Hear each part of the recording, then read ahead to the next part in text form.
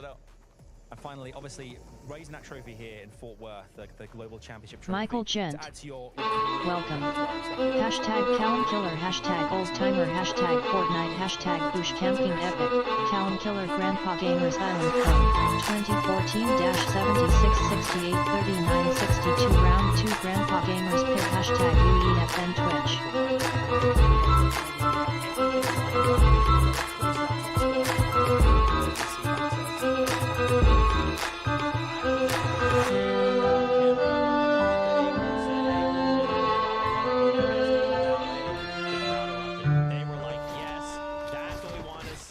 You can tell we've got some Acorn and Cold fans in the building. Clearly they respect the courage, right? I think that's what this game is all about. But it's so interesting how Acorn sort of echoed a very similar sentiment to Thomas HD and Creasy, where it's like, this is that last thing we want to achieve in our careers, and we are willing to do anything to make that happen. There's a lot of legacy riding on today for a lot of our historic players. I love the acknowledgement there from Acorn, right? Noticing or recognizing that they are a day 2 type of team. So it sounds like to me, they're feeling pretty confident. And how many other duos are feeling the same thing, right? Day number 2, we've had it, and I kind of, again, I think back to the drop spot leading into this, right? Benno saying, hey, day 1, it's about kind of coming out with these strategies. And then day 2, everyone goes, okay, this is what we're kind of having to deal with. How are we going to respond, right? So some of these teams will definitely look to come out strong to just change. I mean, if we start to see people go, Peter Bapoyo, we're not going to give you that medallion. We need to take it back. I mean, how will that go? More to see in the future. With that being said, though, we were kind of curious to hear the players' thoughts on how they felt about each other. So take a listen. CS is the biggest tournament of the season. 100 players, 50 teams of 2, players all around the world. They all travel to one place to play on a stage in front of everyone. One weekend, one map, the last one standing wins the game, 12 games, and they crown the champion. That's how I'd explain it. No other games doing it like Fortnite. The esports here is crazy. So the most consistent duo this year, I mean, it's obvious.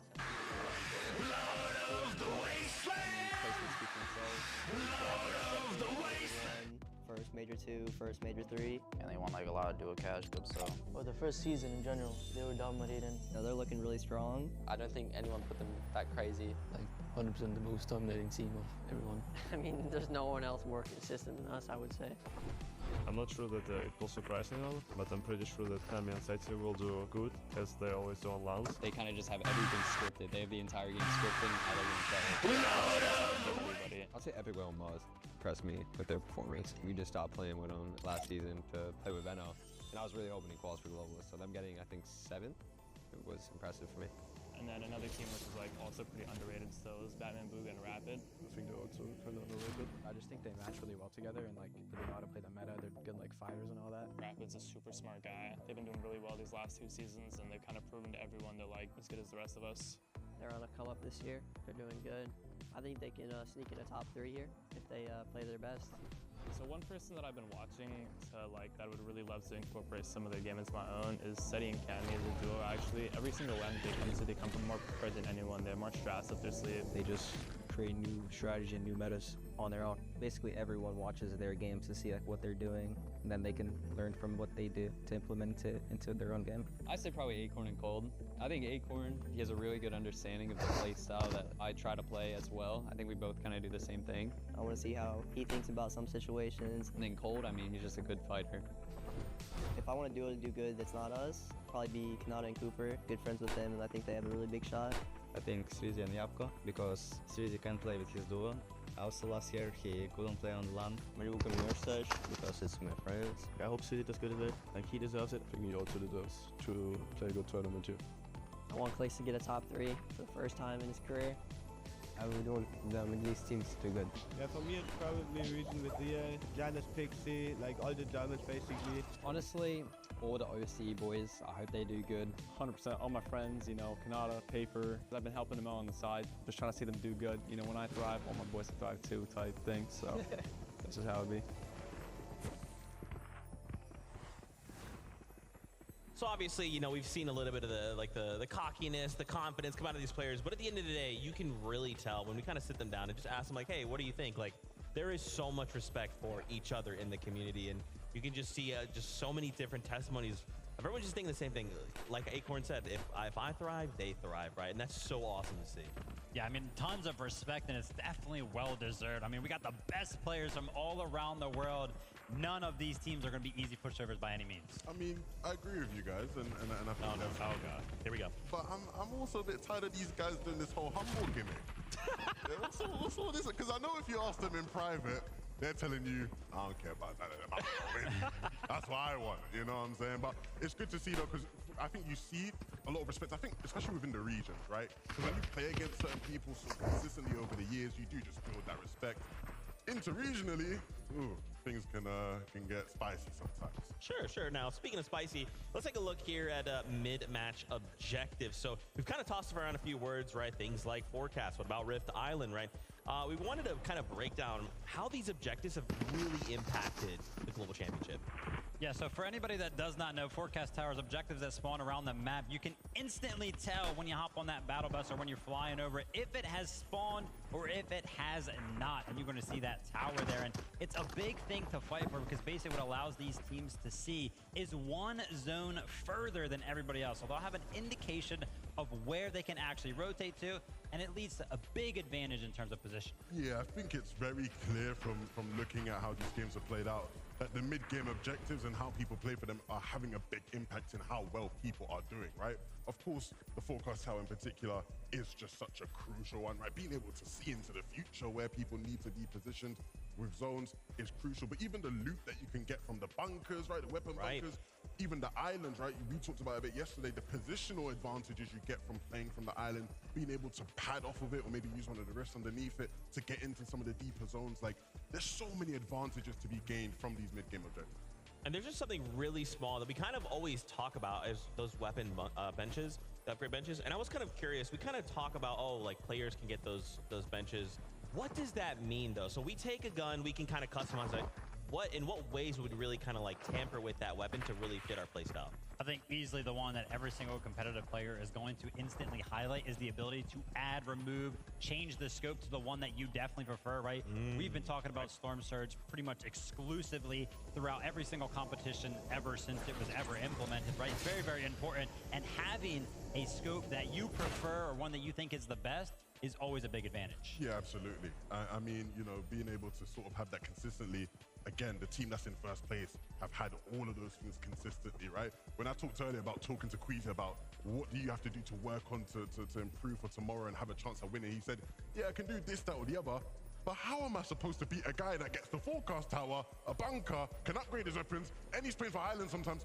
What am I supposed to do about that guy, right? Like, it really is such an advantage that P1 player have, and other players around the map are taking advantage of as well. Yeah, that's right. Really being able to cater those weapons to the player playstyle, and some of that even revealed itself in Storm Surge, right? I was kind of curious to kind of discuss how Storm Surge kind of was impacting these players.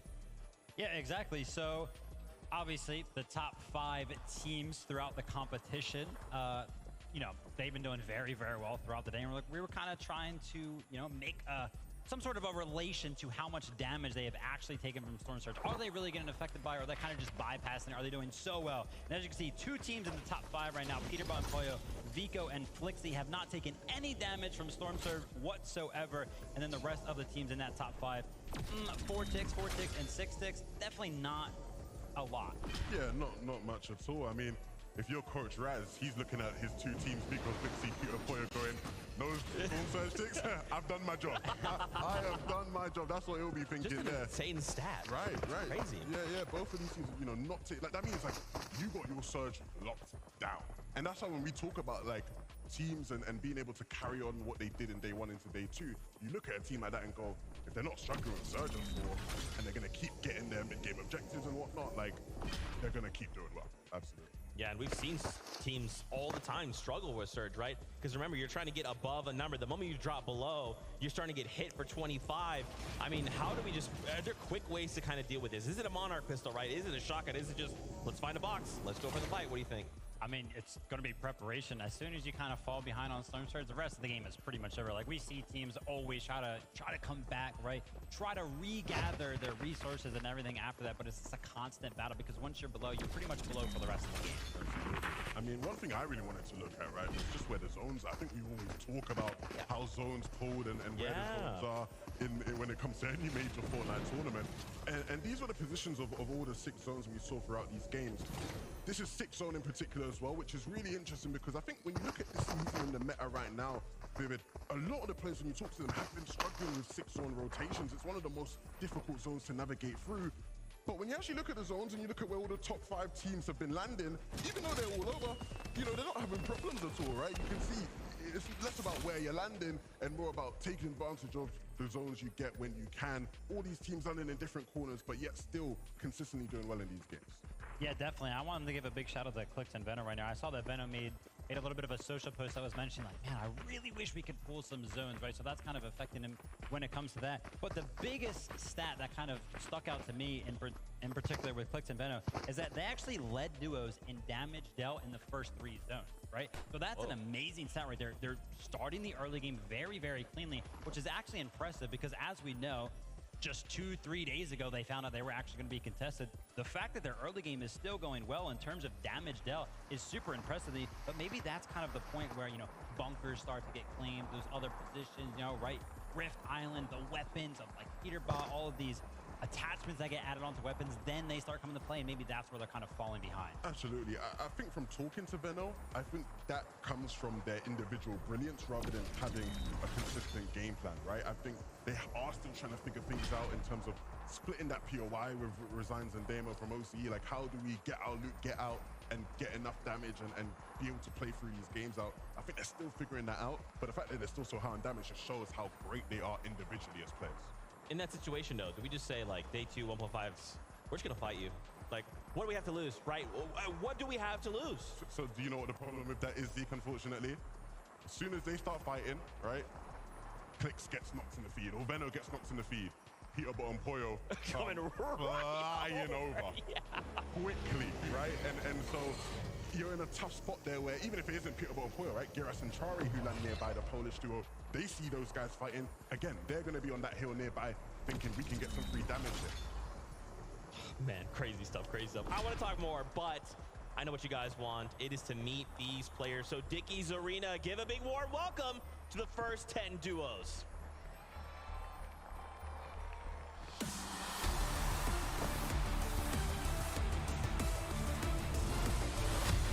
It's Alex and Worthy looking to even the off-spawn score. These guys are ready to start day 2 with a bang.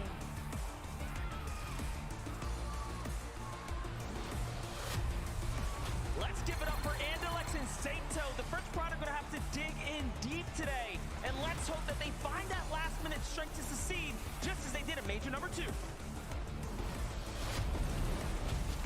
Everybody make some noise for Baka and Pars. 1 match out of 6, we saw their potential. And today's a second chance for Baka and Pars to find success on the global stage. Here's Casper and Prism. They are here, especially after heating up in game number 6. The real question is, can they keep up what they started? Walking in now, you got Job and Michael. It's been a tough day 1. What have they learned, and how have they evolved?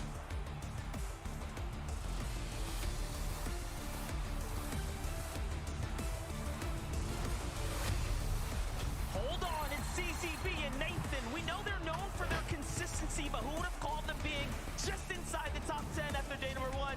Now, let's see what they can do. One more time, it's gonna be the double T's, Trashy and Threats. They knew it wouldn't be easy, but the top 10, it's so within their reach. Coming in hot is Scroll and Sky, the Danish duo that have had their biggest task in front of them right now after closing day 1 right inside of the middle of the pack. They know it's time to pick up the pace.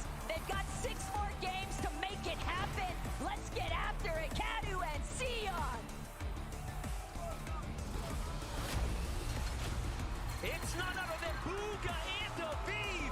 2 out of their 6 performances were stellar. And if they can find that groove again, we can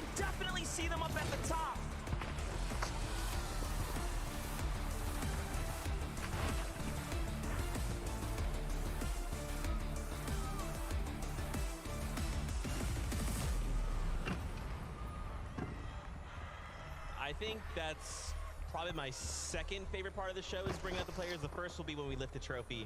But to just hear the crowd lose and to see kind of the players in that moment really take in, man, there's a crowd. We're here at LAN.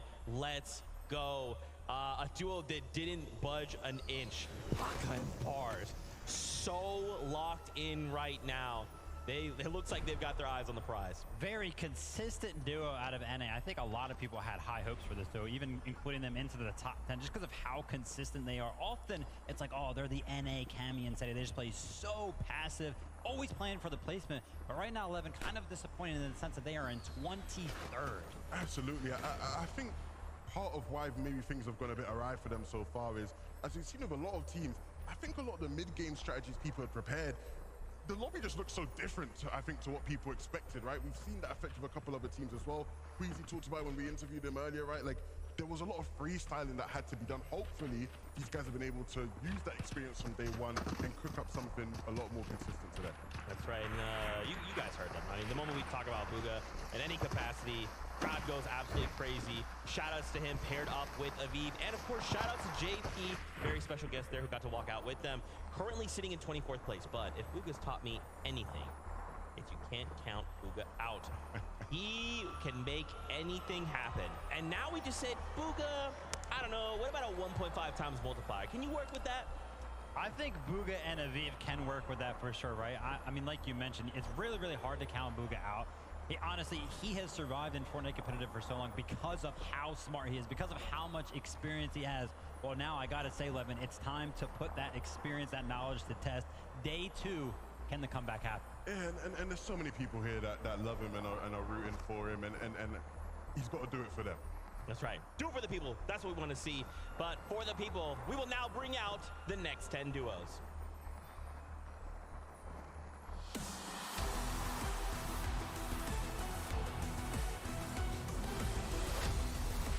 Epic Whale and Muzz know what it takes to win, and today it is time for an all-star performance.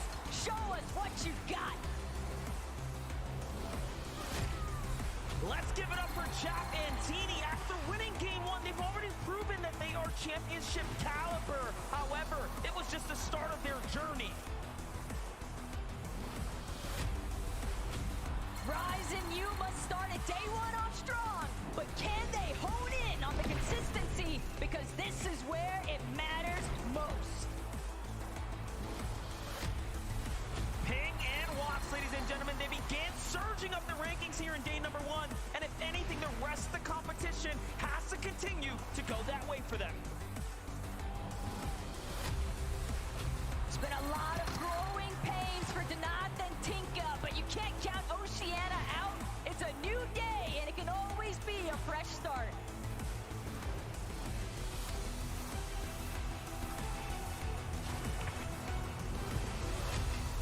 It's none other than Quatsi and Gone. NA and Brazil are going to have to dig deep today to make the community proud. This duo has shown that they can win fights, but now they need the placements. Si se puede, Clone and Kramsu. Their next move is hopefully going way up on that leaderboard. It's double trouble. We have Reet and Ritual. Closing the day out in 25th was tough, but now with the 1.5x multiplier, can Reet and Ritual find the strength to pop off? A massive welcome back to Reason and Mateo. Can they crack into the top 10 for day number 2? Batman, Bugha, and Prophet are in the building. Everyone is wondering, how is this team going to hit shots? And can they actually prove that they're one of the best on NA?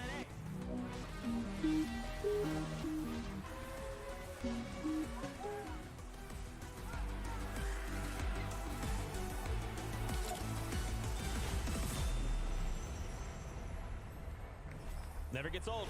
Never gets old. Love to have these players walk in and just kind of, again, feel that energy from the crowd, feel that electricity. So for you guys in the arena, every time these duos come out, make some noise.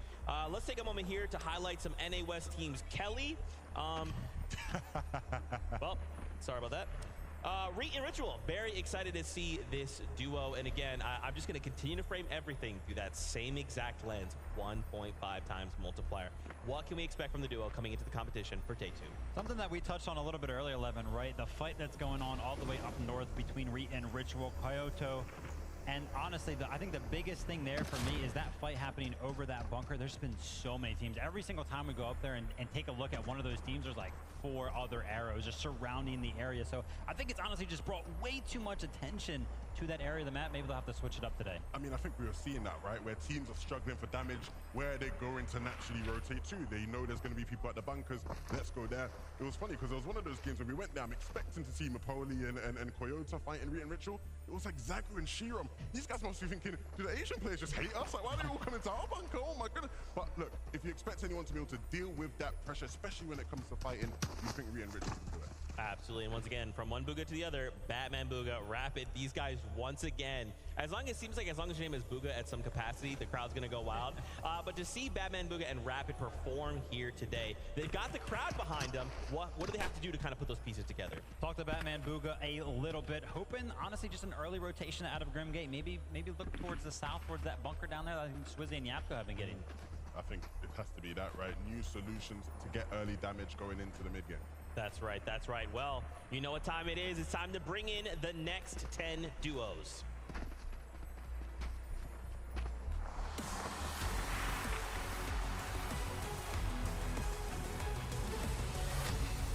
No matter the odds, Swizzy and Yapko are ready to run it back. But they'll need more victory royales if they want to get the job done. The pride of the Middle East, Adapter and FKS. Game 1 was the round that determined the pace for this team, but then they lost the steam. Can the Middle Eastern pride make a big comeback today? Hello again to Trulex and Chicho. The foundation is there, but they've got to build up if they want to reach a global championship. Fort Worth, give it up for Kate Shota and Kate Key. If this team can make it past the mid-game, we expect huge things. However, we all know it won't be easy. They've had a day to work on their chemistry, but regardless of the outcome, Chiefs and Chris, you've got the hearts of champions.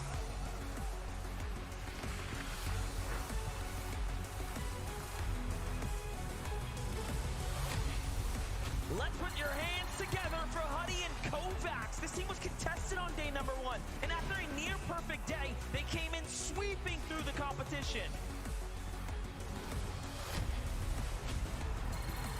Dukes and Sphinx found their footing in day number 1, and maintaining their consistency will be a big step in the right direction. All the way from Japan, it's Bobby and Larpax. They have their work cut out for them here today. Will some of Asia's best be able to step up to the challenge? After taking the night to review, Aspect and Kazi have hopefully developed a strategy to turn the tides back in their favor. It's your boys, Acorn and Cold. They had a spectacular day 1 performance, placing in the race for a trophy finish. But let's see if they can close out strong now. Cold is working with.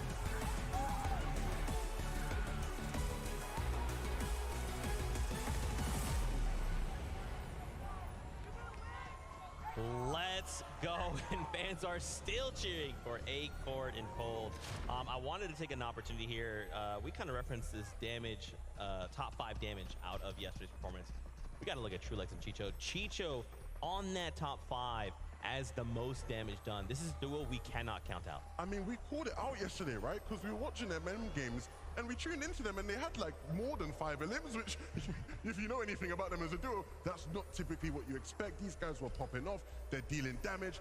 Their game plan is, ironclad, right? It cannot be throttled in any way, right? And so I expect to see these guys continue their dominance today.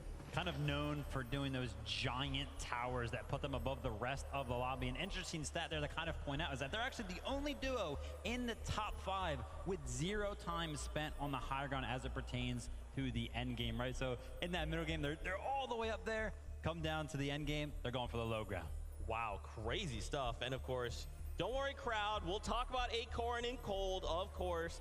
Fan favorites here without a doubt. And again, you can just tell in their face, they are so locked in. They know what needs to be done. Now they just have to pull it off. I need to see more people in the crowd hitting the cold celebration. I need more of the cold celebration. I mean, look, we know what these two can do. They've contested us format analytics and Sato. It went pretty well for them. I mean, they've historically done well when contested as well in the past. So I just expect them to do more of the same. Acorn talked about, again, pushing the bucket a bit, right? Going even harder today and making use of the 1.5x multiplier. I'm super excited to see what they do.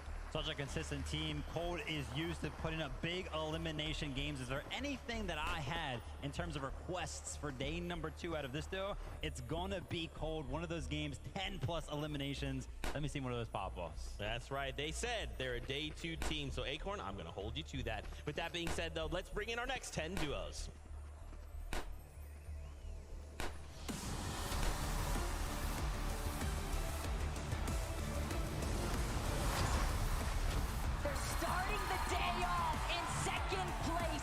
Queasy and Thomas HD have only one goal in mind, and that is to break the curse. Put your hands together for Koyota and Mipoli. This Asian powerhouse has their work cut out for them today, as they have proven to be the best team in Asia for day number 1. Experience gain is never a loss. Let's see what Shadow and Virgo have in store and what they've learned since day number 1. Gears and Shari, everyone, after an 18th place finish. We'll just have to see what this team can do, as they have a bit of a way to go here in day number 2. We know that they're entering from the final hour, but Visuals and Braids may still have some tricks up their sleeve here in day 2.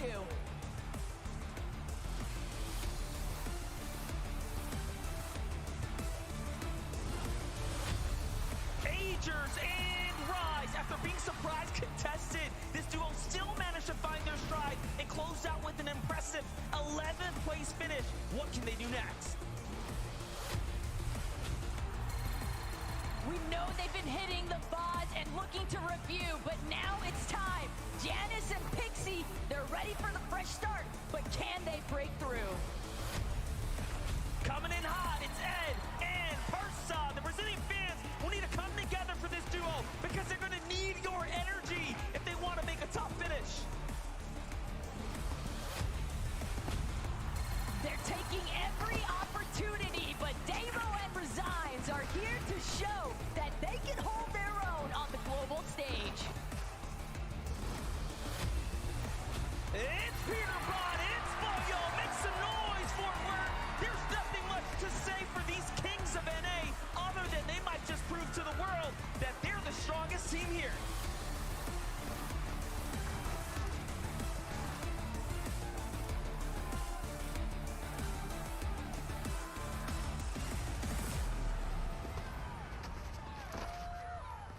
Man, I feel like the Dickies Arena was not making nearly enough noise there for Peterbot and Poyo. I'm a little bit disappointed by you, crowd. Just like a little bit.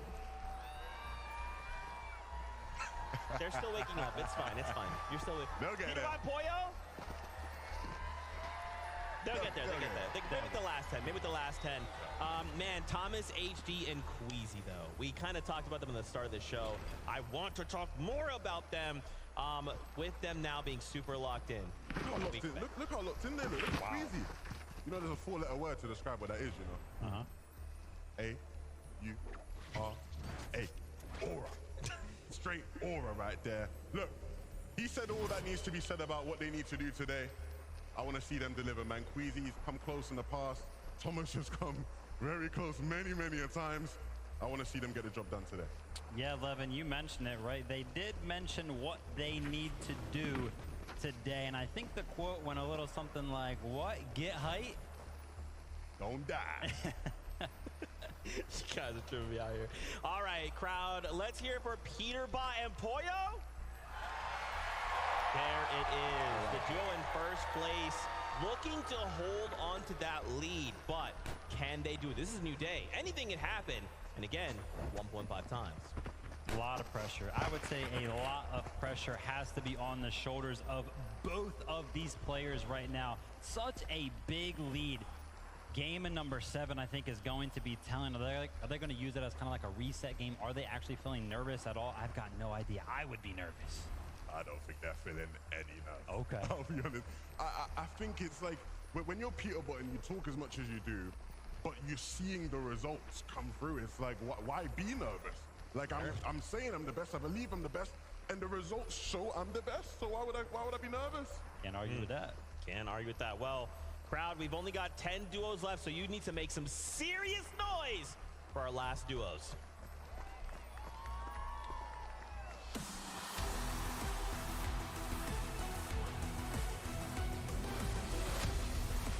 Everybody give it up because Vico and Flixie are back again. They had a good performance in day 1, but now it's time to be great.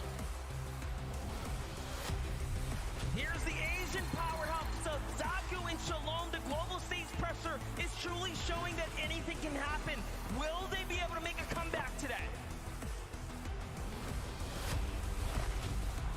Brights and Bolts are back. Lucky number 7 to close out day number 1, but they're still aiming for the top. They're back. Malibu Gamer Stash, after being contested, they have their work cut out for them off the drop. They'll just have to see and wait what they can do. Another day, another opportunity for Cal and Haman. Let's see how they adapt and overcome.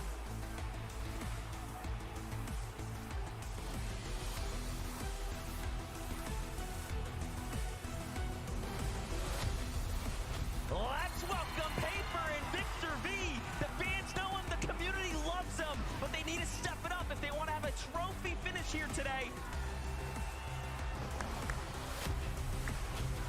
Still here, ready to make Brazil proud. King and Phaser. They'll have to fight their way back into the conversation, but they're ready. You know who this is. It's Kanata and Cooper, and they're right in the middle of the race. We'll need the champ to finish it and find a second win if he wants to succeed today. It's been a rocky start here for Cammy and Seti, but the Polish powerhouse are due for a comeback. Can they make it happen? Let's give it up for Clicks and Vino! Meditation, preparation, resilience is what this team stands for. The fans are rooting for you, but how far can you push it now?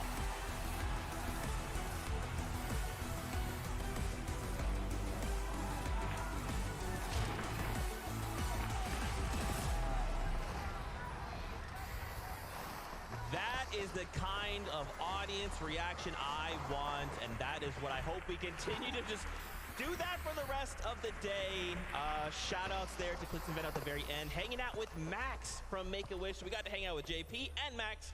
Excited and thankful that they could hang out with us. Now, we got to start things off. We saw Sammy. I always Sammy. did it. He did it. I did it to myself. Oh, man. Seti, Cammy. I'm sorry, I just mix up letters in my head. Seti and Cammy, very excited. Much kind of like all these other dudes we talk about day 2 team, right? We can never count these guys out invitational winners. And now, what are they looking to do? They were the team that I felt probably had the biggest effect of what I talked about yesterday with Chapintini switching over to the Nitrodrome.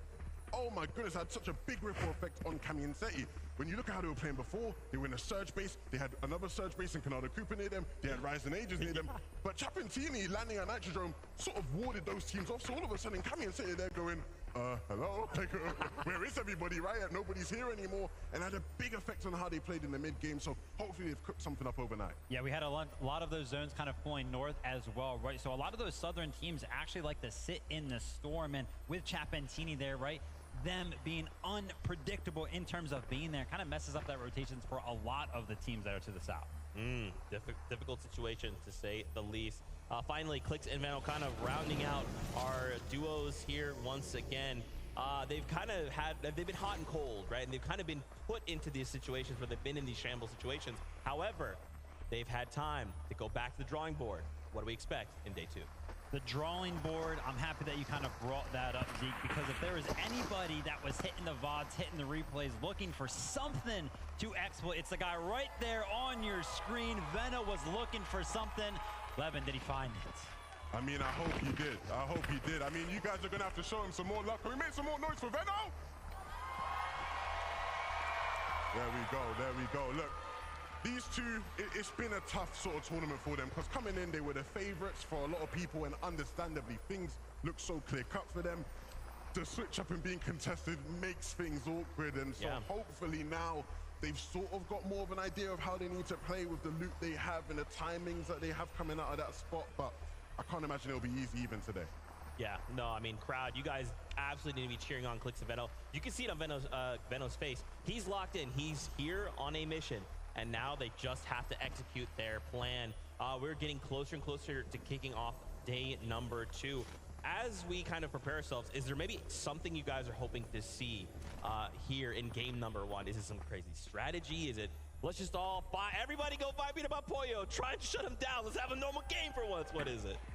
Man, what do I want to see throughout these 6 games in general? I just want to see some good Fortnite, right? There were moments yesterday. I think one of the biggest ones that everybody's kind of been pointing out is the Swizzy 1v2. Heck it, let's have 1v2 in every single one of the games today, right? Keep those end games spicy. I mean, me personally, I ain't praying on their downfall or nothing, right? Okay. But it would be nice for Peterborough and Pollo to have a slower start so we could have more of a competition. I'd like to see it be close by game 12. Okay, all right. I think that's fair. I'll just rewrite the script super quickly before we do that. But Fortnite fam, it is that time. Game number 7 is prepared for us. So let's send it on up to Monster D-Face and the best taco to take us in. Yeah, listen, I'm with you. The script, we got to go ahead and adjust that bad boy for day 2, of course. There's 6 more games here. Yeah, and exactly, and I mean, I know it's really easy to get caught up in that point disparity that Peterborough and Pollo have established, but again, the 1.5 times multiplier makes anything possible. And we've already heard a couple of pretty popular duos. Some strong teams say that they're ready to challenge here in match 7.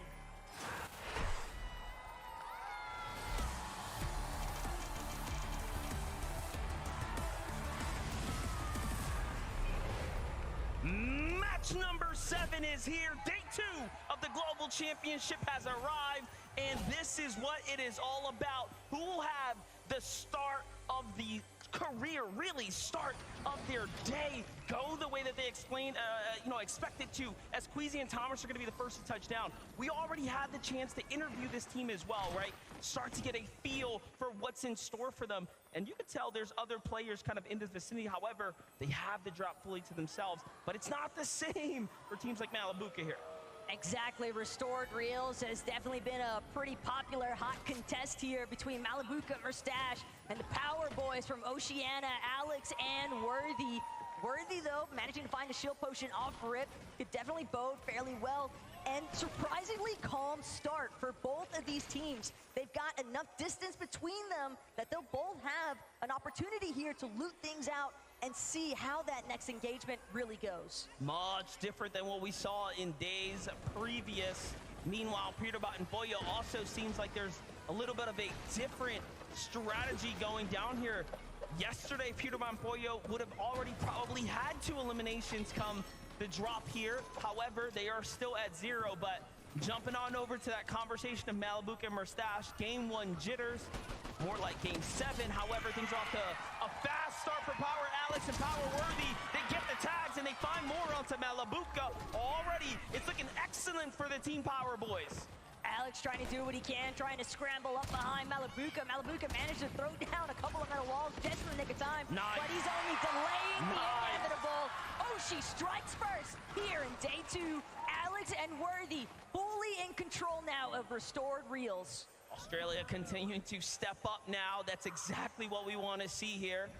But for Kovacs and Huddy, the most surprising, I think, of all the duels that appeared inside of the top 10, given that they had a perfect day 1 minus a single early game elimination. We'll catch back up with them as K Shota and KK have to make their region proud.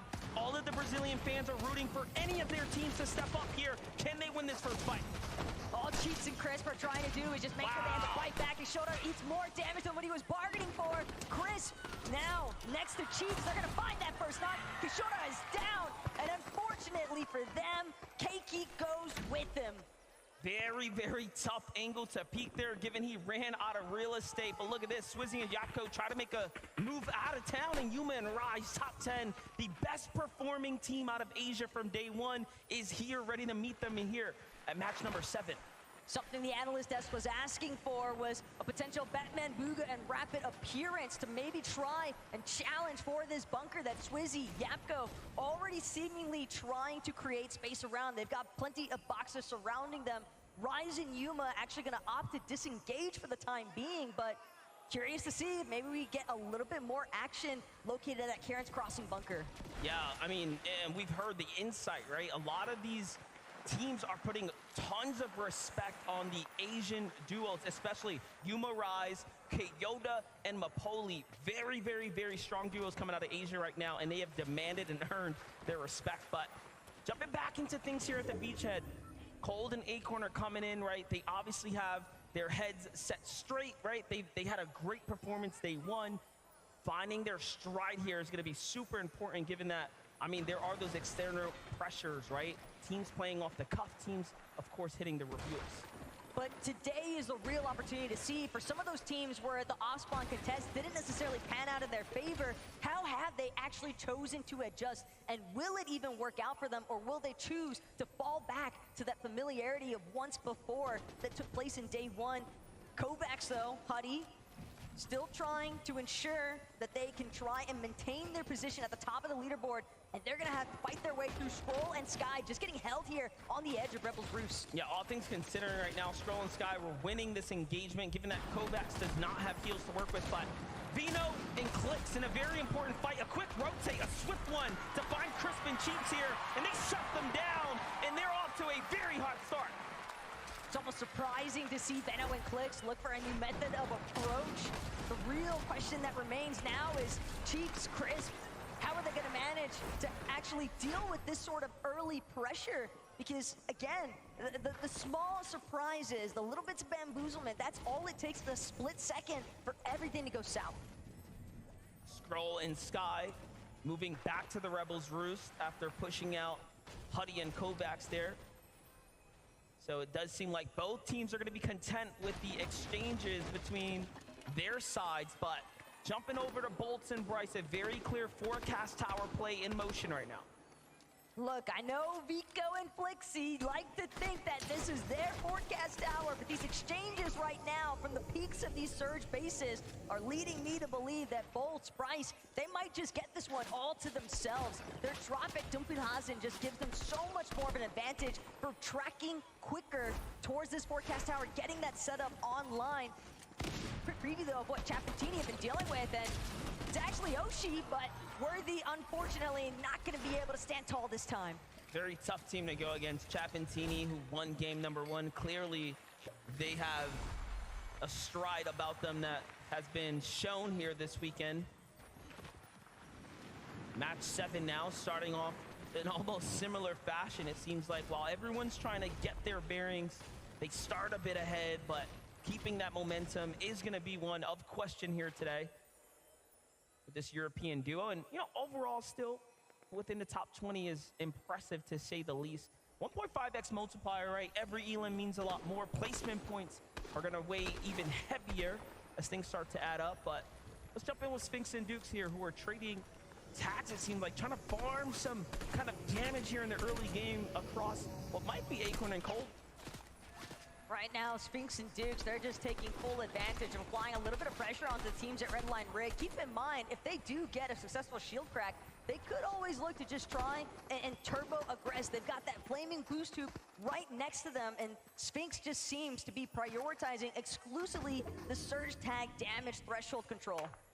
How impressive of Swizzy and Yapko to survive the drop. Trashy threats, Peter Bot Boyle. A lot of action down at the raft, so it is, of course, in their best interest to get loot and hit the road, quite honestly. You don't want to stick around there given what can be in store. Kazian Aspect clearly didn't want any more of that action as well, as they've moved somewhat north here to try to make the best of their strategy. But look at what happened. It's kind of causing this very congested area here. Ultimately, when the Storm Surge turns on, most of these teams that have created these new adjustments will end up clashing in much different circumstances. And well, that's the thing, because teams can review, teams can try to make those adjustments and implement new strategies, but how much of it is actually going to be structured around what you were engaging with in day one, as opposed to the other adjustments that similar teams, similar mindsets, everybody is looking to try and change things up here, at least if day one wasn't working out in their favor. Yeah, Baka Pars, we saw finding some knocks there in the feed on teams nearby, but couldn't confirm their elimination, so their damage must be ranking up nicely. Meanwhile, Miko and Flixie have a bit of a position here over the opponents. Talk about fights for the Forecast Tower.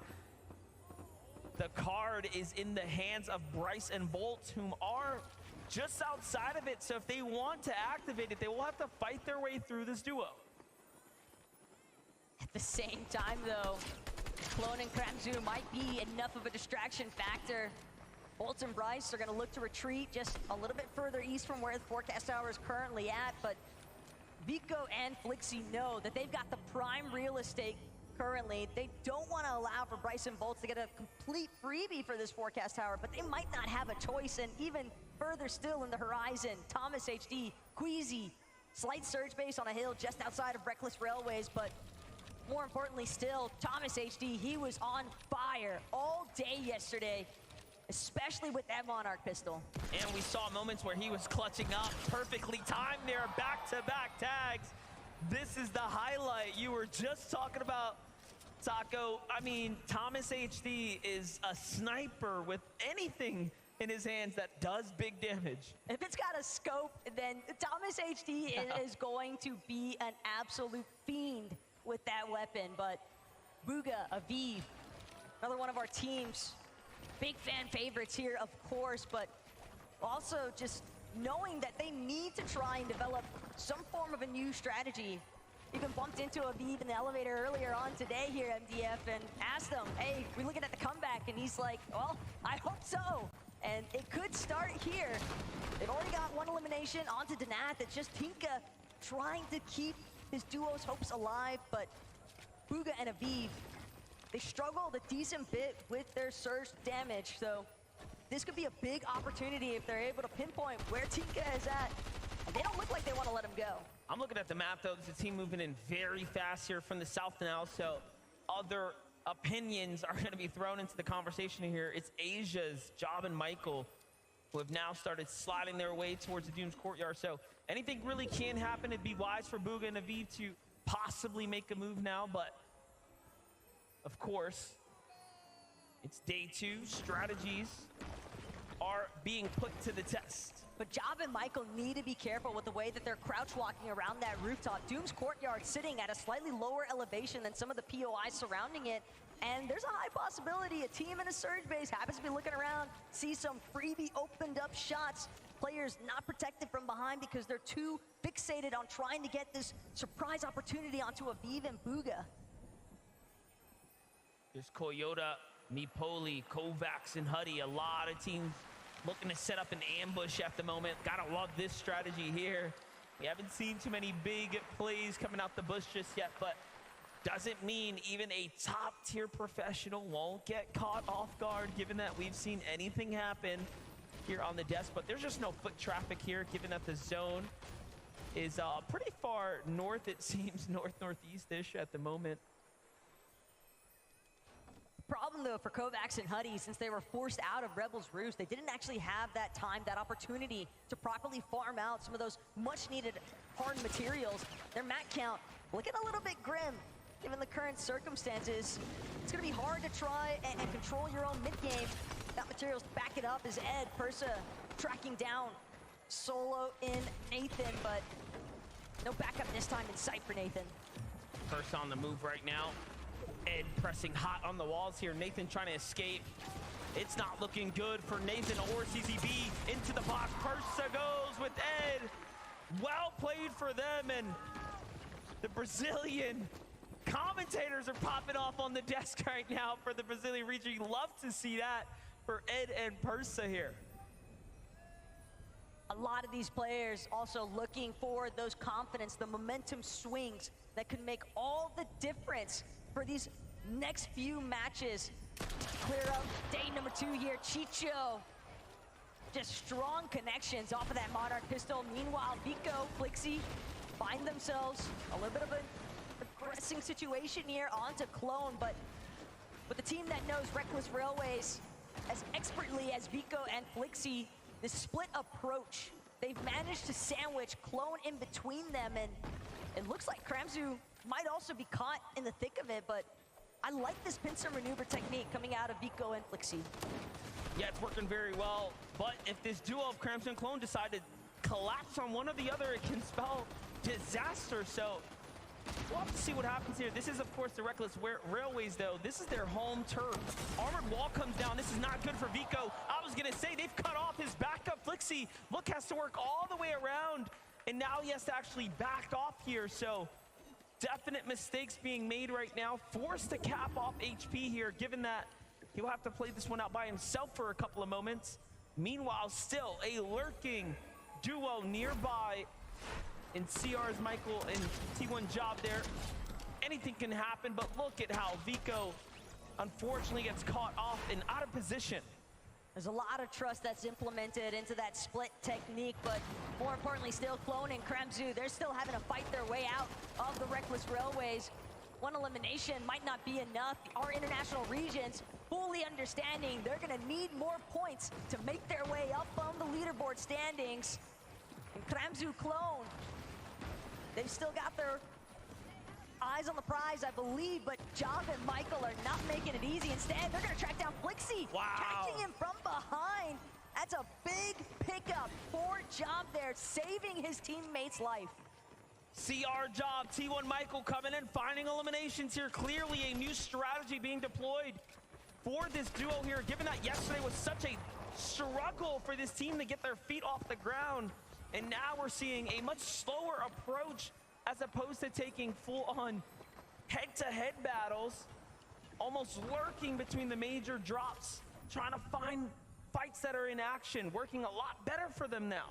But the bigger picture here at DF is that when you've got our third place team going out this early on into the match, no placement points secured, and that is a massive deal because it gives so much opportunity. It opens the door for everyone else to try and squeeze their way inside of it. Kramzu back against the wall, trying to see if he can work this way out, but it's not going to be enough. Michael with the collapse, clean elimination, and that's going to be 3 in total for Job and Michael. We're seeing why this is a team that had their dominating run on the region.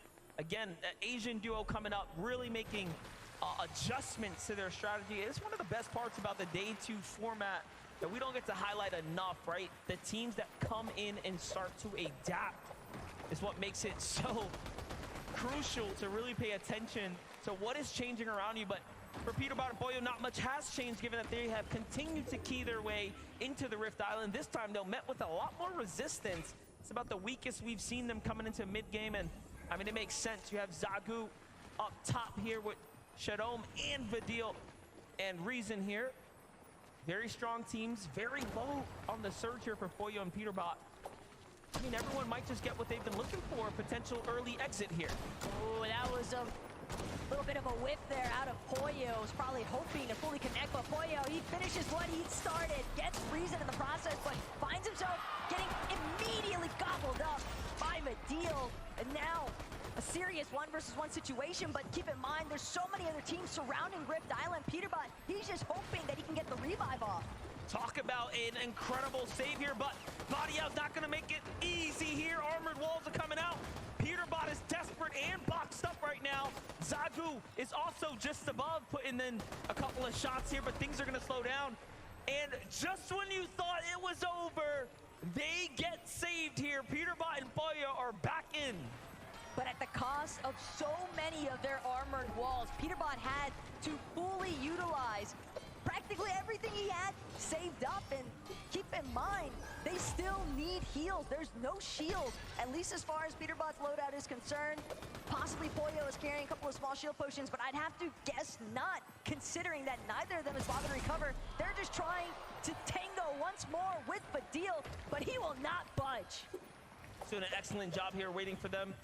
He knows it's still a 2v1, and Peterbot and Pollo are absolutely deadly here. And let's not forget, they have the medallion, right? So they still have very much full awareness of who's around them, but the tags, they need more damage. They've run out of heals here. This is about the best case scenario for every other duo in the lobby if you want to win the globals, which we know very surely they do. Pollo, though, not giving up just yet. Still knows that there's a job to be done here. At this stage, though, another issue for Peterbot and Pollo is one of their only options remaining to exit Rift Island might just be take the Ascendant Bear down. Cub. But again, if they Hi. go for that launch pad, they might encounter even more resistance from the other teams that are a little bit more established, a little bit more healthy as well. But Pollo, Peterbot, they try to Grandpa Gamer 007. Hello, they Kitty. will break through the builds and manage to escape. Hopefully they don't get targeted while they're flying by. A lot of teams here in the vicinity now. Peterbot going for the dive down. Pollo trying to scout where's the best spot. They're below the surge. They're going to have to land and take a fight. It's all or nothing now. Peterbot tries to go for Dukes and Sphinx. And they go for it, but Peterbot gets knocked. It's all up to Pollo now. Everything lies on him to keep the train going here. He's going to find a lot of tags here, just enough to keep his team in the win now. They try to box up Peterbot. They want to finish his duo. He's not trying to give it away for free. He's actually fighting with all of his heart here, and they're running for him, trying to steal his duo away. And he's going for it, but no! So close! Almost takes down Dukes as well in an incredible exchange, and first place is out. The runway is open. Respect the meat shield performance there out of Sphinx. He knew that he was already relatively low. He could absorb at least one shot and trust that Dukes would get the job done. But a massive upset here in match 7 as 3 out of our top 5 teams already eliminated. Thomas HD, Queasy, Trulex, Chicho. Now is your chance to surge upwards. Agers is solo at the moment inside the zone, but we gotta get the update here from Queasy and Thomas HD, who have been working their way up slowly, steadily, looking to manifest this global championships victory right before their eyes here. The tags are great from Thomas. Things are really starting to ramp up now, and we know what they're playing for, and that's that victory. We saw it in the interviews. They just want to take height. At this stage, if they've had a chance to witness what's Grandpa been going Gamer down inside that 007. elimination feed, Thank you Thomas for the HD mana. and Queasy exclusively need to focus on their own game, just playing things out as if it's any other match. Pretend like all these other teams in the top 5 are still in the lobby, because that's what's going to give them in the mindset to stay for their best performance. There's a lot going on right now, given that the zone's starting to develop here. It's not just high ground being held. There's also big names clashing all around us here. Take a look at how Vino jumps in, takes down Paper in the highlight. Possibly then Victor V back-to-back, but it wasn't over yet. He gets met with a crushing defeat to the hands of Quanti and Gone. The overhead view doing an excellent job at highlighting. There's practically nowhere left to hide. Everybody is stuck on even ground just about. And what I want to see, MDF, is whether or not Queasy and Thomas are going to be able to successfully make their stake on height. Trulex and Chicho box on the low ground directly underneath them. And if these Titans clash, one or the other could potentially fold. Well, here's the thing. Thomas HD and Queasy are two of the, again, only players left in this lobby that will notably challenge height every single time. Most of the competition that would otherwise do that is not in this lobby. I do anticipate a runaway scenario here. However, Brazil, King and Phaser hopping across, yet not even close enough to challenge up for high ground. So there's very little teams that would actually have the heart to go up unless coming into day 2, they've decided to shift strategy. And that was a pretty risky jump forward as well from King and Phaser, because the way that Thomas HD and Queasy have been spraying at other teams, you've got the indication that they likely have an assault rifle, so it's a lot more difficult to make those jumps from the high ground off the Flowberry Fizz, heading towards front side of the next zone. But Sphinx, Dukes, we saw them shut down our first place team on the leaderboard already here today. They're hoping to see if they can transition this into a victory royale of their own. Sphinx and Dukes through Elims.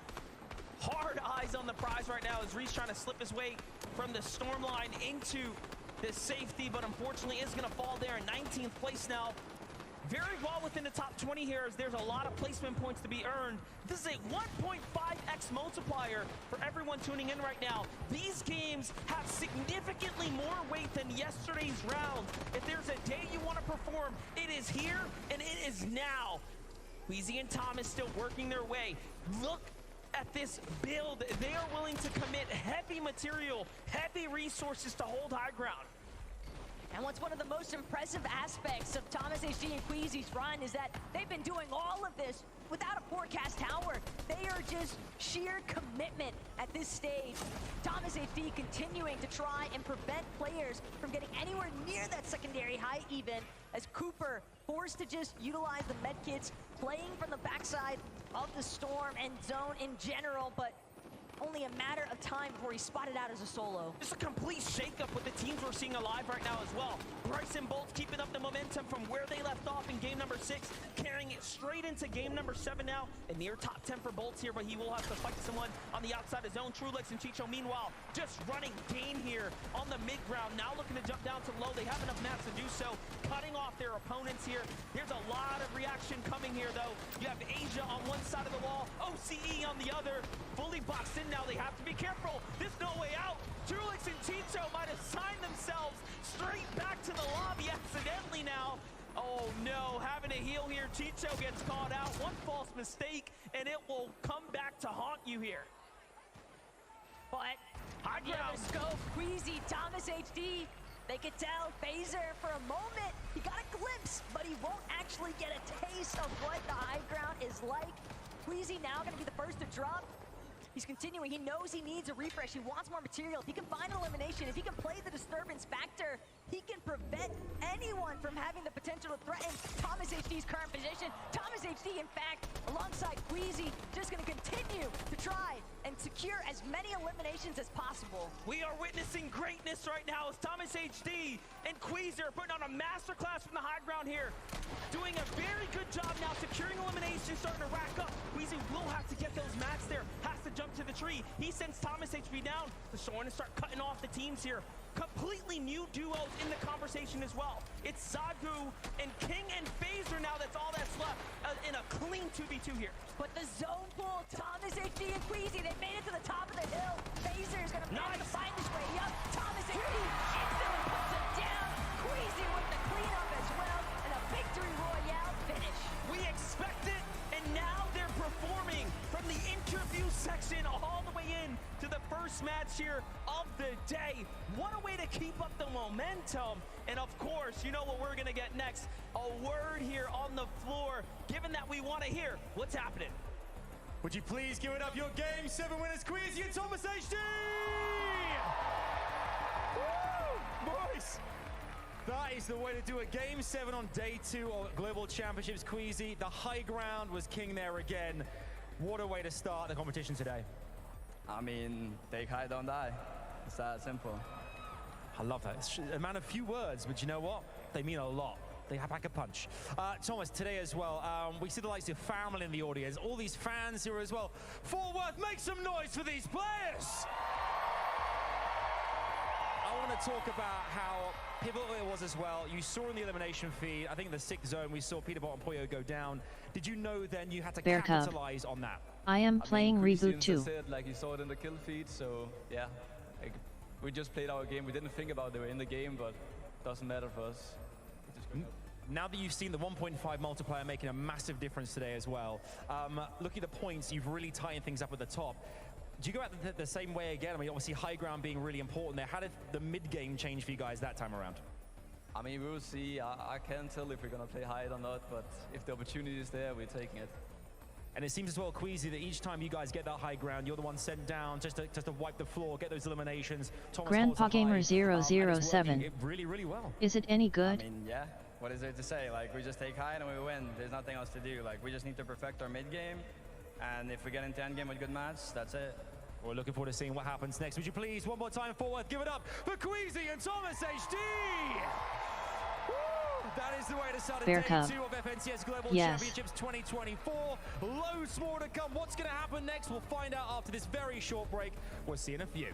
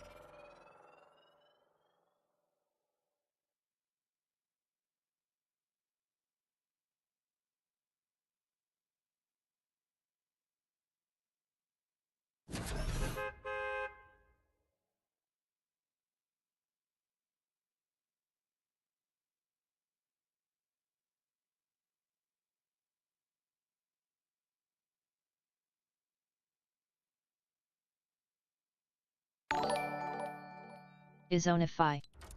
Yo. Relentless. Akaiba 44.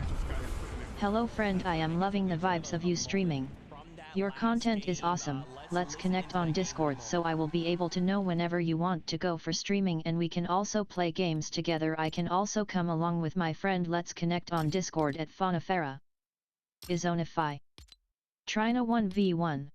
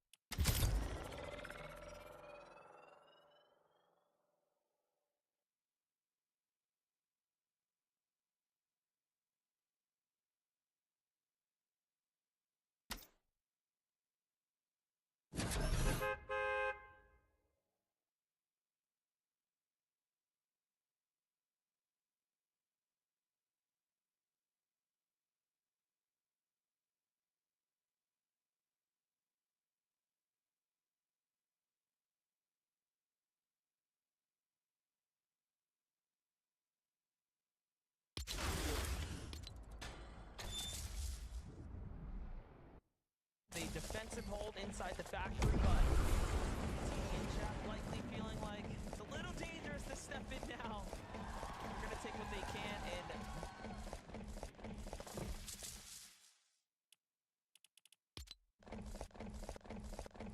Chap next to him seems like they want to try and apply some pressure to any teams that might be looking for some easy fishing strats over by the dock next to the ship it station. Yapko and Swizzy on the other hand, popping off at the raft. They're gonna manage to find threats in the process. And this triple contest situation just continues to heat up, but this is a very different Brutal Beachhead vision in comparison to what we've been used to seeing. yeah, we got Cow Gamer, Haman here now.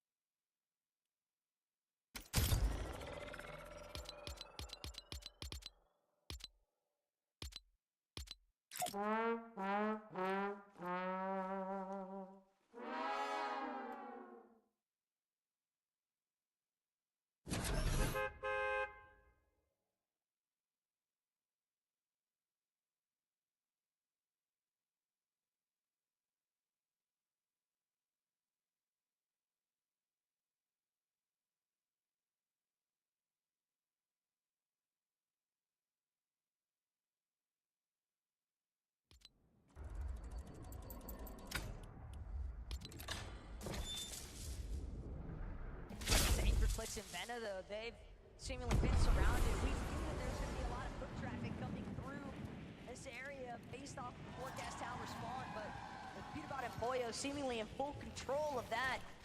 Clicks, Veno, they're now going to have to choose a new method to try and establish some surge tag damage, and again, with Storm closing in on their backs, they could take their time. They could still potentially loop back around, hit the vending machine that they're familiar with, if that's still standing. You know, looking to see if he can find any tags anywhere. Meanwhile, Chicho and Trulex. Grandpa Gamer 007. Finally. Have to start to wonder now, what is it about their draw spot, their mid game, their early game that they've been able to do so well that they've continued to make end game and then performed at the highest caliber, now being one of the few teams in the race here for the first place. They still have to keep it up. They've still been contested, although the team that's there has given them a little bit of room to work with. Meanwhile, a team that has a lot less room, Swizzy and Yapko, right? We all know the raft has been highly fought after. They have 3 elims, so they're not making it easy for anyone, but Hold up, Clix is in a battle. It's Crisp on the other side of this box, but Clix, Benno definitely looking a lot more healthy than their counterpart, and sure enough, Benno is going to close this one out. That's another elimination, 12 points already. Keep in mind, that point multiplier doesn't just come into effect for the placements, but eliminations also. Bear Cub got the win. It's a great way to climb, but Benno, Clix, they gotta be careful sneaking up when they least expect it from two separate sides. Aspect, Kazi, Damo, resigns. This could go. Grandpa Gamer 007. Great work, Kitty. Yeah, Clix already hears the shots coming out here, so they're not slick by any means. He does have a couple of splashes here, so being able to get their HP up is not going to be too much of a problem. Meanwhile, Vino looking at alpha up some positioning over Kazi and Aspect here. Trying to see what this team wants to do. Vino clearly doesn't want to stick around for too much longer. There's a lot of risk involved here. He does have a couple of med kits. I like what he's doing, though. He's inching his way across here. Saying, if you really want to do this, we're going to do it box to box, mano a mano. And there's the loot that he was trying to secure. Now he has got max mats. And there isn't much more for him to worry about here. However, if they stick around too much longer, I mean, only trouble is waiting for them. At the same time, they've got to be really careful on how they choose to disembark and rotate out of here, because with so many eyes on, there is a high likelihood they could get tagged up in the process, and it's very nice that Benno was able to secure those max mats, because Clix having to build the entire way as they maneuver out of that location next to Sandy Steps. Take a look at the highlight here from Chap and Teeny.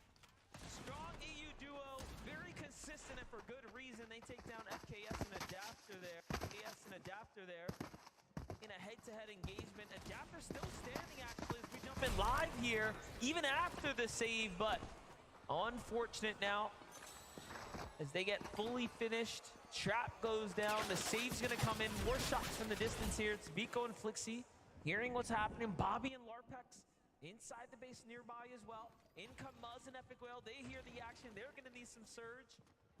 So it's a melting pot of regions and competition come together now. It's just the way that we're seeing all of these teams essentially conglomerate on top of each other. We didn't get a whole lot of this in day one, but the adjustments that everyone is trying to adapt to last second year, causing so many hiccups for everyone else that teams are encountering across the way. Poyo and Peterbot even working their way through the storm. Got eyes on Yapko and Swizzy. They clearly want the fight, but way off in the distance. Teams a little bit closer to that edge of zone, putting even more pressure still onto Peterbot and Poyo.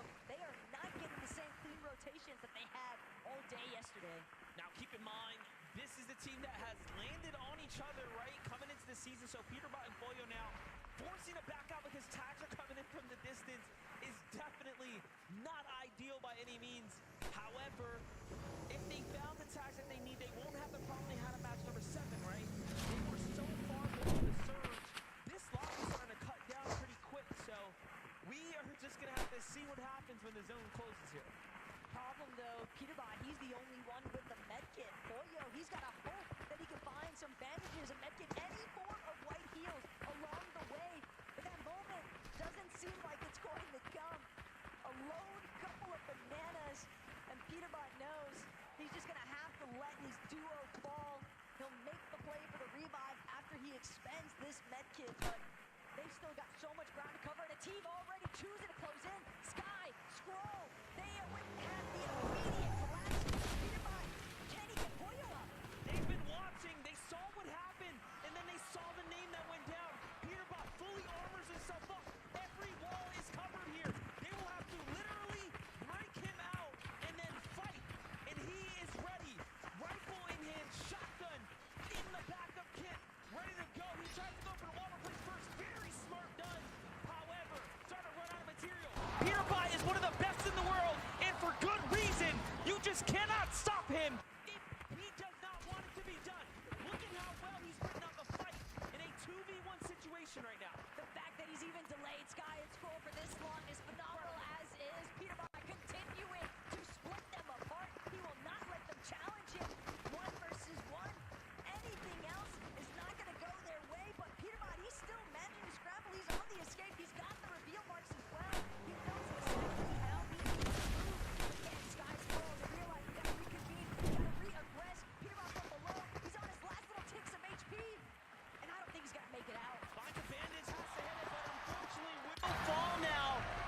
is back-to-back games of trouble on the horizon now for Peterbot and Boyo. And it is just starting to slip away now. If there was ever a moment for the competition to really find their confidence here in day number 2, it is now. What a critical moment that just unfolded in match number 8. But again, we heard it even in that last interview that Adam just had with Queasy and Thomas HD. They choose to still play the game as if nothing's gone wrong. There's been no spoiler in effect for the first place team because they know their best performance is going to come from 0 distractions. Crazy to think that if the OCE team didn't rotate in at that time, he would have gotten the bandage off and we would have still seen something potentially unfold. But the reality is now, top 5 is going to shake up. And at this point, Peterbot and Poyo, they might just have to hit the drawing board themselves because that's 2 for 2 on the start of today. That is just not gone anywhere near the direction that they would have hoped here in day 2. But on a separate note, Thomas HD, Queasy got a nice overview of the rest of the map from their current position, just trying to use some of the natural elevation to base up on. And here at Mount Olympus, the _hermit. Wait, was that Doom Island?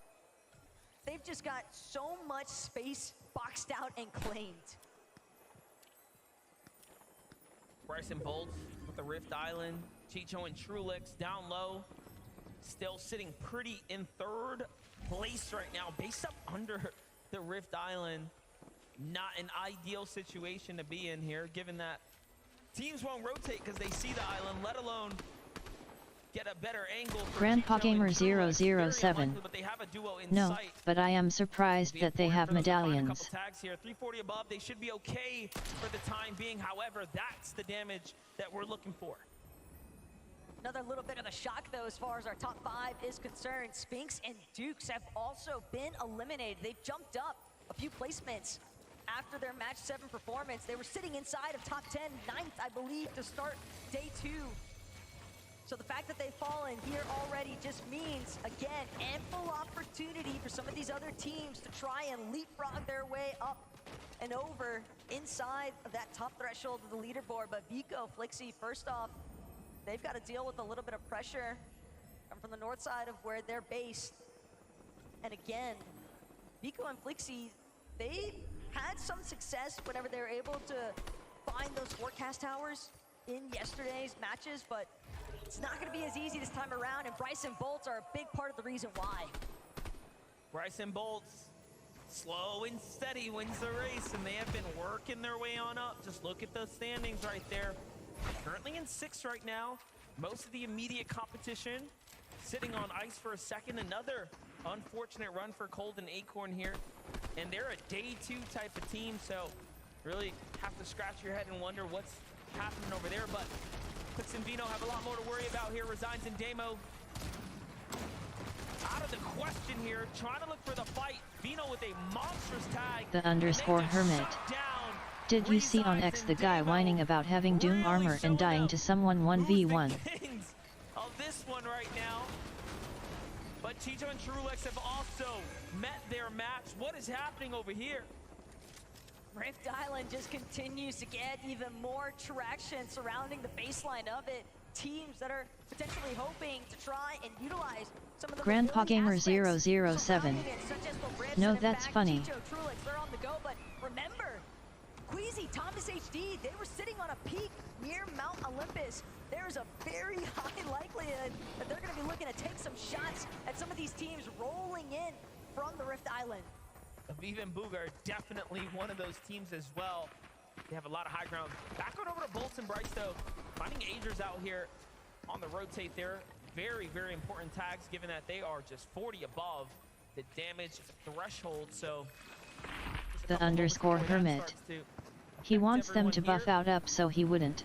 Big moves coming in, though. Once the zone closed, the damage will start to escalate very, very quickly. The later the game goes, the more storm The damage _hermit. it will do per It's stupid tick. autocorrupt. You sitting inside of it, Bolts and Bryce cannot afford to mess around here. They will luckily pull zone to their side. However, they are under the focus of the rest of the lobby. It's not looking good here. And not only that, but they're also getting battered by these Storm Surge ticks. They need to connect at least one more shot, but they're losing the time to do so because they're having to heal instead. Valuable seconds. They could maybe catch some of these other teams that are also late on the rotate, but instead they're forced to deplete all of their shields, hoping that they don't get cracked because that audio cue might just be enough for somebody nearby to try and key them as well. Yeah, having to force heal all of their resources at this point. Beautiful tags there is going to give them a little moment of relief, and that's exactly what has to be done here. So makes you appreciate having someone like Bolts on your team who can actually hit the shots that matter most. That means someone else on the lobby right now is taking that damage. If they're above, someone is definitely below. So these trades are happening in real time right now. Looking at the map, teams are starting to rotate in, now starting to get comfortable below them. If Bolts and Bryce can solidify their foundation, they have one of the stronger positions to actually close this game out now. Almost makes me believe that they could have potentially gotten their hands onto that forecast tower as well, given that they were willing to commit to a rather central position inside of this last zone. But Queasy, Thomas, off the launch pad, they're gonna be some of the first touchdown front side of this next zone, and instantly Queasy trying to see if he can re-establish the hype control, same level of success that they had in that last lobby. We know that's their game plan, and so does everybody else in this lobby. I like that though too. He's got a lot of distance to work with, that natural elevation as well, not looking to overcommit given that the zone's gonna pull here. And it was the right call. It's going far south. You know, these are the things you can't really account for. When the zone starts to bounce like this, it makes a big difference. And Vico and Flixie with an excellent early rotate right now, taking advantage of everyone's decision to kind of wait this one out and come up and formulate a strategy. Huddy and Kovacs, though, below the surge for the first time on the tournament weekend. And again, keep in mind, this is a duo that hasn't necessarily been struggling with surge, but they've also thankfully managed to find an elimination in the nick of time here. Kovacs gonna put his duo just above 127 now on that damage threshold, but they still got to make this rotate happen. They're trying to build up. They just expended their last Underworld dashes, and now the focus coming back their way as they try to scale this hill face. An armored wall is going to come out, and Kovac just seeing if he can remain undetected. This is so impressive by Chicho and Trulix. Chicho's going to fall here to the Storm with the refresh, which is so unfortunate, but they've managed to really earn their way through this endgame now. Can Trulix get to safety? They're still a long way in front of them. And it's almost bait that there's a zip line there. Don't take that, Trulix. He knows it. He's going to avoid that at all costs here. Going around the sides now. He's safe, but for how long? Top 20 in sight. Meanwhile, on high ground, other teams now starting to set up the zone. Not as brutal this time around. A little bit more of a forgiving rotate here as things are going across. If you have high ground, though, you are set up. And Cammy and Seti are one of those teams looking to be the day 2 comeback. But they might not even recognize the fact that Flixie, Vico, they've managed to get this wraparound flank coming from a much less congested side of the zone, but still, Seti, Cammy, they are due for a comeback, and they've got to go massive here if they want to try and overcome a lot of those shortcomings that happened in day 1. Huddy, Kovacs now getting held at the base of this mountain base. The zone pulls through Mount Olympus just so brutal with all these shifts in the elevation. Vico, Flixie still alive as well right now. Moving their way up, actually utilizing the zip line for a moment there. A little bit cautious though as he want to get to his teammate here. Who's on this ramp? There he is. Here comes the heals. They see a player below them, but they can't even afford to stick around. Unfortunately, Flixie misses the jump there. He'll just have to be caught up. Vico takes the build, breaks them all through the zip line there, and now he is crushing his way through. Meanwhile, Bryce coming up behind him. Kovacs lands a shot on him. It's not safe at all here inside the top 15. The zipline trick is not going to work out twice here as Bryce hoping that he can have an opportunity to utilize some of the last bits of that Flowberry Fizz, but again, Cammy, Seti, full control of the high ground, but keep your eyes on Blitz and Benno. They started ramping up. They might actually be close enough to get within striking range, and Thomas HD Queasy, similar mentality. This has to be the hardest zone to make your rotate across here. Queasy knows it, beautiful tag there, but not enough to stay alive. Thomas HD will make it into the top 10, top 7 now. Vico still standing as well. This is probably the most difficult zone we have ever had at one of these invitationals. At this lane here, it just gets so intense now. But give it a moment here, let things breathe. Vico's found his footing, down goes Thomas, top 5 now. Just moments away here from a potential win for Cammy and Seti now. But the fact is, Vico is clutching up some very needed points as far as overcoming the top 3 inside the leaderboard. He's got the last little bits of his Flowberry Fizz to work with. Now he just needs to unleash. We know what kind of solo clutch potential he has in store. If he can find another elimination or two, that could be the difference. But Click instead gonna bring that one home. Comes out of nowhere with a huge shot in the top 3. _hermit. I put your plane back where it goes, lol. It's a 2v2. They have enough health and just enough material to make this one very interesting. Armored walls now starting to come out. Cammy doing the same here to try to conserve some material. Seti's got a lot to work with, but so many armored walls are going to buy them time. Grandpa Gamer 007. Thank you for that. Nice counterfire now coming up to the high ground. Jonas is exceptionally well in these situations, but it's not looking good. Cammy and Seti are just chopping away now. Seti even opting for the drop down, but it might not even be necessary. The Polish Pantheon looking to try and take over here. Pixie, Giannis scrambling around the low ground, but Pixie falls. Only one remains. Seti's gonna look to find it. Nice. Seti takes it with the victory royale. 7 eliminations for Cammy and Seti. Seriousness on their face, given that they know there is a long tournament in front of them. Match number 8 is gonna close out. And it's incredible to think that this is a team that is always so prepared, right? So it's a new day. Would you please give it up? Your Game 8 winners is Cammy and Seti! Should I hop up for me there, fellas? I'll come down, I'll come down, I'll come down. What a day, what a start to the day. Second game, a victory royale. You guys have been in this position before. Walk us through the end game there. It seemed that the high ground once again reigned supreme. Yeah, I mean, we were at that side, so we just took the high ground because it was very free. And I think this is the first game that we really had Surge. And yeah, we're just gonna try to do our best to have Surge. Grandpa Gamer 007. Try to win more. They wouldn't stand up, well, you've been in this position lol. before, our 2022 Invitational winners. What kind of experience does that, guys, give you in moments like this, having been through the likes of that?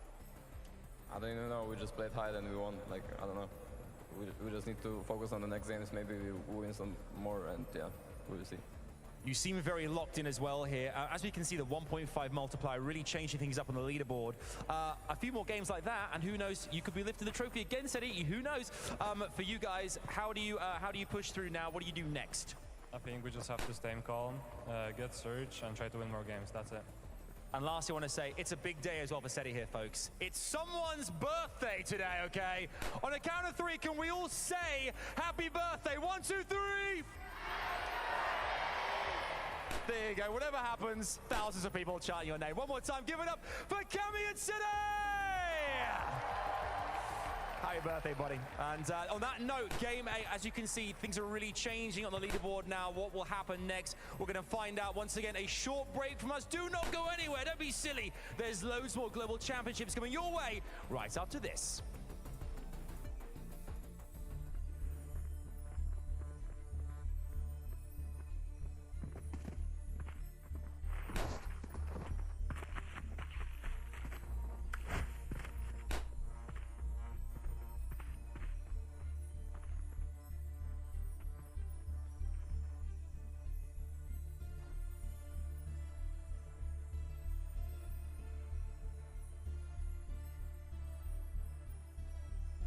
Grandpa Gamer 007. I think it is better to just stay here.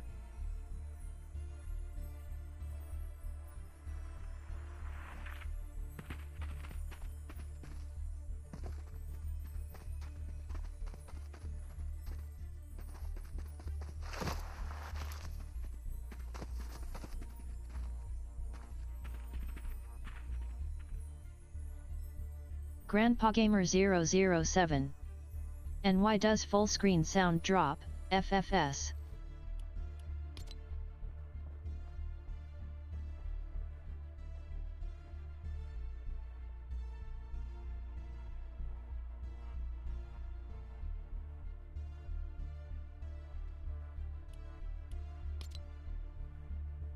Mystify_.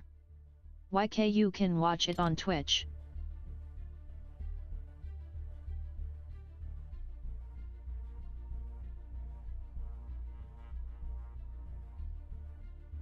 Grandpa Gamer 007. No.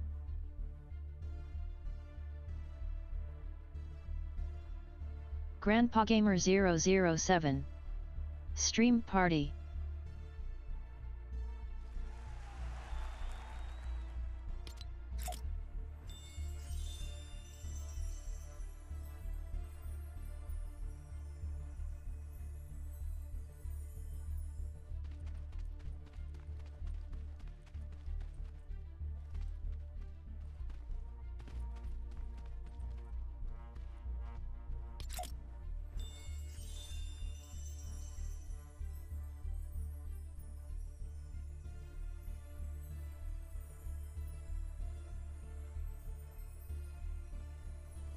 Mystify_.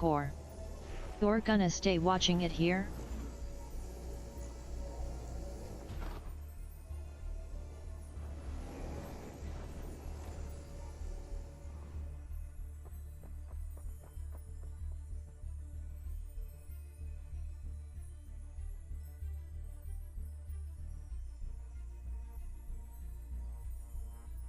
Grandpa Gamer 007.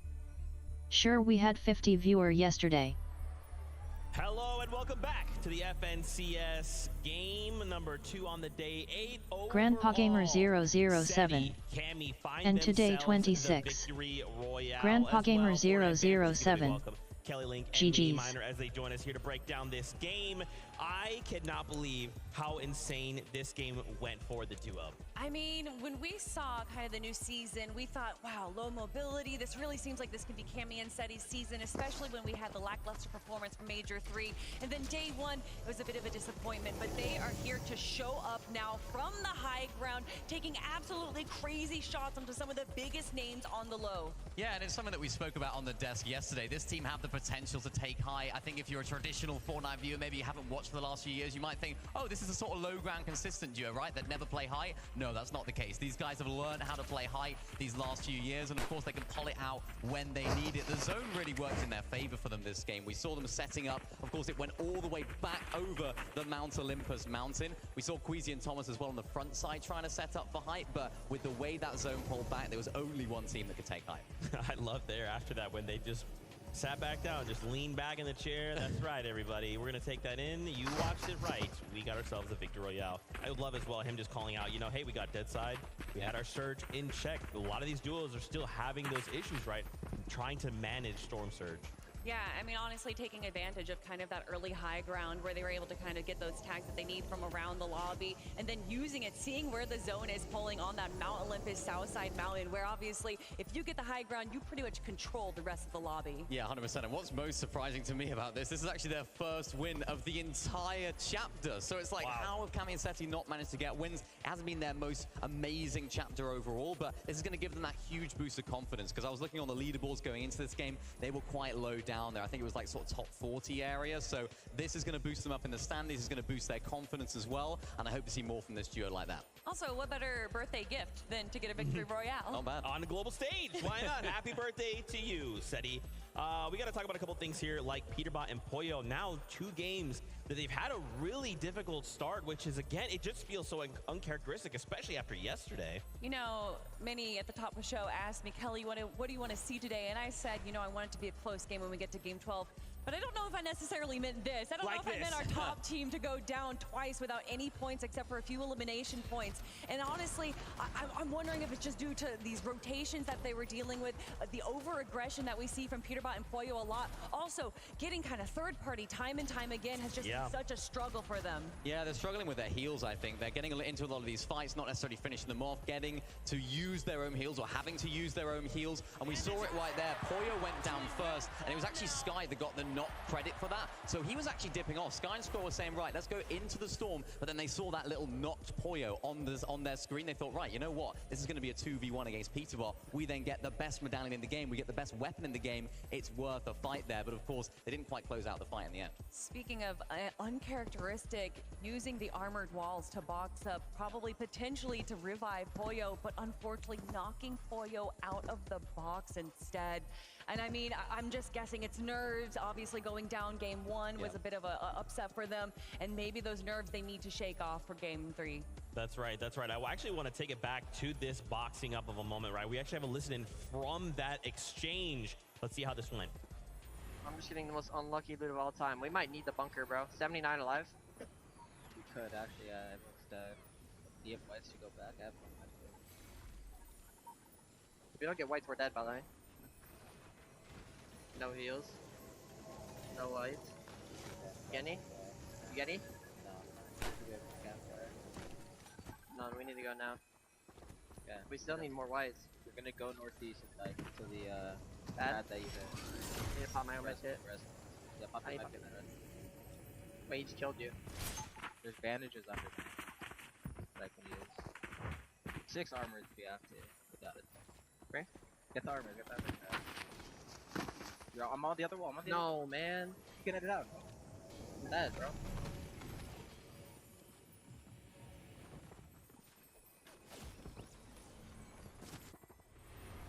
Definitely a difficult situation for the duo. I mean, did you see how many different opportunities there was for any heal available at all and did not receive a single one? Sometimes it just goes that way, you know. That is a little bit of that RNG factor we're kind of used to seeing. That's exactly what I was going to say. Unfortunately, there is just an element of RNG when it comes to Fortnite, and that does mean what you're going to get out of those chests, what you're going to find as floor loot, and unfortunately finding barely any white heals going as far as into the storm to get that bunker. But now, seeing where they are on the leaderboard, Peterbot and Pollo dropping down to second place, meaning that Thomas, HD, and Queasy are in first place. Yeah, they are. I mean, what a turn of events right here. That's the first time this entire chapter that Peterbot and Pollo have placed outside of the top 25 in back-to-back games. And who's taking advantage of that? It's Thomas, HD, and Queasy. They would have seen Peterbot and Pollo going down in the feed, and you can see the way that they play this endgame. They weren't necessarily taking too many risks. You saw Thomas, HD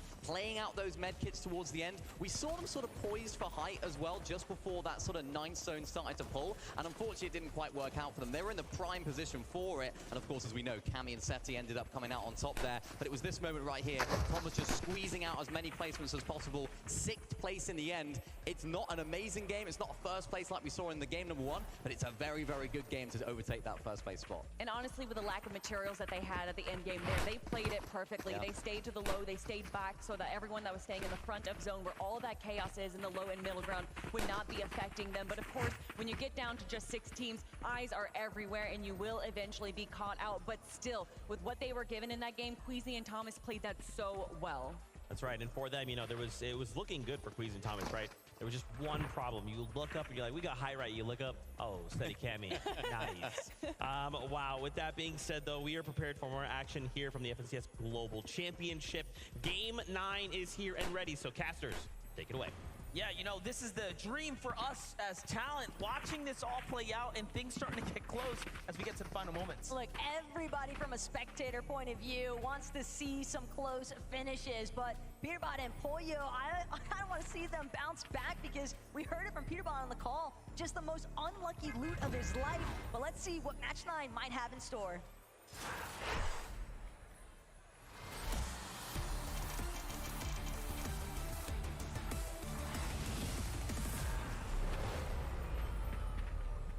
Just like that, we are back. Technically, MDF approaching the halfway point on today. And with that in mind, this is where the pressure is really gonna start to surmount onto so many of these players. Queasy and Thomas, they have made it to the top of the leaderboard, but now it's all about maintaining that position. Yeah, the truth is that it's only gonna get more and more difficult from here on out. You start to see the reality of the situation, and that's you actually have a chance now to take it all away. Every moment is going to come with that little bit of hesitation, right? That second opinion inside the back of your mind of whether or not it is the right move. But you have to continue to follow your instincts, follow your gut here. Worthy and Alex right now doing what they've done since yesterday, carrying in the momentum here. They've continued to win the drop. They're on 4 wins of the drop consecutively. And it seems like things changed after they started getting loot first. And what's also really turned things around for them is, like you just said, they kind of led off day one with a couple of wins here at Restored Rios. Granted, one of those maybe a little bit more in favor for them to start with. Merstash Malabuka encountering some difficulties of their own along the way, but that being said, Malabuka, Merstash, the ball's in their court to try and bring this one back to life for them, because the reality of the situation is they have not been able to build any points for 2 matches already today. Yeah, Malabuka, Merstash, clearly amazing players, right, from the European region that we know and love. But let's jump in with Huddy and Kovacs, talking about EU juggernauts right now on the move up against Atlantic, Skrull, and Sky. Skrull and Sky rotated very early in match 8. Come match 9, though, they're looking to stick around and see this fight all the way through to the end, most likely. Kovacs and Huddy have a lot to lose here. They are in 5th place. Sky and Skrull have a lot to gain as they can fight their way up to the top 5 potentially with one good game, given the multiplier. Sky and Skrull, they're definitely familiar with these early contest fights off spawn, but couldn't help but notice what looked to be either King or Phaser kind of lurking just a ways further north from Rebel's Roost in the distance. So some possibilities of a third party to take place. It all depends on just how noisy this exchange actually manages to get. And in fact, it is King lurking nearby, potentially hoping for a moment to just stroll through, clean up some easy eliminations, get those points online, because we've already seen King and Phaser make a deep run into the end game in match 7, and they're definitely hoping to try and replicate some of that. Also looking to just scrap this building out for what they can here in case the fight does come down to the basement. Sky and Skrull doing the same as well.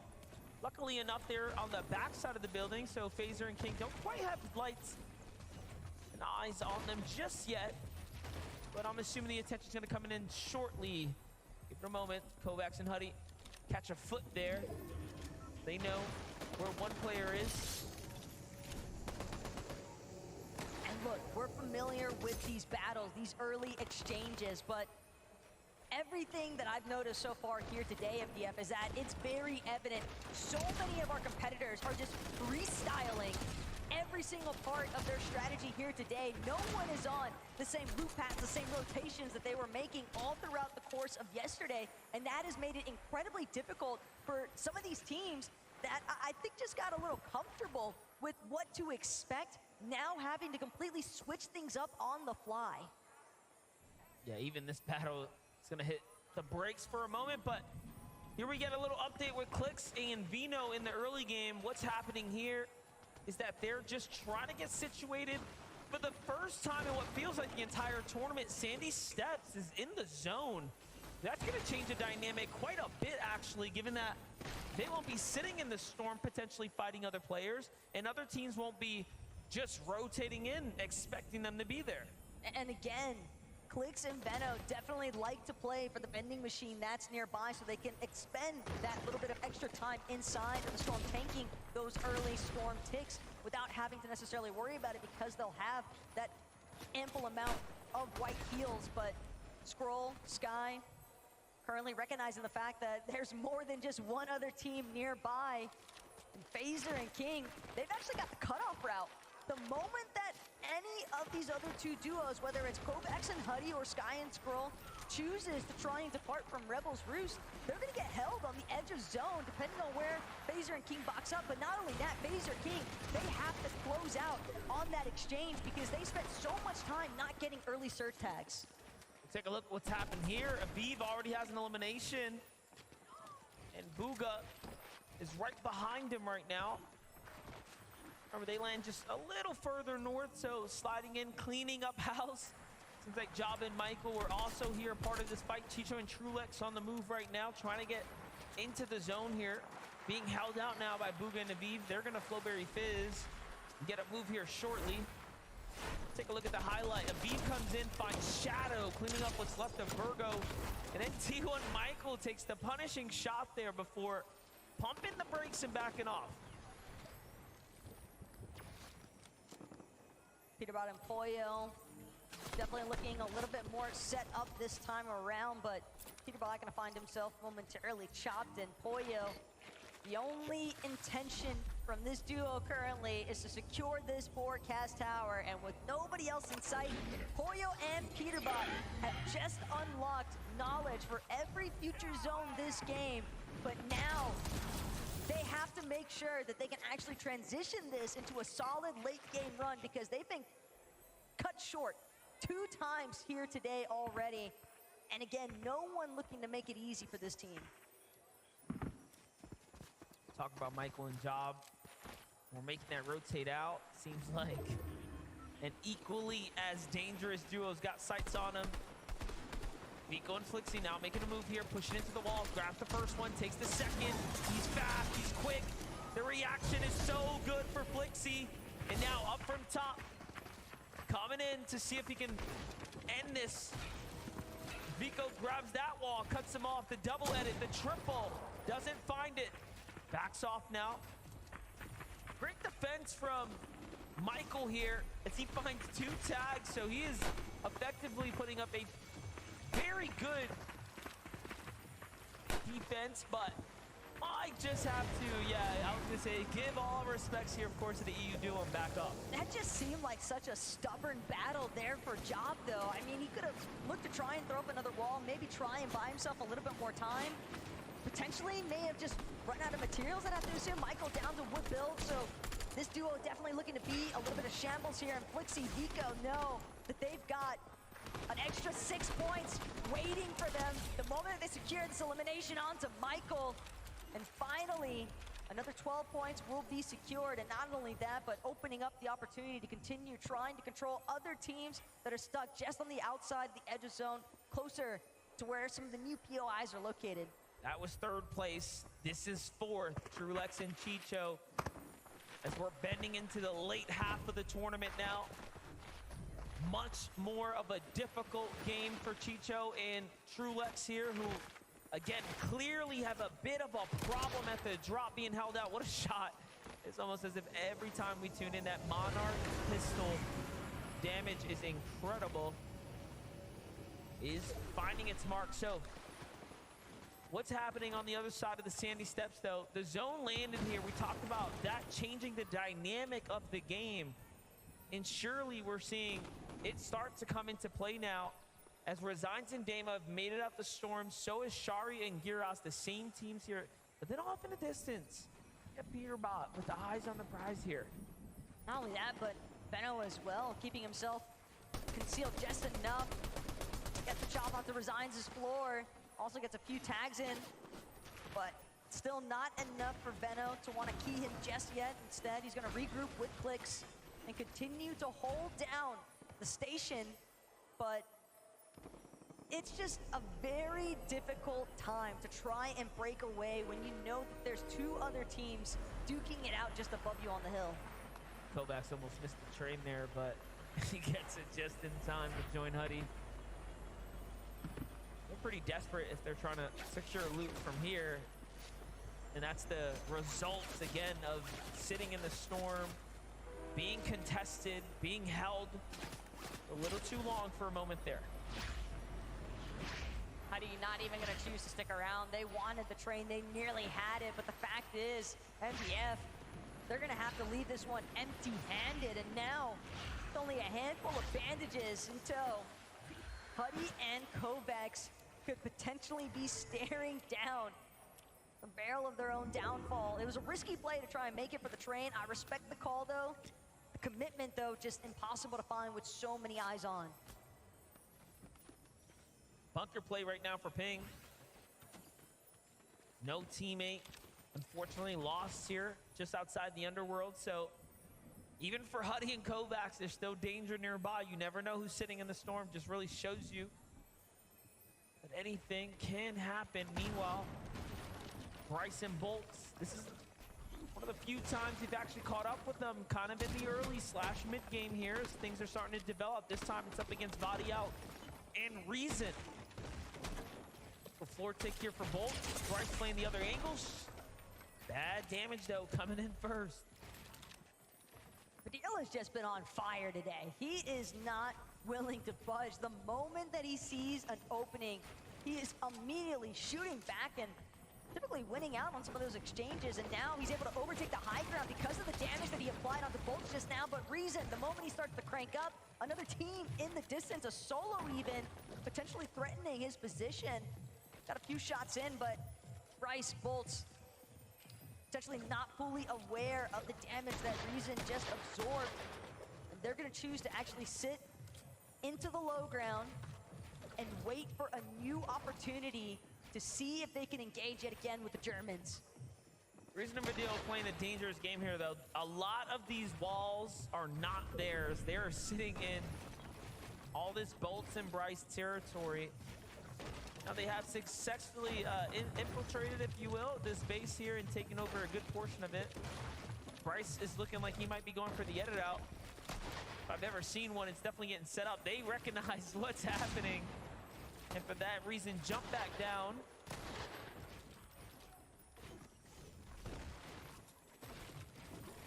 Again, though, this is a lot of time being spent from both sides, and we've already seen a lot of teams here today struggling with some of these surge thresholds and maintaining damage that puts them in a position where they can just be comfortable on their rotates. And the longer these fights draw out, the easier it is for other duos to get ahead of you, to look back, take shots, prevent you from entering a solid position inside of the zone. And Baka and Pars, a little bit more so in control, surge base inside of the heart of Nitrodrome. They've got a couple of white heals collected at the top of their base. Meanwhile, finally get a little peek into what Cold and Acorn have been up to. Relatively quiet day so far, but we heard it first from Acorn. He's after that trophy. Day 2 team still yet to show us it today. Couple of points slipping down here from Acorn and Cold. You know, these things do happen. The adjustments being made by the other opponents have surely affected their strategy. But they will have to continue to adjust here, continue to make up for it. Boogan and Beef seem to be on a faster track here today as well. Let's see what's going on here. So from one fight to a potential other, they're just getting situated. Seems like they found their home for now. Slight gift as well. An extra bottle of Flowberry Fizz now to work with. Beef and Booga just want to make sure that they establish as much of a foundation as possible. Got a decent position inside of the zone, so don't need to make any risky plays when you're sitting with as much surge damage as they were, 333 above. But Acorn Cold tapping back in. It's Sato. They managed to find him yet again, but it's actually going to be Damo on the other side of the walls. Lot of traction picking up here. Just outside of Sandy Steps, and Acorn Cold, they're looking to collect. Cold still barreling down onto Cal Gamer, but just above, the backup has arrived, and Cold, he's gonna have to disengage. Yeah, Taman out of nowhere here, diving across, trying to get into this fight.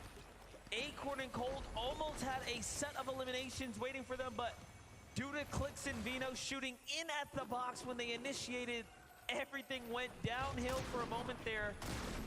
And now, they're just trying to find a tag as they're below the surge, so they're in honestly desperate situation here. At the same time, Acorn tries to take the walls there, but instead it's gonna be Cal and Amon doing what they can, but again, Cold getting a little bit too much foot traffic here. Cal still holding his position firm. He doesn't have his duo any longer, but Clix, Benno, they got the shots that they needed to. They know that they can third party this, no problem. Cold, he's so weakened as is. Cal just below. Two separate solos that Benno and Clix could look to collect on. Yeah, they've definitely started to change their focus in purely onto Cold now as they send him running. Now looking to see if they can pick up the spoils of the loot from Acorn, but nothing just yet. as they're kind of lost in this mix, and little do they know there is an Angelux and Sato here, right? So that team hasn't made any noise now, but look at that. They do secure the gear here. Very nice pickup for them. If nothing else, it was damage and new loot. They basically just got to reap all the benefits of these exchanges that Acorn and Cold had initially established. And Cold, yet again, caught off guard, was trying to keep himself tucked away, but Cal gets the job done. At the very least, he'll have those 2 solid eliminations onto Acorn and Cold to work with, but he knows he's likely not safe for a whole lot longer here. Because Veno and Clix, they've got an idea. They heard those shots go off. They're waiting for Cal to surface from these builds. But at the same time, they also kind of want to get a move on because they don't want to get stuck in the storm for too much longer here. Yeah, it seems like Vino's going to give the call out here. Let's just get out, play smart. Clix is going to have to stop and heal for a second. They're going to huddle up together. Cal Gamer will live to see another day. Very, very close engagement there.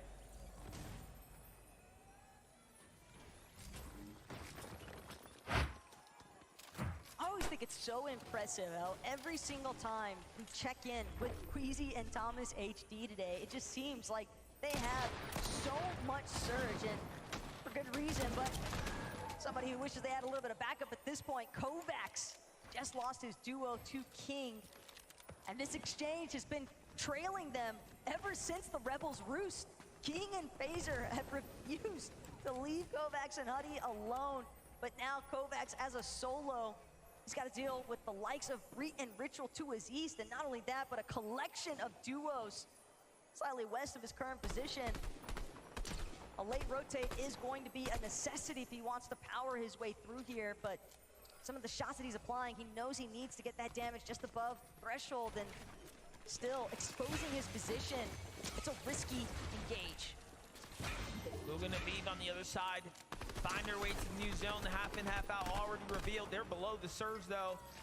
They will have to find a duo or land on someone shortly, and from their sights, there isn't anyone nearby. There it is. Finally, they see a fresh build. It's going to be Teeny, and it's a single box, so the confidence is surging here, but Bugha damage first. No extra heals. This is all around disastrous, right, for Bugha and Aviv right now. And it's only a matter of moments. They will have to do something shortly. Meanwhile, Huddy already out. Kovacs below the surge as well. Will fall here shortly if he can't find a tag now. But Reet finds it instead, and that's your 5th place team now. Consistency tossed down for once. And it's looking like a repeat performance of yesterday for Huddy and Kovacs. Yeah, I mean, you're not going to really be able to bulldoze your way as a solo through Reet and Ritual of all duos. Peterbot and Boyo, though, this is the furthest we've seen them make it all day today, so they're clearly trying to ramp up for a big performance here in the 9th lobby, but Clix and Veno, on the other hand, they've got Gears and Shari in their sights. They've got a very efficient cutoff, but more importantly still, they need more damage. It's gonna take them some time, but finally Clix will connect. 77 above though.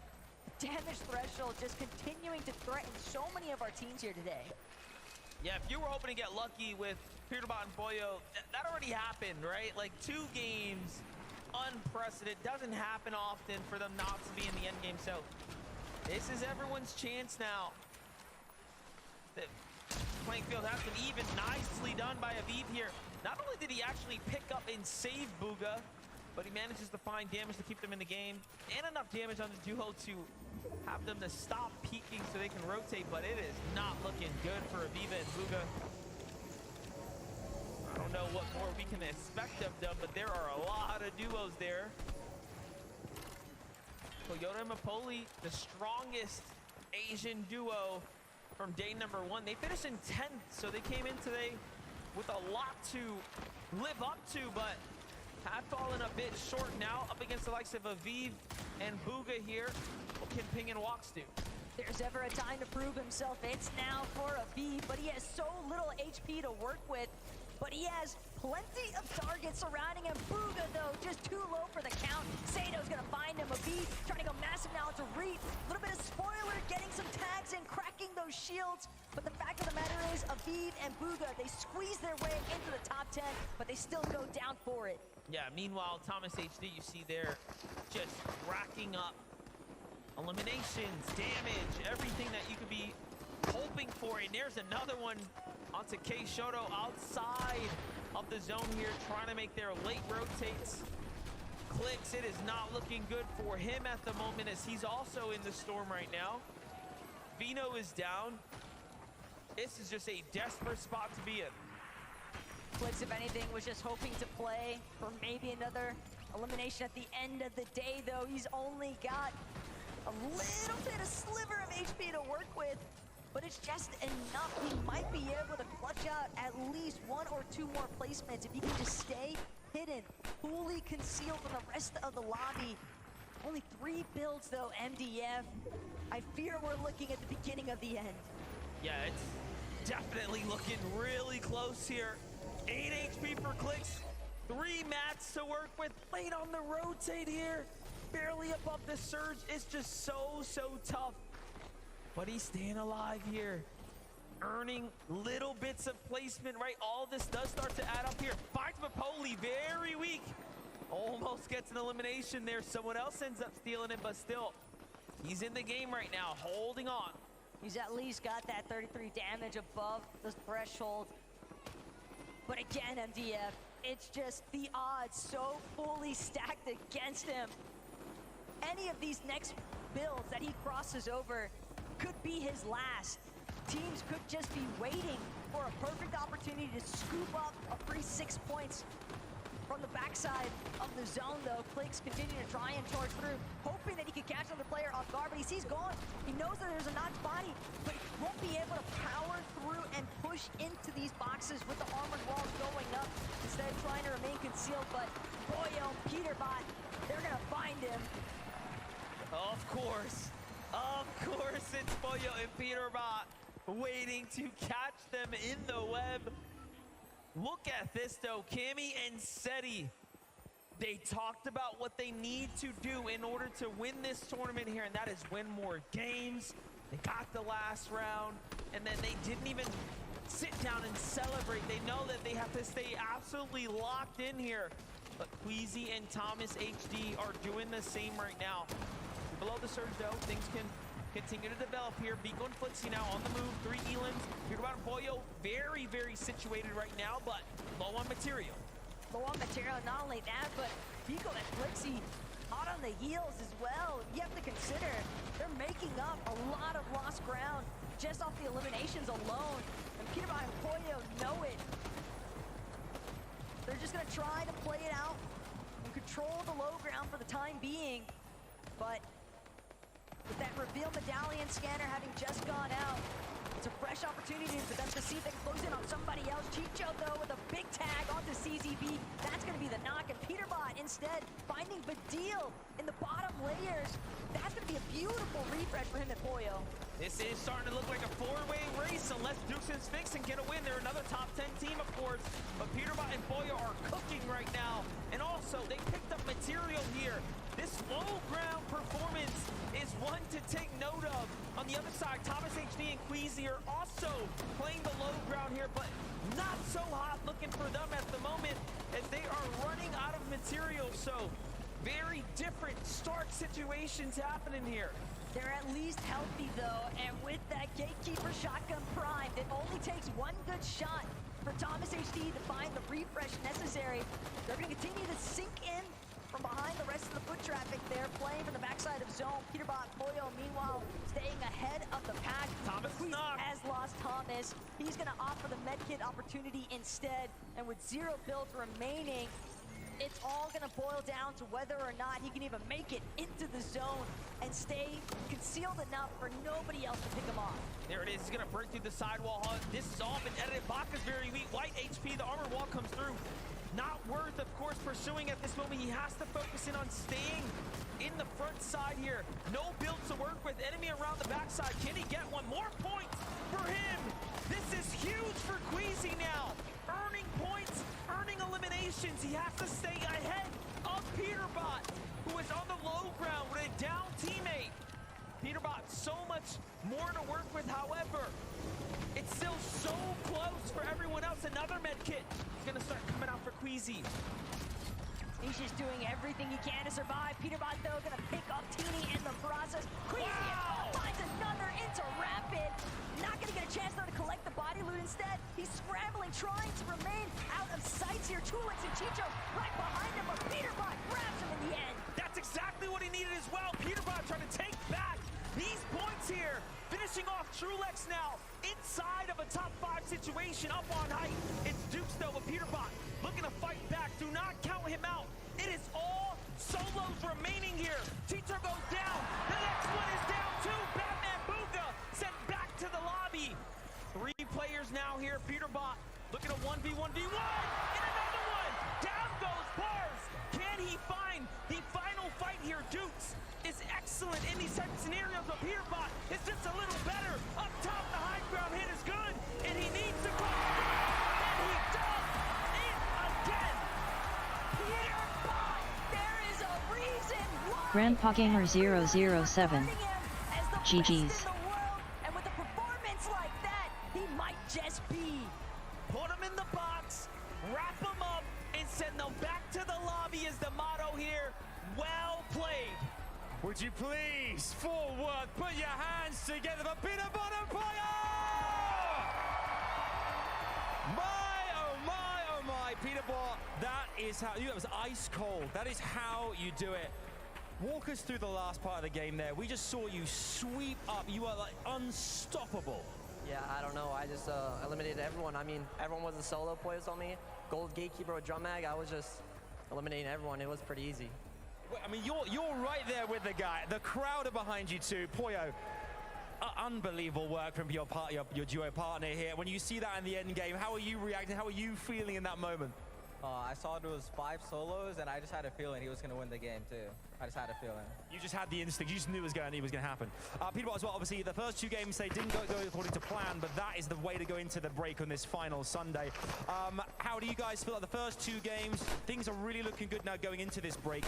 What do you do to regroup during this this halftime break? Yeah, we're gonna talk to our coach and go over the first 2 games and see what went wrong, and yeah, we'll go from there. And anything you want to say to Queasy and Thomas HD for the first couple of matches as well? I mean, obviously the crowd here are very excited too. He's checking his stats on screen. He's looking at the leaderboard, and we have ourselves a, hey, this is flip-flopping all the way here, but there's a difference in points now. You guys are back on top. Thank God. God did. Okay, and Poyo, going into this last part now, you two, how are you feeling? Are you confident that that is definitely within your grasp? 3 games left to go. Yeah, I think we can win. Just replicate what we did last game and the other games we won yesterday as well. Okay, well, let's see exactly how it's going to unfold. One more time forward. Give it up for Peterbot and Poyo! This is one serious Global Championships final. 3 games left to play today. We can't wait to see what happens next. Zeke, what do you guys think? This is blowing my mind. My hands are up. My hands are up. I don't know what's happening anymore. I cannot even believe this. First off, how did this game end as a solos? This is a duos competition. Solos running around, and just the fact that Peterbot pulls off one of the most insane solo clutches, right? I mean, Poyo goes down in 11. Yeah, and then Peterbot, one by one, systematically takes out the rest of the lobby. And you can see it in his load up right there. And he called it out, the Gatekeeper, with that drum mag. So no longer does he just have 3 shots. Oh, is there 5 solos? Oh, perfect. That's exactly what I have in my Gatekeeper. I am going to take down everyone. And it was such a good run from them on the low ground. Even though they did have a little bit of a rough start with these first 2 games of the day, they did not let that knock them down. And now they're knocking everyone else out. I mean, this is what you need to do to win a global championships. You need massive solo clutches like this. I mean, these final moments right here, every single elimination, every single refresh he was able to get was just compounding. Look at all these builds that he was able to get. Double elimination right there was absolutely crazy. And I noticed when I looked at the Duke's POV, Duke's had no materials, so Peterbot had the advantage. This elimination on low ground was crazy as well. Peterbot had so many more materials than him, so he took high perfectly. And I thought for a moment there was a moment last Globals where Dukes had an insane solo clutch from the low ground. I thought, are we going to see a similar sort of thing again? But then, of course, it's Peterbot. He was only going to win that. You know, they like to say that sometimes people like to put people into a false sense of security. Oh, Peterbot and Pollo, day 2, they're washed. Everyone else, this is when they put them into that sense of, maybe we have a chance. Oh no, Peterbot and Pollo, they're still there to fight. They're still there to show that they are the best in the world and at the top of the leaderboard. Oh no, they've reclaimed that spot for just a moment. Thomas HD Queasy had it. And for a moment, it was like, okay, the reign's over. Could this be the moment? And then Peterbot and Pollo answered that question. No! Nice try, fools! I cannot believe what we just witnessed. And 10 eliminations. Remember, the victory is worth 100 points by itself. Yes. You slap 60 points on top of that. Here we are. Here we are. 56 eliminations. Look at that column 1 in from the right. 56. And nobody else comes even close to that. The second place team, Thomas and Queasy, 29 eliminations. I mean, we saw them do it online. We saw them W King. We saw them being such a menace to the lobby. I think a lot of people, myself included, were like, are they really going to be able to do that on this global stage in front of the best teams in the world, in front of this amazing audience in person? That yes is the answer. They can do it. They can still do it. And I mean, that's a great response after the first 2 games. Wasn't the best for them, but that's a response of winners right there. However, there are still 3 more games to go. We have already seen the leaderboard in first place change between 2 teams, and we do see that there are other duos on that leaderboard that are within reach. And we now know that Peterbot and Pollo are not invulnerable. The _hermit.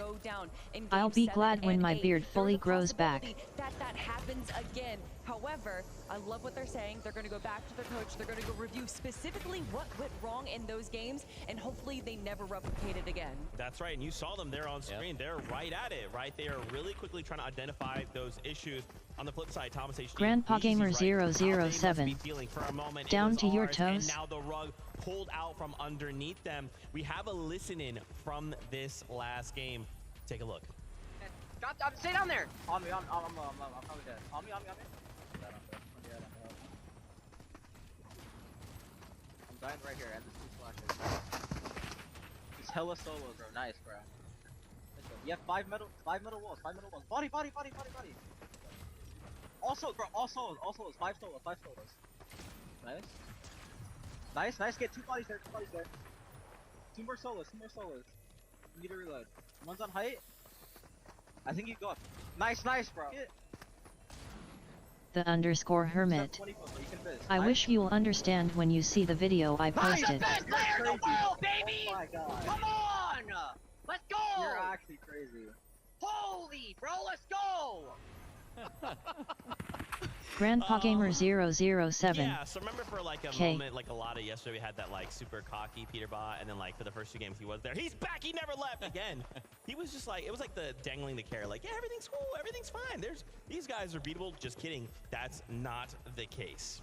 I do want to mention, though, yes, Peterbot and Pollo did absolutely well there, but Queasy, a solo on the low ground with no mats, able to get back-to-back eliminations as well, just making sure that they are still collecting those points because they don't want to see the 150-point deficit that they saw from yesterday. Yeah, they really don't. Really well-played game from these guys. I mean, it's unfortunate that Peterbot and Pollo had such a good game from their perspective. Grandpa Gamer 007. You saw how Thomas HD just went chatting. Down right there. Really unfortunate situation. Queasy was actually able to pick up Thomas HD's materials once he was finally eliminated in the storm, so that just kept him going and allowed him to make this solo clutch. Some really nice eliminations. This one in particular, unfortunate that he couldn't get those builds, because I think if he could have got those builds, he would have had a little bit of a better placement in the end, but solo clutching 6 is so good, and particularly for Queasy, who I feel like people don't often give him the credit as a really great mechanical player. It's all about Thomas HD. He's the fragger, he's the best player in this duo, but no, Queasy has what it takes as well. He's proved it previously, he's proved it today.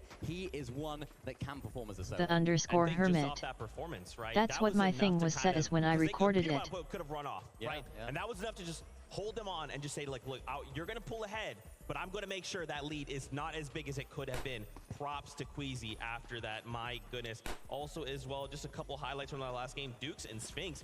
Dukes making into the _hermit. They burned so I have a much gaming one for also. that high ground, though. Still, second place. Placement and eliminations, that's huge. Yeah, and Dukes and Finks had a pretty good day one as well. So to keep that rolling into day number two, to control high ground there as well was very smart. Cammy and Seti for a moment there had high ground, but then they saw that they had low mats. That's when Dukes and Sphinx went up. And Cammy and Seti very smartly dropping down, not even trying to fight for it, because when you have no mats, what's the point there? Dukes and Sphinx capitalizing on that awareness, did a great job in that game. Yeah, they did. And as you mentioned, Zeke, it's always tough to sort of keep Grandpa those Gamer materials going when you're a 007. high-ground team like that. We saw You at the have end, to Dukes come didn't play quite some have the materials Fortnite to soon try with and us. win that final 1v1. I expect to see this team making more end games, though. It's nice to see them getting that second place, as you mentioned, a really solid day for them yesterday. So building on that, not crumbling under the pressure of having that good performance in day one. I'm excited to see what they can do. That's right. Ladies and gentlemen, Fortnite fam, we are now at the halfway point of the competition. Only 3 games left to go. Our players have left the stage. Now they'll have a moment here of respite. They'll be able to eat, talk to their coaches. So when we return from this next break, we'll have more for you here from the FNCS.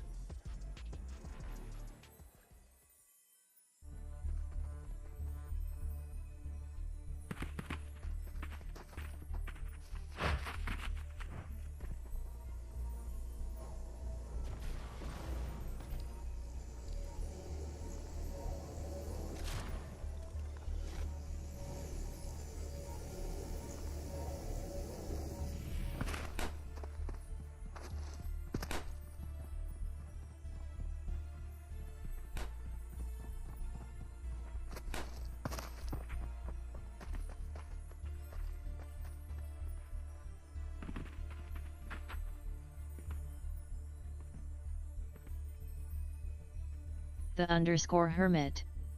You do want to win matches, right, LMAO?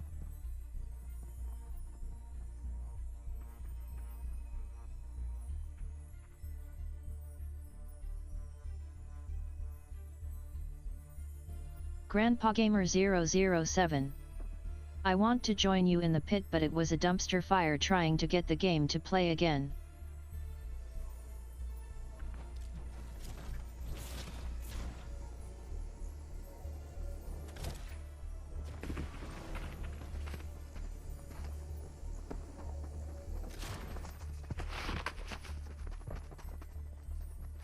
Grandpa Gamer 007. Just a chill game with you anytime, sign me up.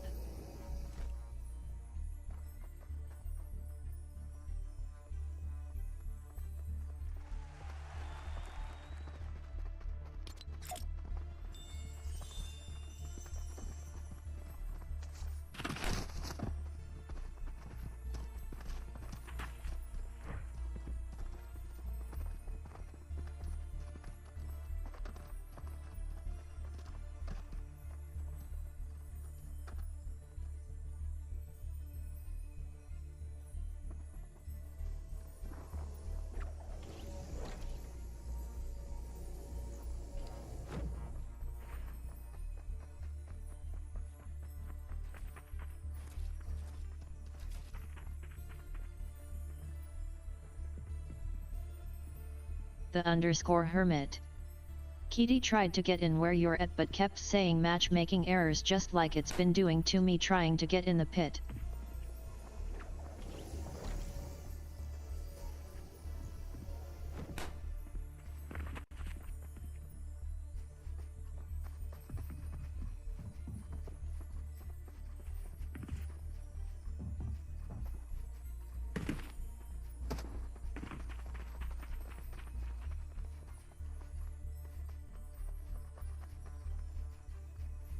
Fortnite's fun.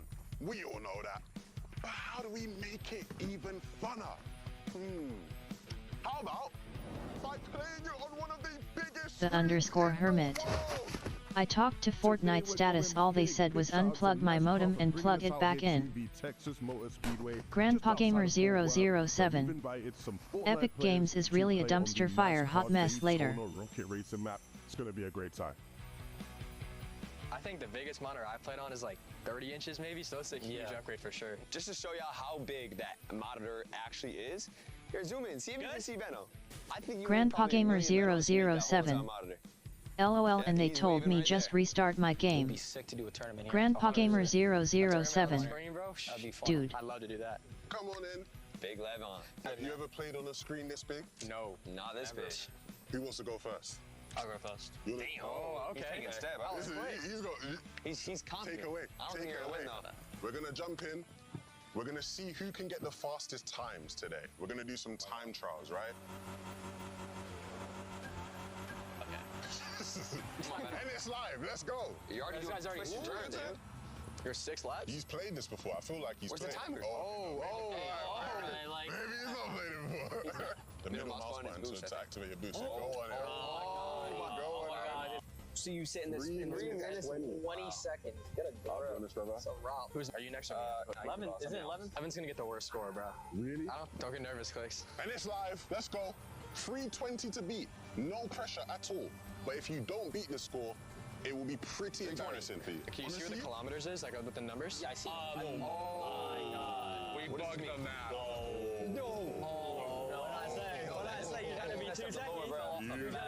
You've lost a lot of seconds there, bro. Let's see. Flix is rocking in with a 3:11. That's what I said. That's what I said. That's what I said. It was much. That's not great. 9 seconds. So Cooper's stepping up next. Oh. Bit of a slow start there, lad. Yeah. Wait, how am I slow, though? I think you'll hit sub 3 minutes at the moment, yeah.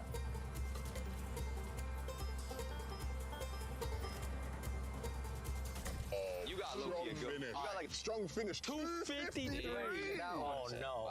That's a good time. That's a good time. That's a good time. Canada, start your engine, lads. Let's go. Strong start. Better than Cooper. Hey, Canada. Yeah, wrap this up. No, there's a bug on me. No, I'm getting grief. Not on me. It's on me, bro. No, this bug's on me. I'm getting grief, bro. Oh, no. What's it gonna be? Damn, no. What's it gonna be? Ooh, 3 minutes on the 7 clock. seconds. 8 seconds short, out. bro. Hey, at least I beat. Do you think he beats the time? I beat these two. Who the worst is? Who's the worst? Oh yeah, your turn. Let me step up, bro. Now it's time for the tutorial. No, it's an overcut. Oh, no. Tutorial? Oh, no, He's man. He's techie with it. This is a guarantee. I hit it. Oh, no.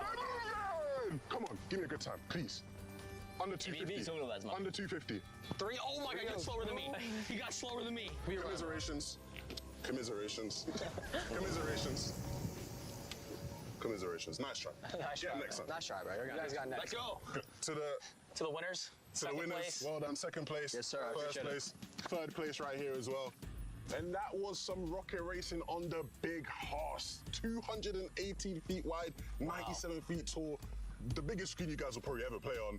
What do you make of that? That was crazy. Some fun? It was fun. It was fun. It was a lot of fun. Actually playing the racing game. Yeah. That hit. It was good. Hey, shout out to Rocket Racing. We're going to see you guys on the next one. Peace out. Up here at the Creator Lounge, the influencers are plentiful. And let me Grandpa tell you Gamer something, 007. vibes after that. NASCAR incoming.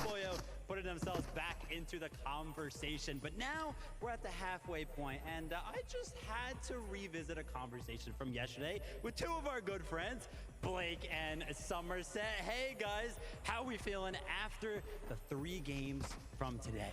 I'm feeling good, man. Like, we got a tournament on our hands. Peterbot had a bad first 2 games. Thomas HT, Queasy popped off. We thought like maybe Peterbot was gonna choke a little bit, but then he comes out with a crazy solo clutch. It was all solos at the end, a crazy game.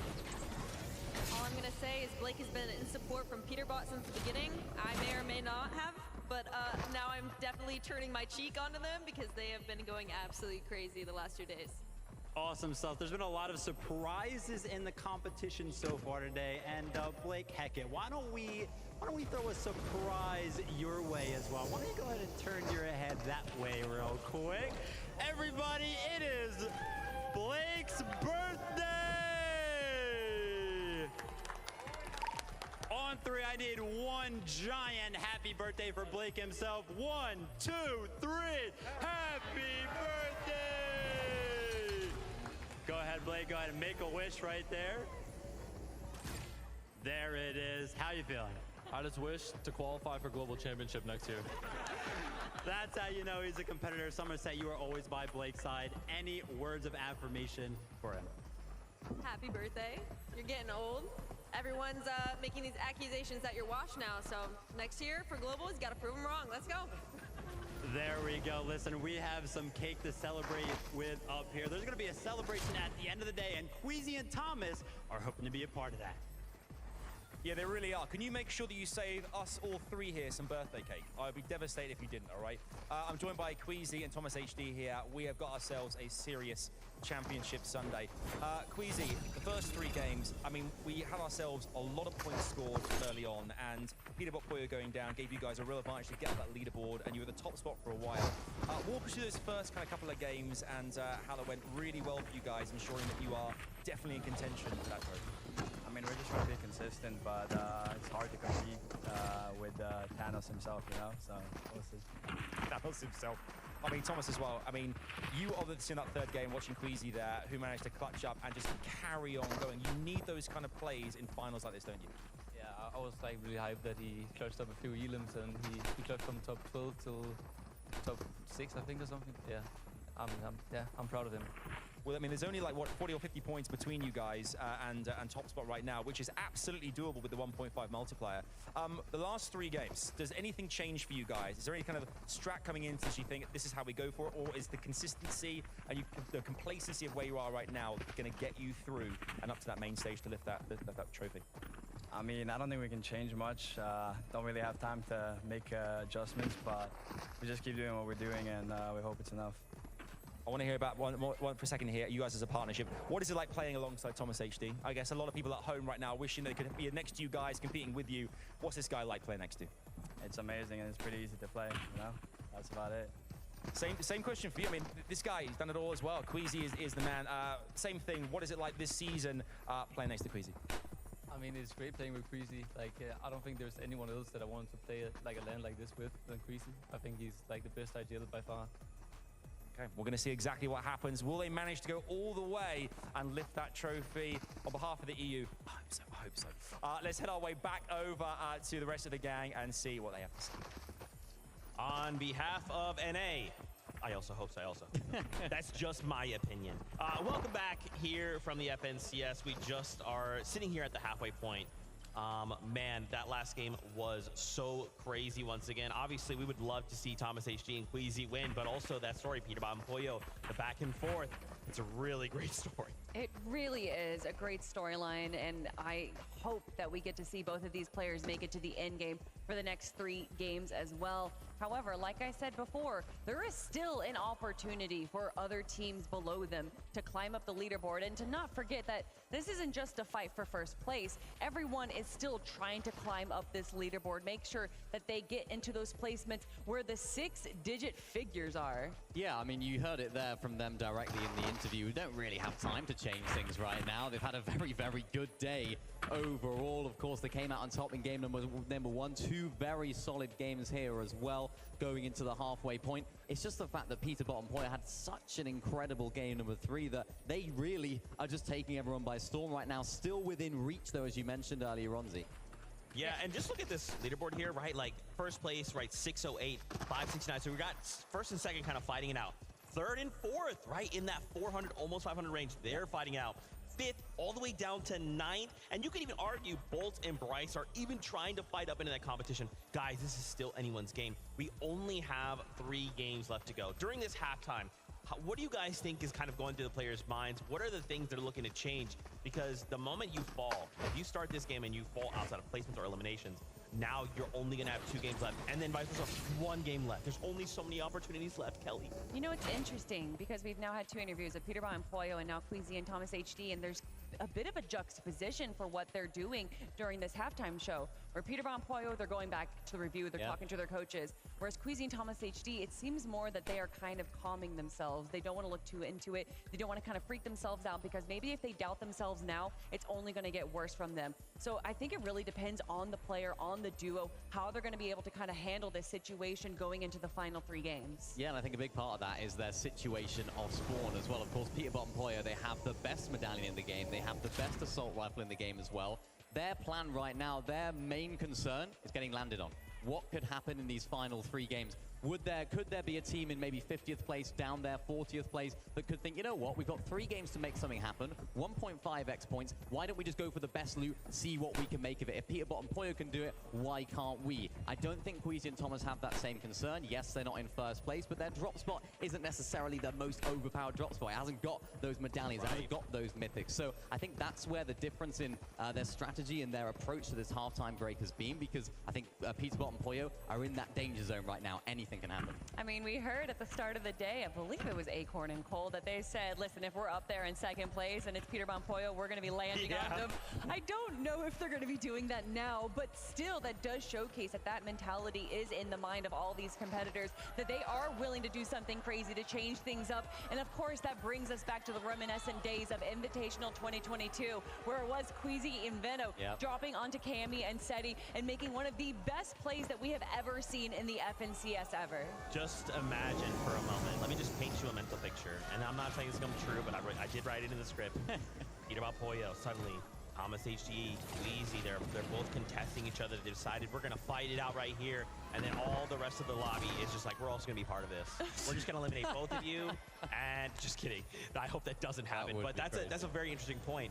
In that moment, you know, in Invitational, we would have never, and I don't think anyone would have ever imagined that was what the play that would have been made.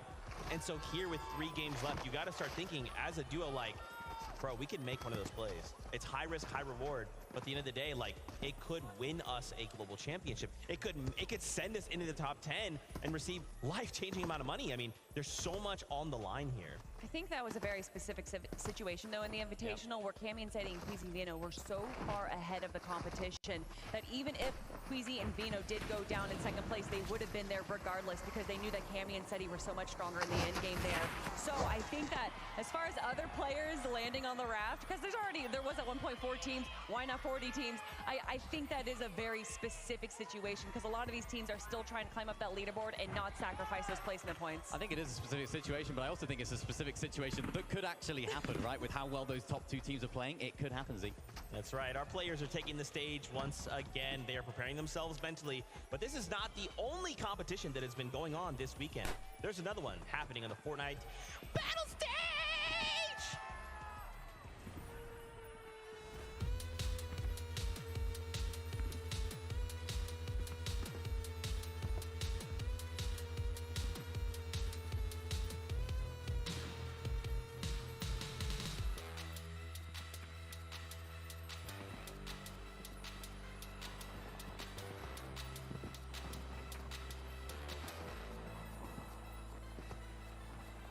So we're here, Fortnite Festival Battle Stage Dallas.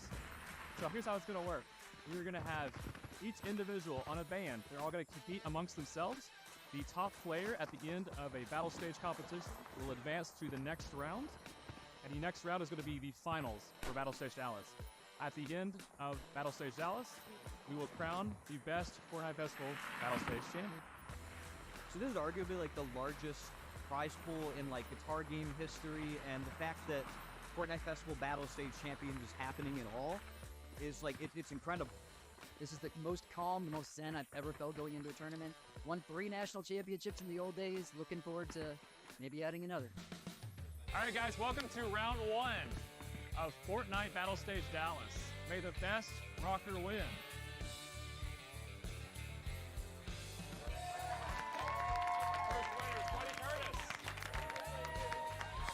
Tell you right now, I'm gonna win the whole thing.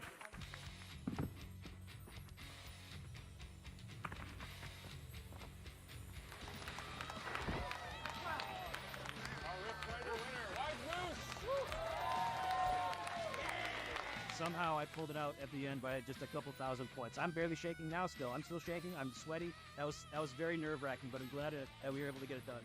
All right, guys, welcome to round 3 of Fortnite Festival Battle Stage Dallas.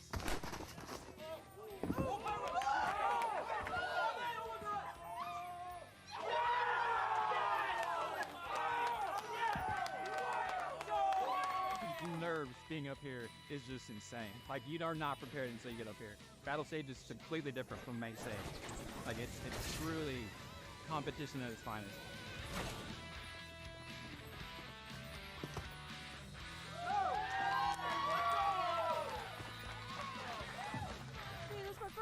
flag in an official tournament in over a decade. It feels pretty good. Let's be honest here. Let's go! Welcome to the finals of Fortnite Festival Battle Stage Dallas. And for the winner, we've got a little something special.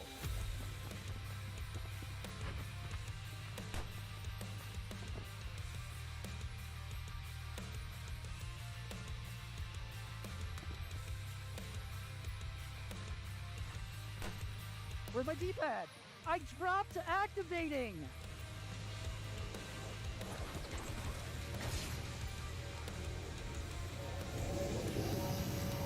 Woo! Woo!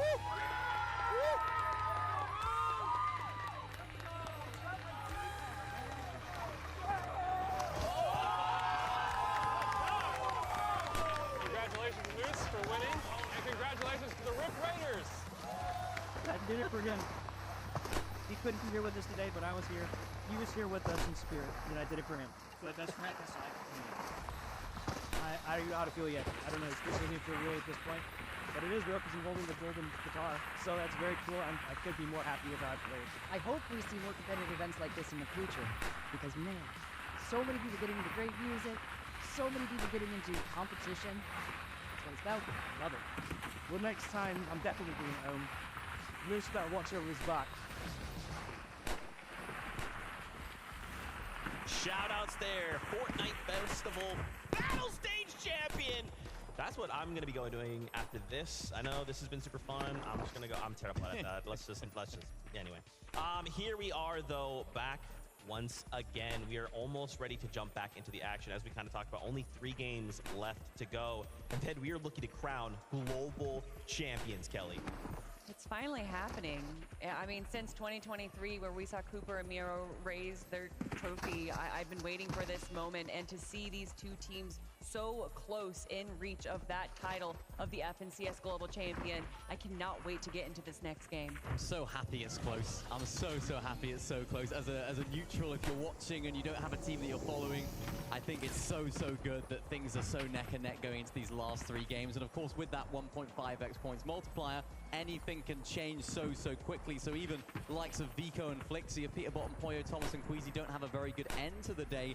Vico and Flixie could be your FNCS Global Champions for this year. So it's still all to play for, and it's going to be electric, Zeke. This is really where, this is the business end of the competition, we call it. I know, we just cannot discredit this Victory Royale. 100 points. Yeah. I mean, right? A single duo could find themselves a Victory Royale, and then everything changes. This leaderboard shakes up. We could see Peterbot and Poyo have a slip-up like they've had, right? The same thing for Thomas HG. Any of these teams could. Now, we don't want that, but it could happen with 3 games remaining. Yeah, and I love the way that these end games have been going. We've had wins from the high ground, we've had wins from the low ground, we've had solo competitions, we've had 2v2v2s. It has just been an all-encompassing experience of what Fortnite has to offer. Yeah, we've had a little bit of everything, haven't we? Solo clutches went crazy. Of course, there's that one game today where we had like 5 or 6 solos just in the game alone. So yeah, we've kind of had a little taste of everything. Now this is where things get really serious. I expect to see a little bit of change of strategy from some of our teams that maybe aren't doing so great. Some of the teams at the top, I think I'm expecting more nerves from, because this is really where it's make or break. I think this is also where we're going to see a lot of issues with Storm Surge. A lot of players playing as safe as they can possibly be, because they don't want to get eliminated. Regardless of going for those eliminations, they want those placement points. So I think that it's going to be a bit of a struggle for a lot of the teams that don't have kind of those off-spawn fights or other duos near them. They're going to have to make some big rotations to get those tags, or at least have some strategy in their back pocket. Yeah, I mean, I'm just curious to start diving into what has changed, right? These players have had this time to kind of just wash away. Those first 9 games don't matter. We just have to show up for the next 3. These next 3 games will define our legacy, the legacy we leave here at the FNCS Global Championship. It is time. This is game number 10. Let's load right back on that battle bus with MDF and the best taco. Thank you guys so much. And yes, MDF, we have officially crossed the halfway point. Match number 10 is in sight. And what's even more crazy to even consider currently was that performance out of Peterbot to close things off, because so many of these teams, they just have to sit and ice out for 20 minutes watching that. But we're ready to see what match 10 has in store for us.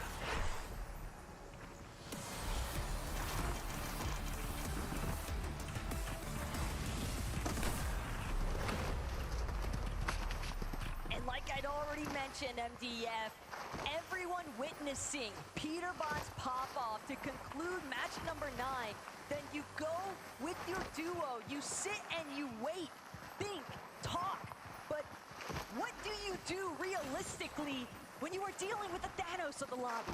Yeah, I mean, hey, they said it, we didn't, right? This is the truth of the matter, is that everyone looks up to this team as clearly the most powerful in the lobby, but now that we are in the back half, I mean, that short break does allow for other teams to try to sit down and formulate a strategy.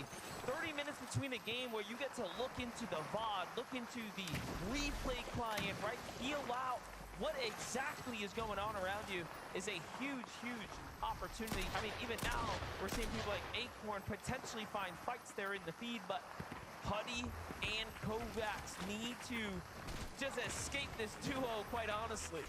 Seems like Sky beat Huddy and Kovacs to the punch. He's actually got a Gatekeeper shotgun, which is going to fare significantly better, you would think at least, but Huddy actually going to find the first assault. Sky has been knocked. It's exclusively down to Scroll now to try and stay alive, but he's not going to be able to make it work. Huddy and Kovacs, once again, fully in control and commanding Rebels Roost. Very nicely done for them now, as we are just jumping into things here. Peterbot, Boyo looking pretty good now. What's happening though? There's action happening here at the raft. They don't want nothing to do with it as they're shying away. Swizzy and Japko get a little bit of loot and just back off as fast as possible. You know, it is pretty interesting to think about a 40-point gap that was once at the start of the event closed and then all of a sudden sprung right back into the action come the back half. So really showing you that when Peterbot and Pollo win a game, it's usually explosive.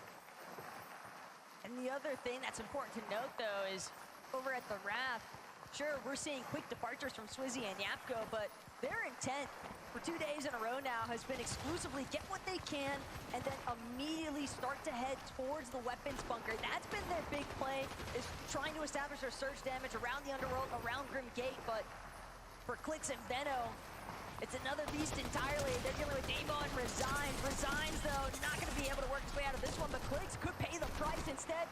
Cuts off into the corner. Damo left to fend for himself here, but Clix is incredibly low. Veno has been knocked, and it's going to be Oshi coming out on top. A massive upset for Clix and Veno. They were inside of our top 10, but with that confidence secure by Damo, this is a real opportunity because this is the fastest conclusion we've seen yet. Yeah, and you know, you saw what happened there. They didn't have material to work with. Things ended so fast, and not being able to secure the elimination itself is also the small points lost here. Jumping in with Chicho and Trulix, finding body tags. The Monarch pistol obviously hitting in the range of that 60+, but Kanata and Cooper, this is the earliest we've seen them go head-to-head up against Alex and Worthy, forcing them out of the drop. That was just one of the two, though. Malabuk and Murstache not happy with Kanata and Cooper taking their pickings here. This is almost a throwback to the Invitational, and Kanata had beef at the racetrack up against Malabuka and Murstache.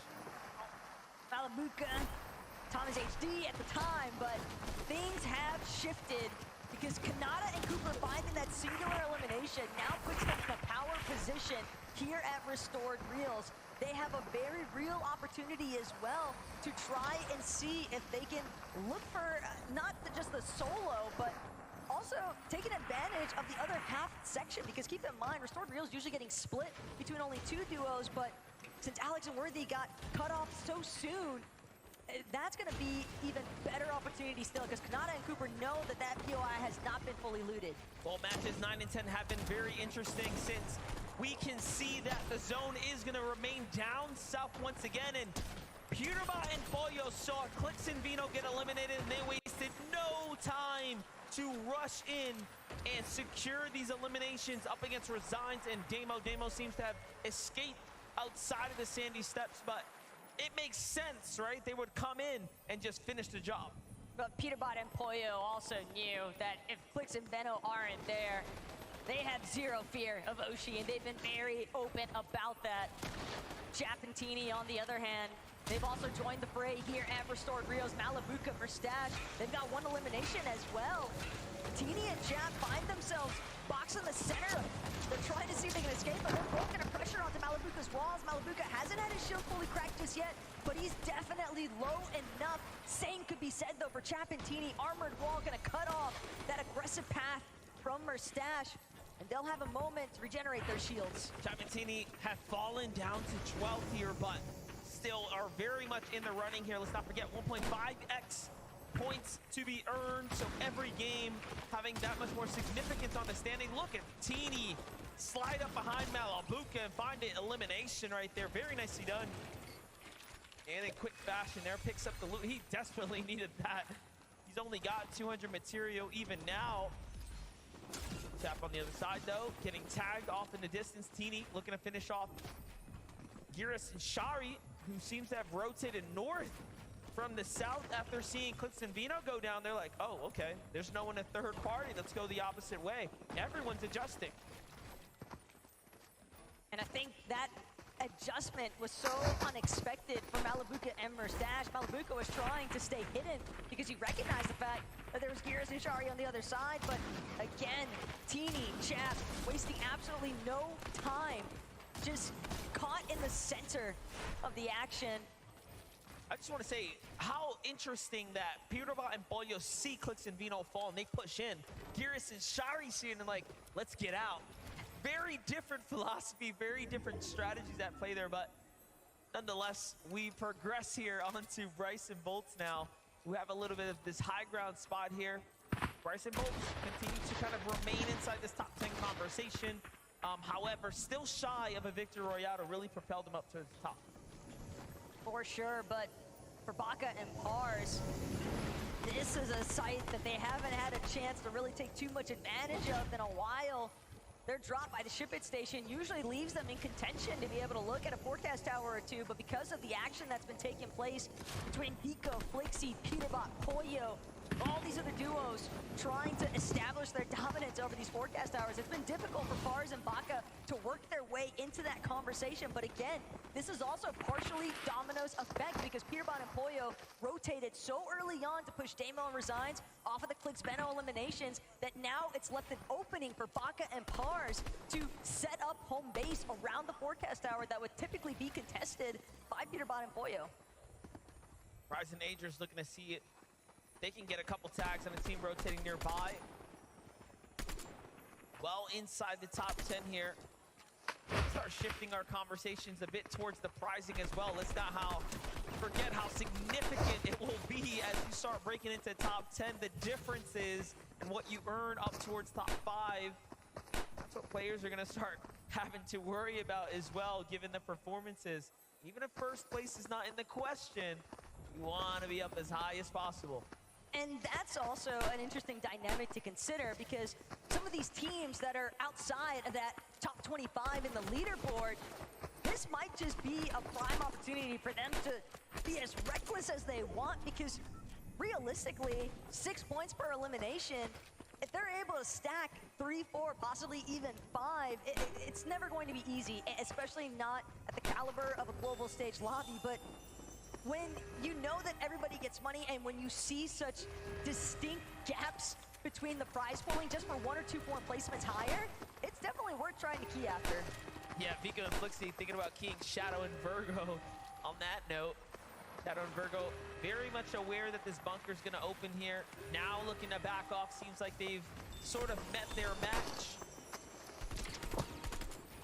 We had time to catch up with Vico's parent.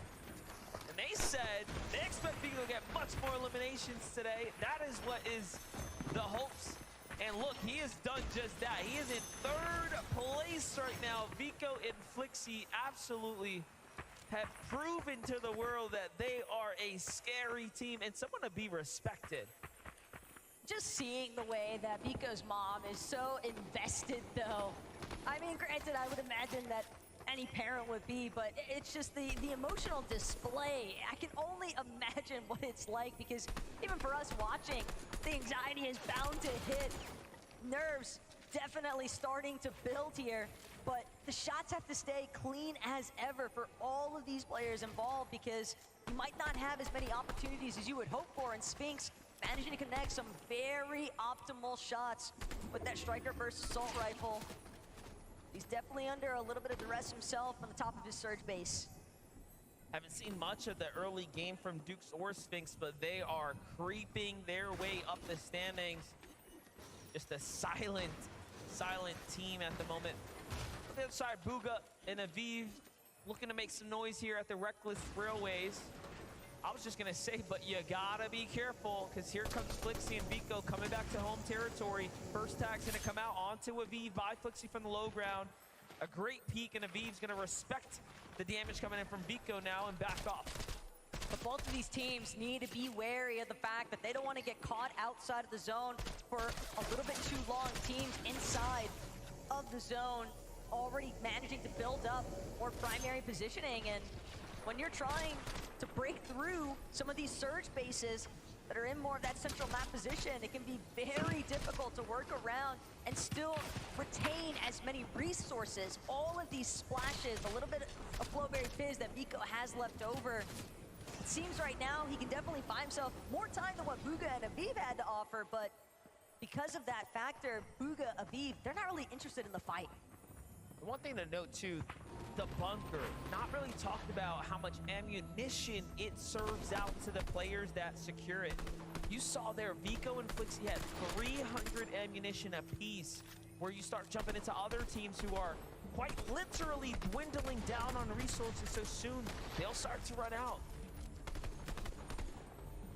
It's a big part of the reason why Kovacs seemingly wants to see if he can find another refresh if possible, but again, teams next to the Nitrodrome fully aware of the fact that these last little bits of metal are probably gonna have to be the hard mats that carry them through the rest of this mid game. Some nice connections though. Rapid, that is a big knock. A huge knock there. And look at this, we jump back in and Flixie's actually down. What went wrong? And now it's up to Vico to try to play this one out. We saw Flixie lurking, trying to get a weird angle onto Aviv and Bugha, and they might have actually caught him off guard. Aviv and Bugha may have even falsely alluded to Vico and Flixie as if they were, trying to just escape, but in actuality, they were really just setting the trap all along. Flixie was playing rather separate in the first place, and yeah, here, you can already tell, shields cracked, low and exposed, and too easy for the big cheese to take care of. Aviv and Bugha on the move now. No one in sight here as they get a nice clean rotate down the river's edge here. This is match number 10. The back half of the tournament is very much underway here. Aviv and Bugha have a long way to go if they want to break into that top 10, but they are knocking on the door now, as several eliminations in a good placed game here will put them inside the conversation. And this is after having such a struggle day one, right? Completely almost unheard of for Bugha and Aviv, but this day two performance is one to be impressed with. Meanwhile, Huddy and Kovacs from one bad game the previous round, seems like they're carrying that bad vibe into this one here as well. It's not looking good. From the frying pan straight into the fire is what it feels like currently for Huddy, but he's hoping he can continue to try and make his escape. Chap, though, intent on looking for the confirmation of this next elimination. He wants the points, but more importantly still, he wants the siphon of those materials, or all the little goodies that Huddy might still have to offer with his loadout as well. Keep in mind the splashes and the ammunition can go a long way for some of these teams that don't have those weapon bunkers like you already called. Vico has now brought back Flixie with the reboot van. The most important part about losing your teammate, I think, is the time lost, right? And the resources handed over to the opponents who, of course, secure it. Sure, you'll have time to kind of get back into the swing of things, but you are very behind on time now, which obviously is so valuable, and you do not get back. Well, I think what's even crazier still is the fact that they were still a couple hundred damage above the threshold. Despite this setback, they are still in an okay position to try and crawl their way out of the hole that Aviv and Bugha essentially placed them into. But top of Rift Island definitely starting to heat up here. Muzz, Epic Whale, after some very essential material. They have 0 metal though, and that could be a massive detriment as the mid to late game transition begins to unfold, because they're gonna have to play exclusively off of brick walls if they enter any engagements at the top of Rift Island here. Still very, very difficult spot to be in for Huddy here. They have the damage, not much more than that. That's really the truth of it. Look at how many teams have also began to kind of house up here on the Rift Island. You have the likes of Muzz and Epic Whale, amongst others. Huddy here just trying to figure out what he can scrap together. Material is extremely low here. Even now, he's playing with fire here as he's trying to inch his way into the structure above, getting ever so closer to visuals and company. But on the other side, Peterbot and Pollo making a move here from the outside of the zone now, and they are not looking too hot down at the Red Vine rig. This could actually be a big spot of trouble here if Peterbot and Pollo aren't careful. They had teams on both sides of them as they continue to try and work their way into Brawler's Battleground. Just look at the amount of materials they've had to expend already, and they're still sitting just outside the edge of zone. All the while, Vico, Flixie, they have cracked into the edge, but now they got to try and break past Reason in the deal. This is a fight they've seen before. No strangers to one another on the European region. However, there's still Michael and Job also firing in on this fight, so it's not just a clean 2v2. Vico and Flixie, though, have a lot to worry about. They need damage, but more importantly, they need this refresh. Job steps in and just gets crushed for a moment there, but Flixie damaged as well. Vico doubles down on the armored walls and actually finds the elimination. Meanwhile, Pollo and Peterbot are fighting their way in as well. And this time it's up against Cold and Acorn. Cold and Acorn have been struggling today as far as their surge has been concerned, and big part of the reason why they don't have that direct contest that they were able to depend on in day number 1 up against the likes of Andalix and Sato. So taking this exchange with Peterbot and Pollo, it's only going to hinder both teams at this stage, because Baka and Pars, they're starting to put their heads into the mix, and Resigns, a lone soldier, he's not going to be able to make it out. Huge pickup for Epic Whale, though. He's actually going to be the one to get the last tag from the Rift Island down onto Resigns there. Meanwhile, you would have thought it was Damo who was close nearby, but no, it's Agers in the storm, looking like a solo as well. What is happening here? This is going to give a sense of security to Pollo and Peterbot when the scan comes out and they see Agers potentially there in the distance. Yeah, they're also going to recognize the fact that he's a... They're going to think he's a solo, but he's not. Agers is just far enough away from Rise, though, that Pollo and Peterbot, you saw the confidence in that movement. They were full sprinting. They're not trying to hide anything about their intention. And Agers instantly recognizing the danger in sight. He's going to fall back immediately, and now Pollo, Peterbot, they see his duo in the distance, and they're going to opt to fall back. Agers and Rise will live to see another day. Definitely a close one. Pollo and Peterbot are moving so fast as well, and, you know, for good measure, they need more damage. They are not quite there just yet. Giras and Shari going to be the next ones up for Pickens here, but nothing is going to connect. Getting close now to the top 25. Take a look at the highlights. You blinked, you missed it. Baka and Pars get deleted by the young Cold. Very nicely done. He's starting to heat up, it seems now. In the back half, that short break probably much needed. That last elimination, though, that Flixie and Vico picked up off screen is carrying their surge damage threshold currently, sitting just barely above at 113 over. But Vico, Flixie, more importantly still, they need to find another loot refresh if possible. They're gonna have to create the situation themselves. Meanwhile, Peterbot Pollo, this could be exactly everything they were looking for. Ed and Persa have fallen, and a big refresh of materials has finally headed their way. That was actually so fast too, right? One of the fastest eliminations they picked up, but look, no heals were given out. You would think you catch two teams or a set of duos here on the outside, catch a quick elimination and you'd be fully refreshed, but they are still in a very bad situation as far as heals are concerned. Yeah, but it's all from rags to riches when you're looking at Thomas HD and Queasy's loadouts in comparison to Pollo and Peterbot. They are in tatters at this phase. And now, taking the flaming boost tube, they're gonna try to catapult themselves. It's helping them cover some distance, but at the same time, they're just still so far behind everyone else. Very likely to get held the moment that they surface. They go, sneaking their way out from the edge here. All eyes on Peterbot and Pollo right now, as this is, again, one of those very dangerous situations they found themselves in where Pollo doesn't have much HP. Peterbot holding on with just a single strong foot. Let's see it though. They find a little weak ramp here, try to double out onto Jonathan Pixis. And nothing comes out. Pixie manages to level up just a little bit more there. And the hunt continues.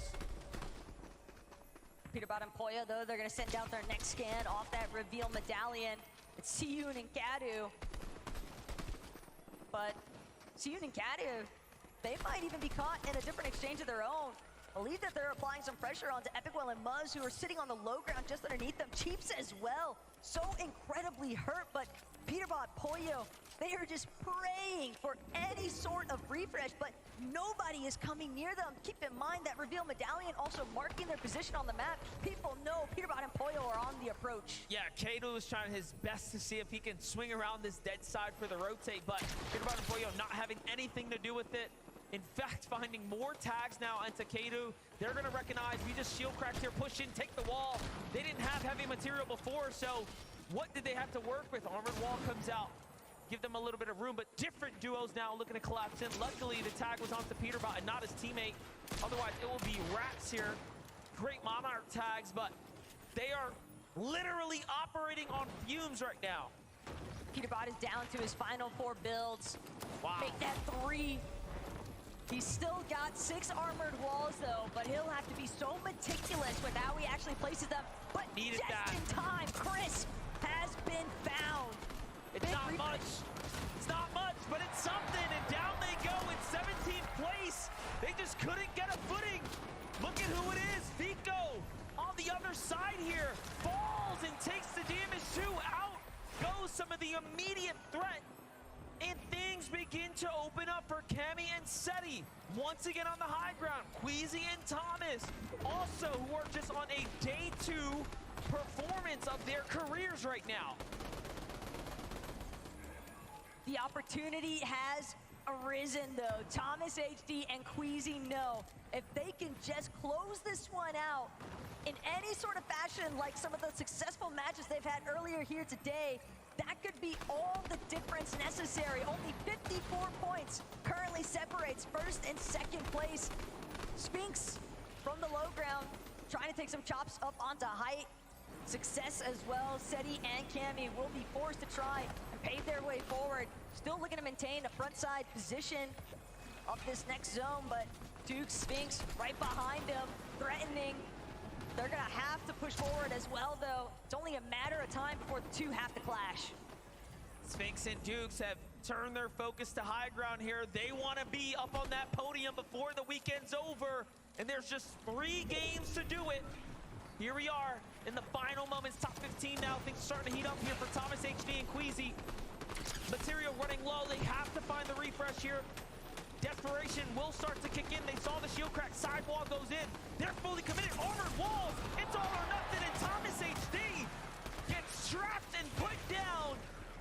Back to the lobby he goes. But we've seen Queasy be here before. He will have to figure out how to clutch up for the team now. At least for a moment, he's gonna opt to play his final med kit. It'll buy him a little bit of time. He's hoping that it'll buy him even a placement or 2. But now, pushing in late from the backside of zone, hoping that he can drop in overhead, sees bodies, here's the shots connecting all around. Prism is gonna get knocked. That's the refresh he needed, but the splashes, Queasy can't use them in time. He gets the elimination, but at what cost? And it wasn't enough to overthrow the gap between him and Peterbot and Pollo. The small chance that he had, though, The crack in the window that was open, he could not fit through, and it remains as close as ever as we are bending into game 11 and 12 of the tournament. This is Bryce's and Bolt's chance to secure a victory. This is Sphinx and Duke's chance to secure a victory. Or can Cammy and Seti pull a trick out of the hat at this point and come back with another win today? Seti is already out. Cammy may have been right next to him. Swizzy and Yapko, on the other hand, they're looking to be the ones to try and overtake the low ground. They've created so much space, but working through these pre-existing builds and even the buildings themselves here at Brawler's Battleground is posing so much of an issue because Bryce Bolt's in the mid-ground. Pixie as a solo, he's gonna opt for the medkit play as well. Teams falling left and right, and the solos left behind, just hoping that the duos clash into each other. Japko and Swizzy, very solid team, doing what they need to. Beautiful tag out to Gyros, puts them down quickly. Teammate falls behind it, and then Japko delivered Pixie right afterwards, and they jumped their way up to 8 eliminations in the top 3 now.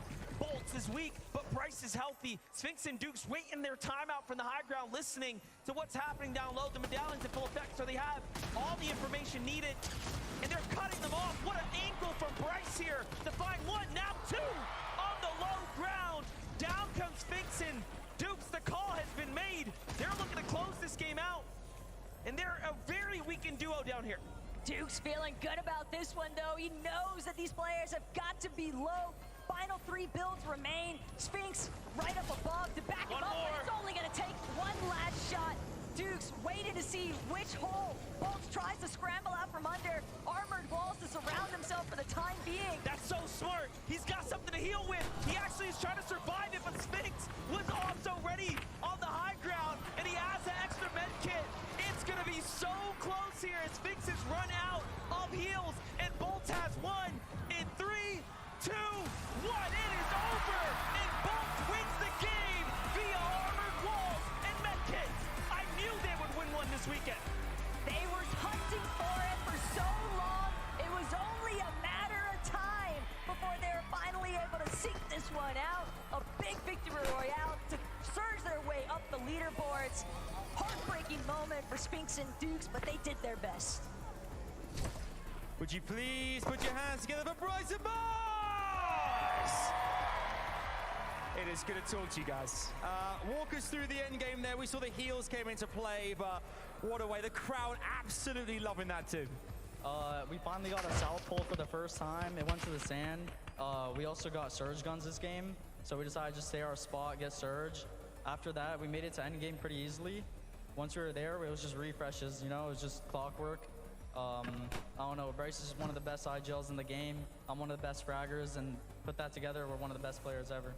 I mean, Bryce, you know, we hear that from their Bolts. It was an incredible way to round things up here. Obviously, you guys want to get as far up the leaderboard as possible now. Walk us through this competition thus far. How has it been for you both as a duo? It's been pretty challenging, but like we're the best duo, so it's nothing like different than NA East, pretty much, or NA Central. And I got to ask as well, we heard it from these guys, Fort Worth. I mean, Fort Worth, let them hear you one more time. You've got the crowd on your side too here. That must give you a lot of wind in your wings as well. Yeah, a lot of adrenaline running. I'm really nervous, but I'm also excited. All right, you heard it there. Bryce and Bolts, one more time, give it up for your winners! Woo! Lots more coming our way here. Bryce and Bolts, they're securing the victory, but we've got 2 more games left to play here. What's going to happen next? You have a front row seat. Do not go anywhere. This crowd already, we know you guys are too. We'll see for plenty more right after this break.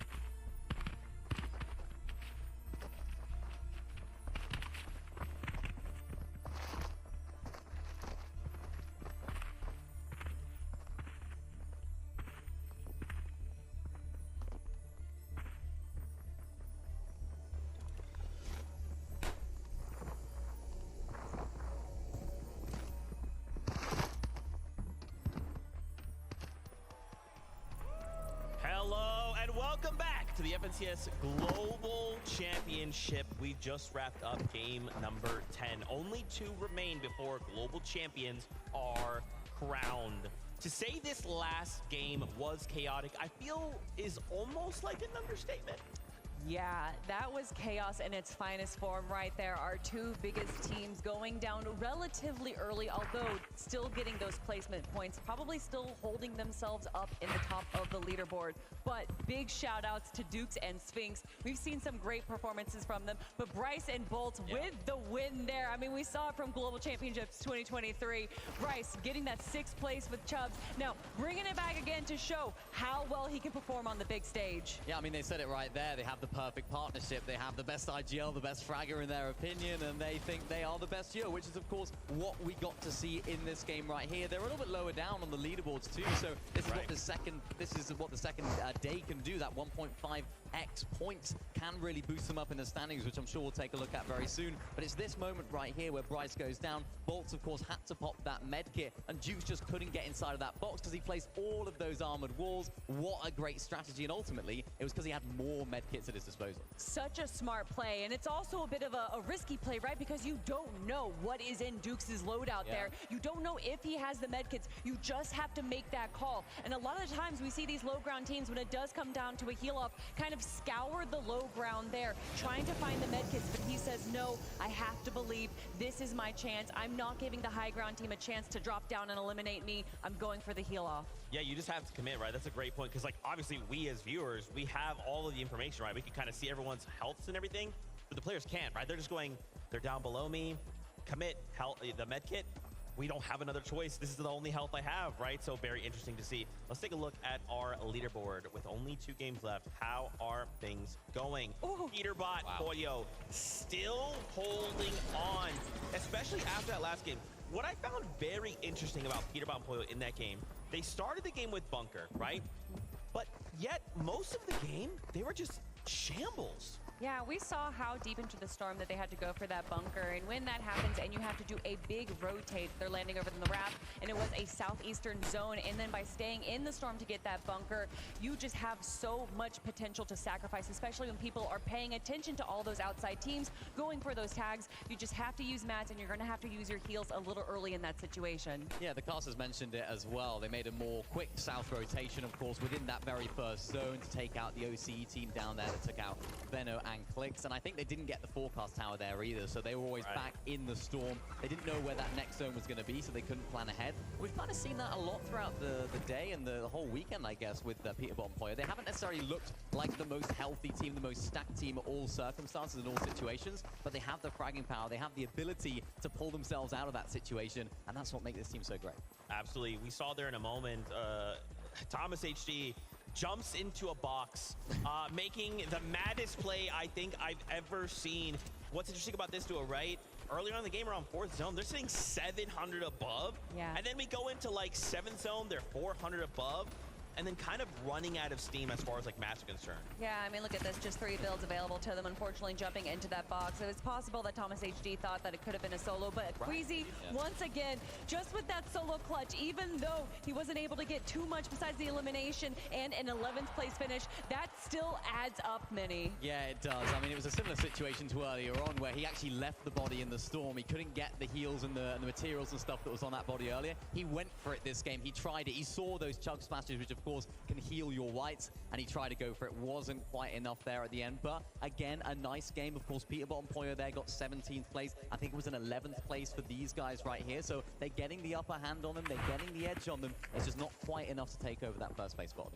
This is going to be a fight until the very end. 2 games left to go, and then a champion will be crowned. Fortnite fam, let's get ready to jump into game 11 on the day. Casters, over to you. Here it is. There's only 2 more chances now. Match 11 being one of them coming right up. It almost feels so surreal at this point, MDF, that we are right on the cusp of crowning our next global champions. Yeah, and it is really close at the top. I can't believe Queasy and Thomas couldn't take the small opportunity available, but let's see it.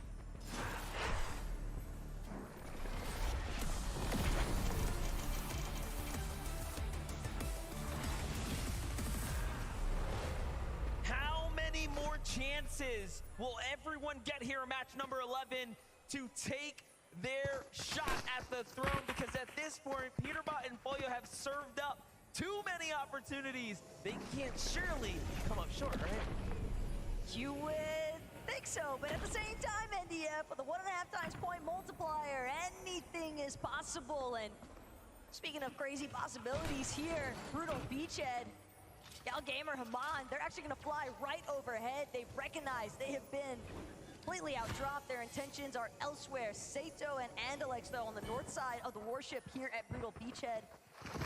Could be a moment for Acorn and Cold to potentially manifest their own destiny here on the day, because they have certainly encountered a fair share of struggles.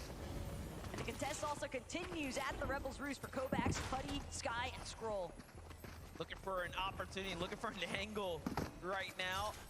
Putty's gonna get a huge pickup from the drop right there. So that's the round out the loadout here. Shotgun, AR ready to go. Burst being a great option so early right now. Monarch pistol for Kovacs, so not exactly the best. However, this is a hot drop, so you can see there are plenty of drones flying around that'll drop good loot as well. But Scroll and Sky this time not content with what they've received. Back off. We've seen them do this before. Meanwhile, on the other side, a power-worthy and Alex kicking things off, continuing their domination over Restored Reels. They really have impressed us, I would say, with what they're capable of in the early game. If they can just patch up that mid-game, I mean, they would make OCE very proud. Well, they've managed to smooth out the difficulties that they had in day one as far as that 50-50 drop is concerned and Restored Reels. The problem now today has just been Kanata and Cooper, amongst other teams, just closing in on that location after they see the exchange take place. But Acorn is currently situated here at Brutal Beachhead without Cold, and considering the Andalex as an elimination of his own, you have to expect that that was the one he found on the Cold. Yeah, it's sad to see, but it's about the worst we've seen Acorn and Cold do in person right now, and there's a lot of factors starting to add up. Normally, they play very, very well, you know, being contested. However, there were some rumors Cold wasn't feeling 100% today, so that could be taking its effects here now, especially as we drag on later into the evening, as they've kind of slipped down. But shift our focus into the stars of the evening, if you will. Pollo and Peterbot right now really starting to take form here. Last game makes you wonder what all went wrong in the mid-game, given that they were just in shambles somehow. No extra material. And then on the other side, Queasy and Thomas had a opposite situation, but this time it's an elimination. They pushed in rather quick to capitalize on Kramsu and Clone, who do land a little bit north of where Research Rock is at. And sure enough, Queasy just beaming Kramsu. Could have potentially just been a circumstance where Kramsu didn't even have time to react. He just got dropped in 2 shots pretty much. So well played to Queasy, Thomas HD for that one. Something we were just talking about in between these matches is the fact that Queasy and Thomas have been able to find the placement points, but what they need to add to it at this stage are the eliminations. Definitely being elimination light is what's holding them back on the standings right now, but consistency is surely theirs. That'll trump everything. Talk about consistent teams. Vico and Flixie have been online, but this time they have to be careful, have to be wary of Bryson Bolts, who are coming off a Victory Royale, given that they are another top 10 team. So that's not gonna be easy by any means, but a battle for the forecast tower is, of course, worth fighting for. And we've seen Bryson Bolts escape already with the cards, so. Not only that, I mean, even factor in what happened yesterday.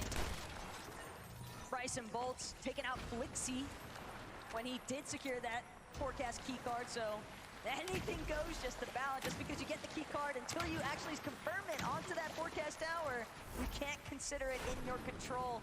Teeny and Chap, though, across the map. Just putting on so much pressure here for Garrus and Shari. No real opportunity for them to bounce back here. Garrus and Shari mixing up the strategies doesn't seem to be working going north at all right now. They were better off sitting in the storm trying to catch tags on the Clix and Vino. Jumping in with Chicho now in Trulex. Just outside the Doomstat. Big base here. Ramped out almost to see what they can find. Things are going to slow down here for a moment, but on the other side, things starting to heat up now for Chap and Teeny. Another elimination to finish the duo off. They knew that Shari was a solo, though, after collecting Gira, so it makes sense that they would take the time to pinpoint his location. The surge damage, just such a massive necessity to collect early on, so that way they can have better control over their rotations as the match progresses. Because we are down to our final 2 lobbies here today, MDF. Walks Ping getting active now because the likes of Rise and Yuma, and they're gonna win out. 2 big eliminations to add to the tab as Pollo and Peterbot yet again also finding themselves fully in control of the forecast tower. They've doubled back, they've secured it again, and this means that they will have all the information for all of the zones coming up. It's such an advantage. And it's not just them, right? There are other teams, of course, securing other forecast towers. However, they have just been the team that be able to do the most with that information. But now you've got a team with the best medallion, the best striker burst assault rifle, the best kind of opportunities to set themselves into optimal positioning thanks to the forecast. Shutting that down might not even be the focus. More so, it's just got to be other teams emphasizing even more still into their own gameplay to ensure that they can keep up at this point. Pico and Flixie trying to keep up.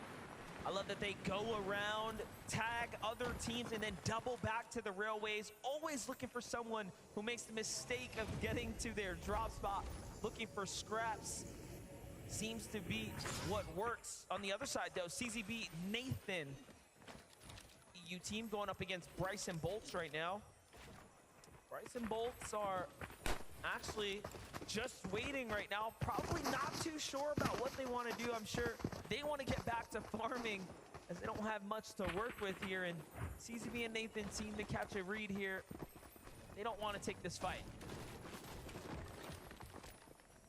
Yeah, Season B and Nathan, they're in a far better position as well, just having that little bit of elevation to work with. So Bryce Bolts, they're likely going to head the opposite direction, but something I couldn't help but notice, last time we checked in with Trulex and Chicho, that surge base that they had established, the way that they were taking shots into Doomstad, wondering how much interference they've been playing today up against the likes of Muzz and Epic Whale, Reet and Ritual. Keep in mind, those two teams are trying to head, they're already softly contesting each other. They've been splitting Doomstad between the north and south sides, but when you've got Trulex and Chicho, such strong mechanical players, you know they have such crazy pinpoint accuracy, and they're holding you with a surge base from so far. It can be very difficult to actually work your way out of that location. Especially if it forces you into another team that you're not expecting, which of course will be disastrous. Chicho and Trulex doing just that as well, talking about manipulating these rotates. They're trying to do that here. No tags right now into Rapid and Batman Booga. However, Trulex has got a completely different angle here on the outskirts. But the call's being made. Time to get a move on it here. They'll be one of the first to rotate now. Plenty of rocks, though, to easily refarm some of the brick that they had invested for that first surge base.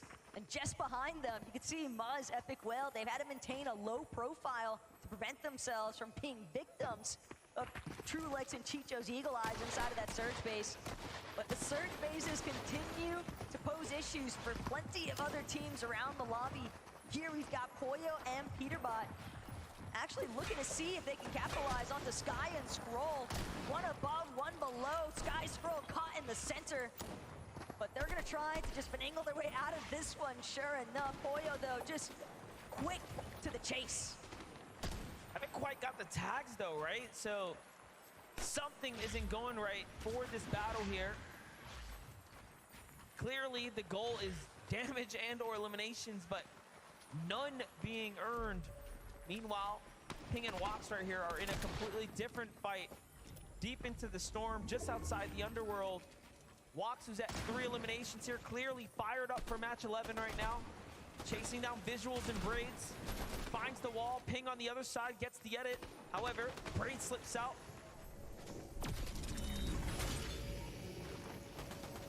This is looking rather dire, though, for Braids.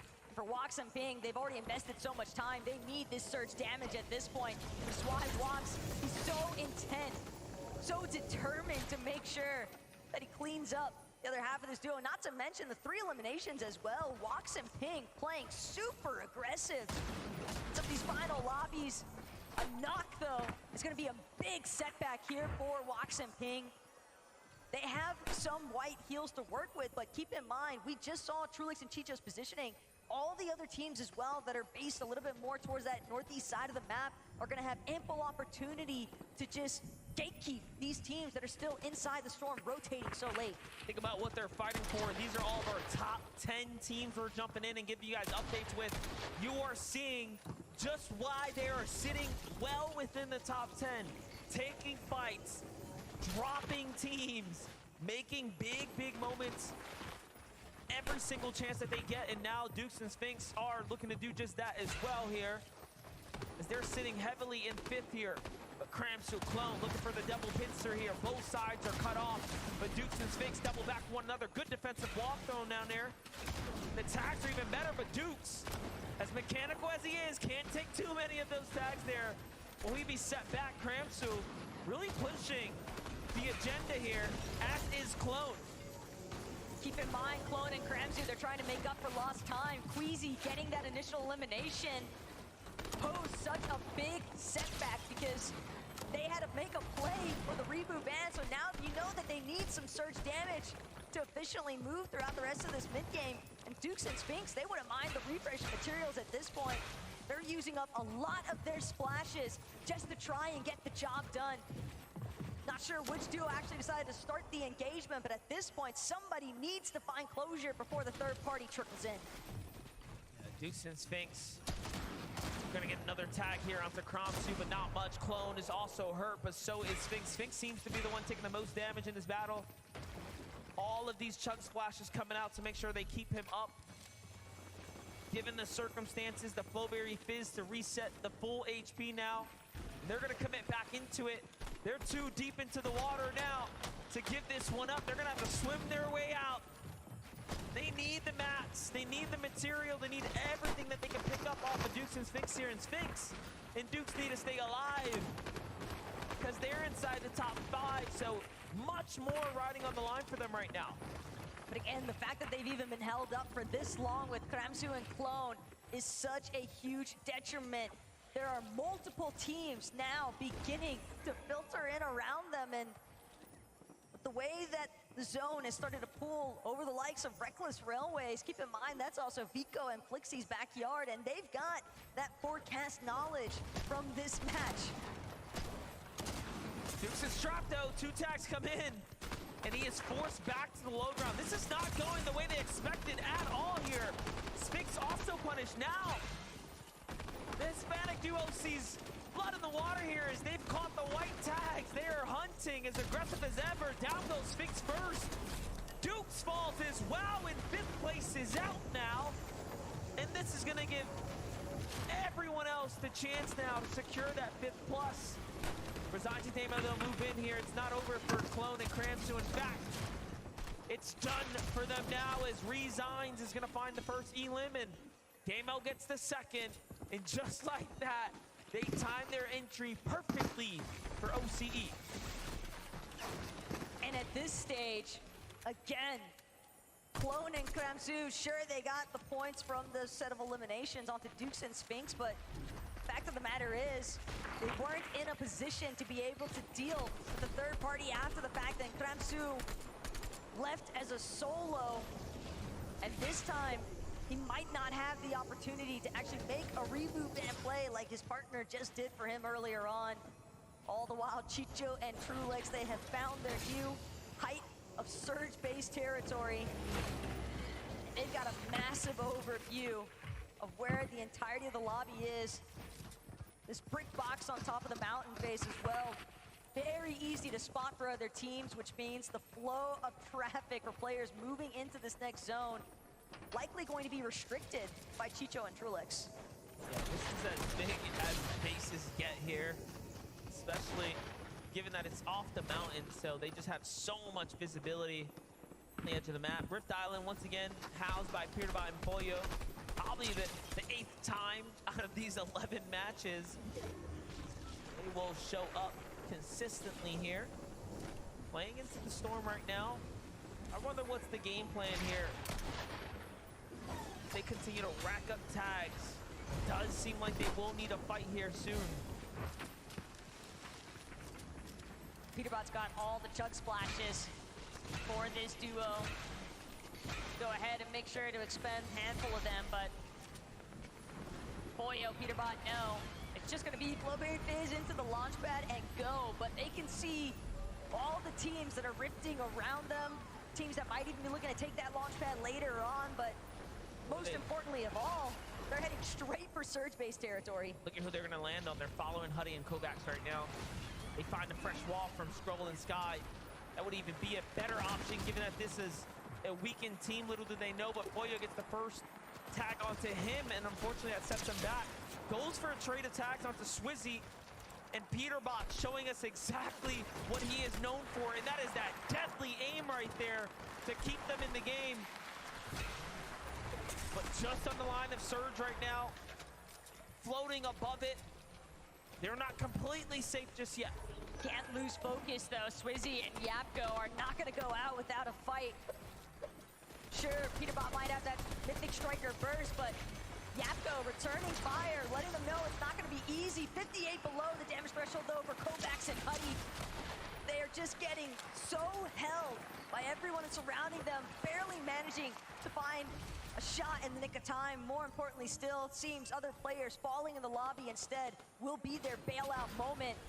They are fortunately gonna be able to take a quick moment to pause, heal up, and then determine where they head next. Harping out not necessarily an option. They're gonna have to fight because they need more material. Nice little pickup here for Peterbot. Still has 2 splashes to work with right now. These eliminations being a massive, massive recovery opportunity for them. Let's take a look at it. It was Worthy who was flying in here. He didn't stand a chance. Unfortunately, fell short of the storm line there. Queasy, Thomas HD, hot on the heels of Flixie and Vico now. That would be an incredible team to drop, given that they are in 3rd place. They could just play for Deadside at this point. They have so much damage above the rest of the lobby. They're gonna be a little bit late, but Thomas HD, do you ever miss with the Monarch pistol, man? We have seen him do so much damage with that weapon. It wouldn't doubt me if the stats say that he is far and above the rest with a Monarch here on the weekend. Take a look at that in just a moment, but Kovacs, Huddy now, very much below the surge here, forced into a box-to-box engagement here. This is as scrappy as it's gonna get, and they need an elimination here now. Clock is ticking, starting to run short on time.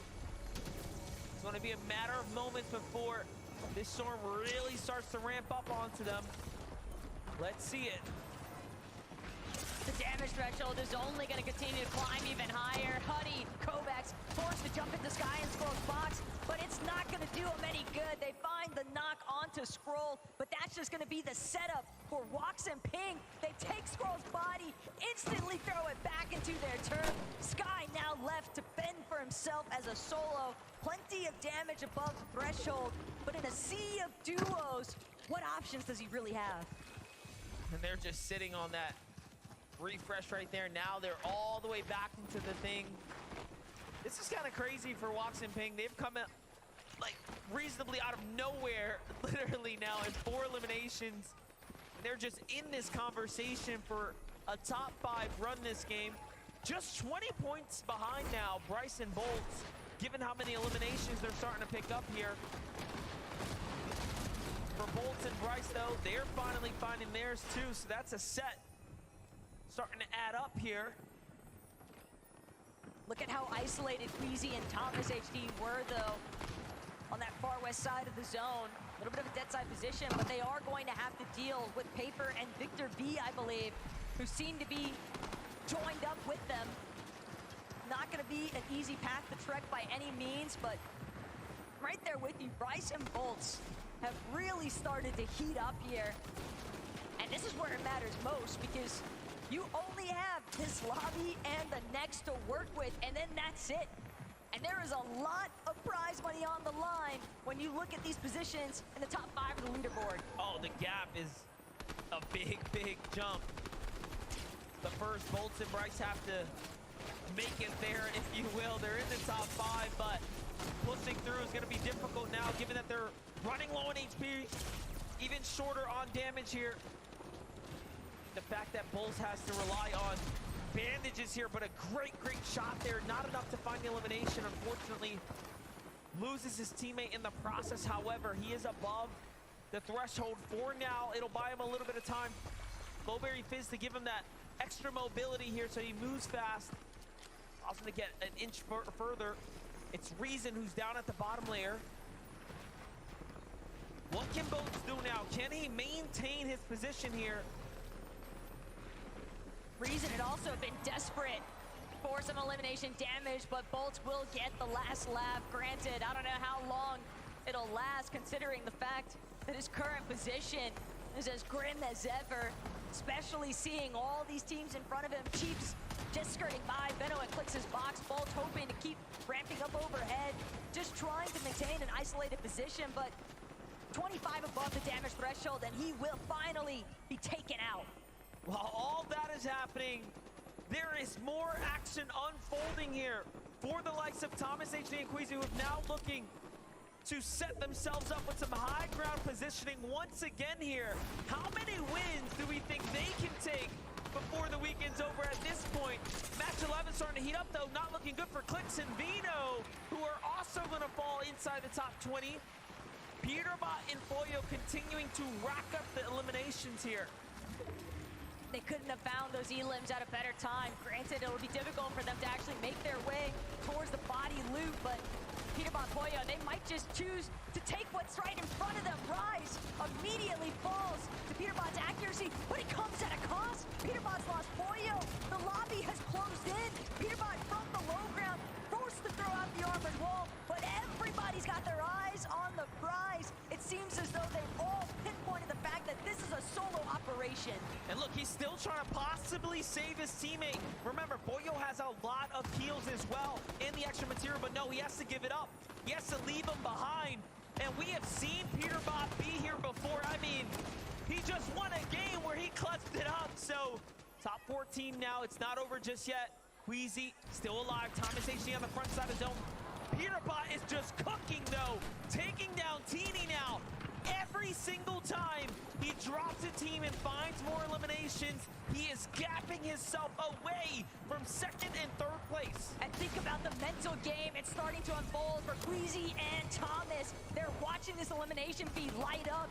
Peterbot, regardless if he's got Foyo or not, he's willing to make some miracles happen. Low ground control, though, belongs to Thomas HD and Queasy. They're trying to make some eliminations happen. They need those points. They've got 5 already, but Peterbot just continuing this massacre at this stage. Keep your attention down to the bottom right now as Thomas HD just found elimination in low ground, and they're starting to put the pressure while Peterbot's trying to rotate. Thomas is going to find another one down low, and he is still cooking here. Meanwhile, Queasy backs him up and takes down Reet on the low ground there, and they are just turning up. This is why they're first and second place given into this 11 match right here. They are decimating the lobby. It's a 1 versus 2 scenario, but Peterbot is just making it happen. Thomas HD and Queasy sitting at 8 eliminations already, though. But Peterbot gets another. Ritual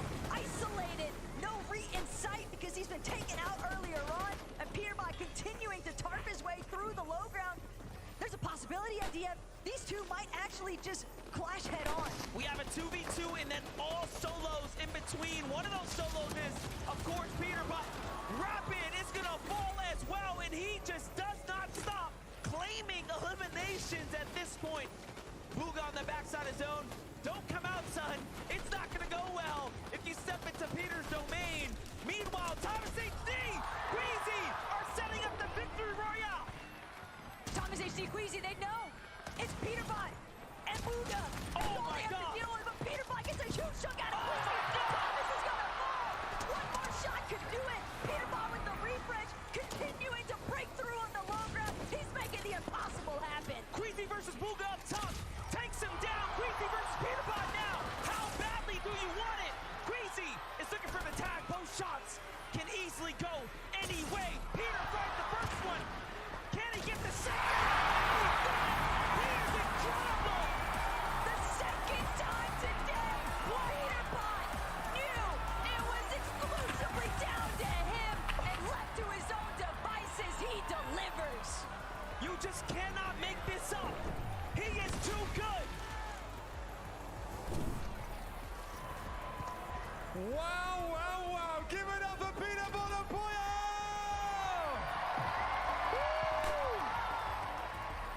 You know, is that a taste of what's to come? The 1v1 versus Queasy, the last play of the game. Peterbot, Beef Squad. were out of your Well mind played, there. Peterbot. Yeah, I don't know. So I eliminated Thomas, and then I know Queasy killed one, right? And then I just Grandpa knew it was a free win, so it was Queasy, not Thomas, 007. you know what I'm saying? Agreed, GG's. All right. Boy, this is... I'm enjoying this. Are you enjoying this too? Yeah, I'm enjoying it. I mean, the solo clutch, both our wins today, so, I mean. We started the day with you guys, a good 60 points in the lead. You guys have been toe-to-toe with Thomas and Queasy all day long. It goes down to the last game now. That has got to be the greatest way to kickstart the last game of this competition. What are you guys gonna, I mean, how do you kind of... The underscore hermit. I think that makes it more than one match he won as he started. He was only going to get one. Yeah, I think they're gonna land on. Yeah, I think they're gonna land on us this last game, and then we're just gonna kill them, and that'll be it. Okay, you expecting that as well? Do you think there's a chance that Thomas and Queasy may make the play and go for you guys and land where you're landing and challenge you? I think so. Okay. Maybe. I was gonna say, I've asked you guys so many questions over the course of the last 2 days. I'm gonna ask you what your favorite color is, Peterbot, and is it gold? No, it's not, but that'd be nice to win, you know what I'm saying? Would be nice. One more time, would you give it up for Peterbot and Boyo? We could not have asked for a greater way to go into our final game 12. It is so close now. FNCS Global Championships 2024 could not have asked for a better way to close things out. Grandpa Gamer 007. Full carry of his teammate though. Crowning our champions. We'll see you in a bit.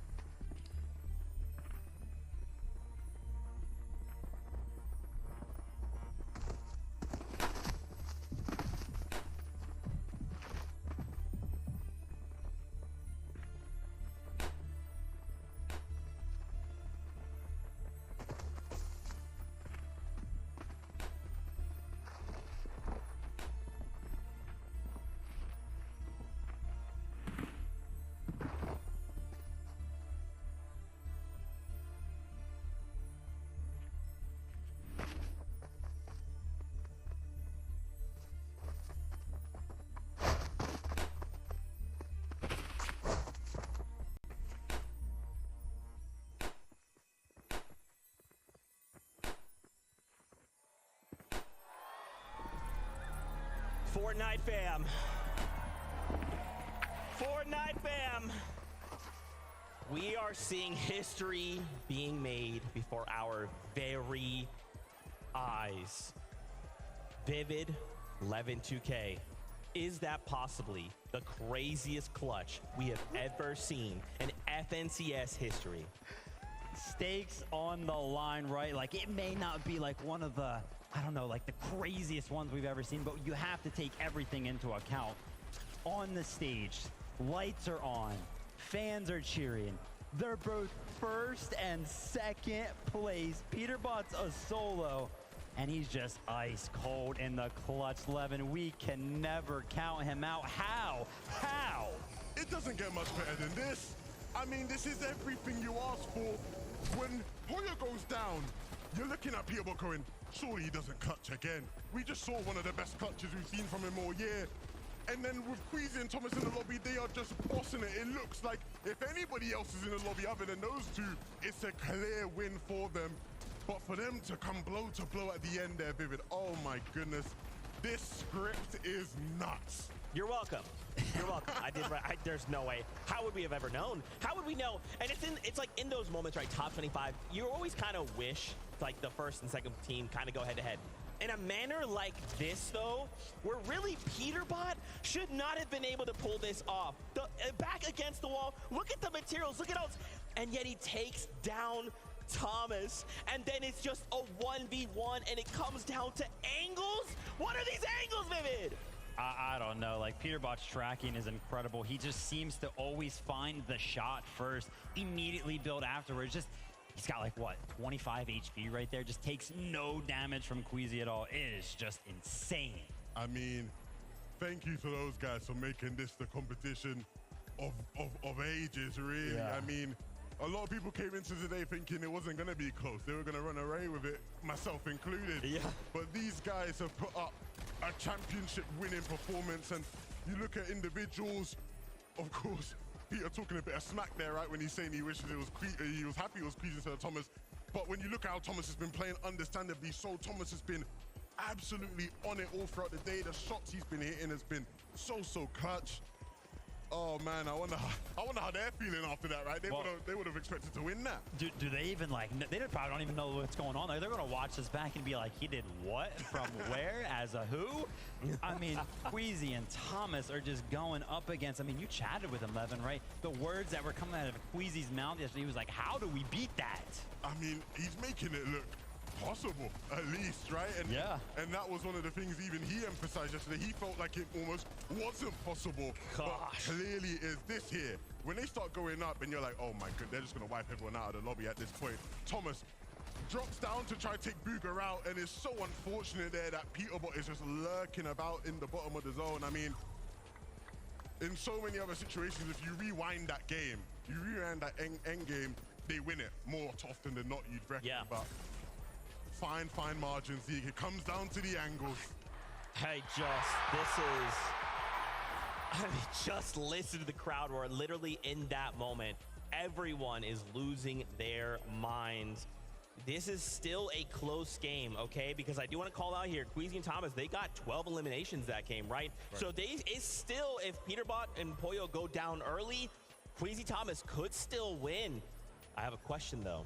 At the beginning of the show, Adam was talking with Queasy and Thomas HD, and he said, listen, if it comes to that, going into game 12, could we see and relive that invitational moment? What did Queasy say? Queasy basically mentioned that if the gap between second and third place was enough, right? Enough to go ahead and justify, like, oh, listen, if we have a bad game, but we get 0 points, we're still going to get second, and we're going for it. We're running it back from Invitational. We're landing on Peterbot and Poyo 11. What does that kind of make you feel? You think they're going to do it or what? I mean, the gap is there. You look at Peterbot and Poyo, and I know they've had some hiccups in the earlier games of the day, but you can't count on them going down early, right? That isn't just how these games have played out for the most part. And so if you really want to win, you want to take home that championship like we know Queasy and Thomas do, there is one play that can guarantee you that championship, and that is landing on them, taking the raft away from them, and winning out the game. That's way too scary, though. Are we really saying we think they're going to commit to a raft? There's already duos there, and you know for those other duos are thinking we've got to slow them down. This could be an all-out fight at the raft.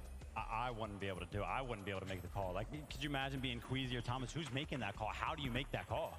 I mean, it's so tough. I mean, Queasy, I would assume, would be the one to make that call, but it's so much more complicated than that, right? Because even if you do land there and you take them down at the raft, there's other teams there, like you guys have mentioned. Yeah. What happens if one of these other teams, imagine a world where they take them down, right? Queasy and Thomas manage to land on them, take them down, and then Frex or someone else in the POI goes, hold on a minute, and starts running out. Pop over. You know what I mean? Like, it's risky business. It's different from Invitational. Cammy and Seti, when Queasy and Veno landed on those guys, they were landing at an uncontested POI, right? So there was room for it to happen. Well, fam, this is our hearts racing. We hope you are enjoying the hype. We're getting closer to starting off game number 12. The underscore hermit. I gotta ask, how well, have a great rest of your day getting ready to head to work. Only one emotion rushing through my body right now, and that is excitement. We're, what, 25 minutes away from watching that trophy up there get hoisted by our global championships. One more game separates us and that. Levin, how are you feeling, man? You want to know how I'm feeling? You want to know how I'm feeling? Yeah. I'm feeling like it all comes down to this. One more game remaining, legacies on the line. I think back to moments. This game's all about moments. Fortnite's about moments. I think back to the World Cup, the young Argentinian king fighting to push his family's life over, fighting for his destiny. I think back to even earlier yesterday, Swizzy, all the adversity he's faced, fighting up against the best duo in the world, Peter and Poyo in a 1v2. He did it. I think back to the Invitational 2022. Queasy, Veno against Seti and Cammy to win it all. This game is about moments. Fort Worth, are you ready for a moment? No. Fort Worth, I said, are you ready? This is that moment. This is their moment. Game number 12 starts now.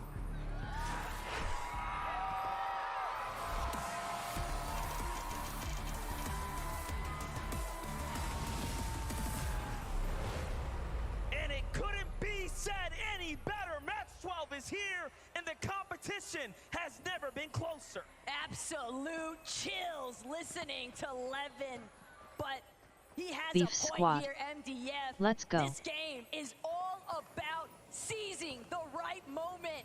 Poyo and Peterbot flying in to the raft. Company beside them, but no Queasy and Thomas in sight. But you do have Danoth and Tinker still here. Peterbot and Poyo will have to make it out of the drop. They will have to make all the way to endgame here to meet Thomas HD and Queasy to run it. Grandpa Gamer 007 MO. For Poyo and Peterbot as they get to have a chance to open up the point discrepancy. This is anything but a detriment, though, as far as Poyo and Peterbot are concerned. Danoth and Tinka nearly helping them tally up an additional 6 points if they're not careful. All the while, Thomas, Queasy, they've just landed, touchdown, home base here. Grandpa Gamer 007. My money is on Thomas. And a whole game ahead of them to try and stamp their mark. And I know everyone at home watching right now, sitting on the edge of their seats. What is gonna happen? Who is gonna take it all home and lift the trophy at the end, the bragging rights of being the best duo globally across all of the Fortnite regions? Kovacs and Huddy still have so much to fight for as Beef well, squad. given that their I think Peter's gonna win. finish is up on the line here. Let's not forget, third place is still a huge jump up in prizing and bragging. But for Kovacs and Huddy, they've been fighting this team every single game of the weekend so far. They've been relatively successful, but this is the last chance now. Neither side willing to budge, but for Sky and Skrull, they seem to be on the receiving end for the most part. Huddy, Kovacs trying to close in. They know just how injured they actually are, but Kovacs a little bit Grandpa too Gamer ambitious. 007. He was sued cocky in the interview last night though. Huddy to keep that podium finish alive. It's not over yet though. Huddy is way too healthy, and they recognize that this can go either way. Given how consistent he's been, beautiful tag right there onto one duo. Can he get the second? Surely he can, but the damage has been done, and he's forced onto the back foot, starting to run out of mats now. Armor wall comes out. Things are looking really dicey now for Huddy. There's only so many ways that Huddy could actually choose to escape from this current position, however, and Skrull recognizes that fact. Skrull's gonna find that final elimination. Huddy and Kovacs have had a phenomenal run, but it's cut short. Pollo Peterbot doing the same currently to Trashy and Threats. And now, there's no threats in sight. Everyone at the rack must go. Peterbot and Pollo need more points, and they want to start opening up the gap here. Trashy's gonna be the first to fall now.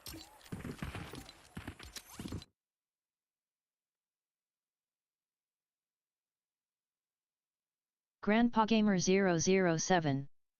Seriously.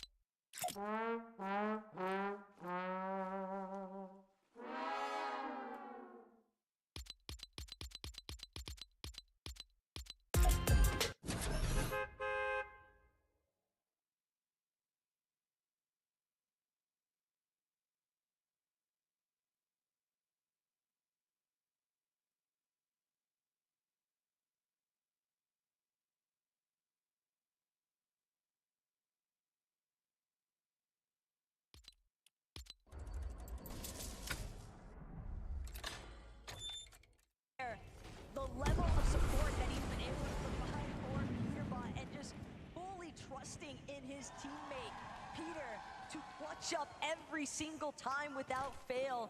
That is a huge amount of pressure rested upon Peterbot's shoulders, and yet he plays as if there's nothing weighing him down in the slightest. What's really interesting about Peterbot and Pollo as well, the way they're playing right now, they're not taking any chances. Anything that moves is getting shot. You saw there even clicks off, and they're hitting everyone back. They're gonna want 1,000 feet between them.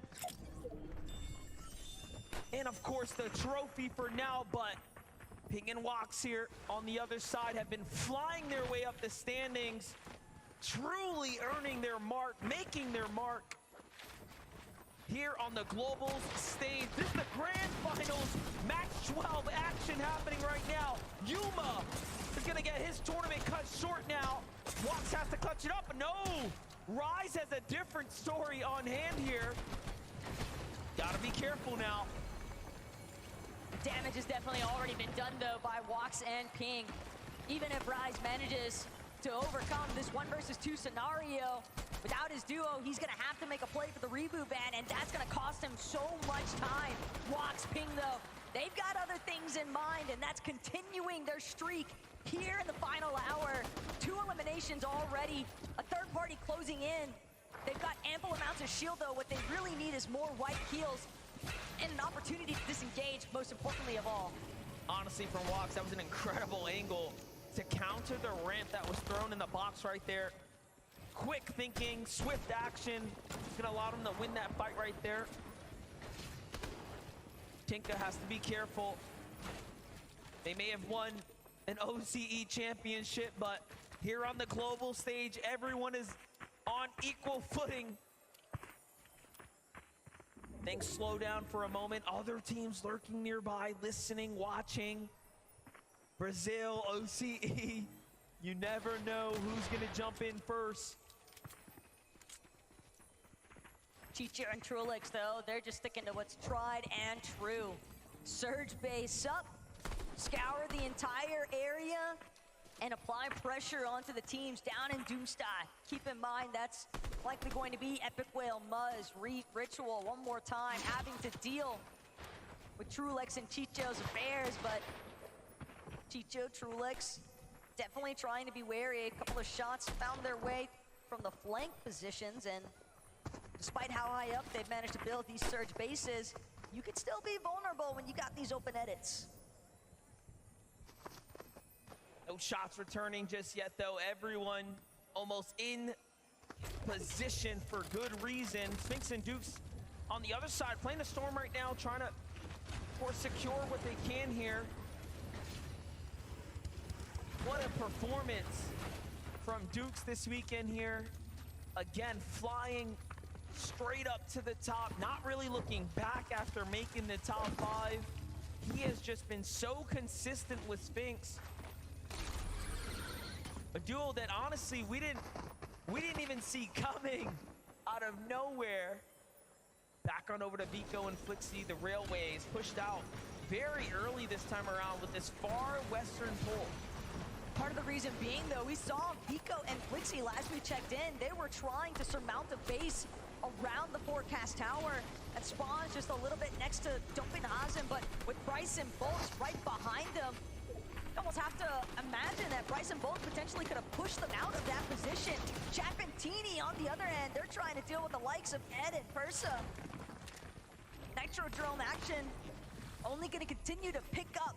There's a lot of commotion that both of these duos are making, and they're on the outside of the zone. Granted, they have plenty of time to work with. TD and Chap could also always opt to take this flaming boost tube. They feel as though this battle isn't worth their time. Definitely are looking like it's time to get out of here. Couple eliminations, but time to just recoup, bounce back, get the materials, and find your way towards the mid game here. Meanwhile, Booga falls to the hands of Muzz and Epic Whale, and they are racking up the loot now. Other teams are still here at the Doomstot, though. Big rotates coming in, it seems like, from Reet and Ritual. Mapoli and Zoyota as well. Just lurking, trying to find an opportunity here to pounce in. That was a big set of eliminations, though, that Muzz and Epic Whale managed to find. And the fact that it was on to Aviv and Booga can be crushing when you consider that they had started to surmount the comeback potential, trying to maintain the top 10. Aviv unable to get the revive. Respect the commitment, but Muzz and Epic Whale just a little bit too quick on the collapse.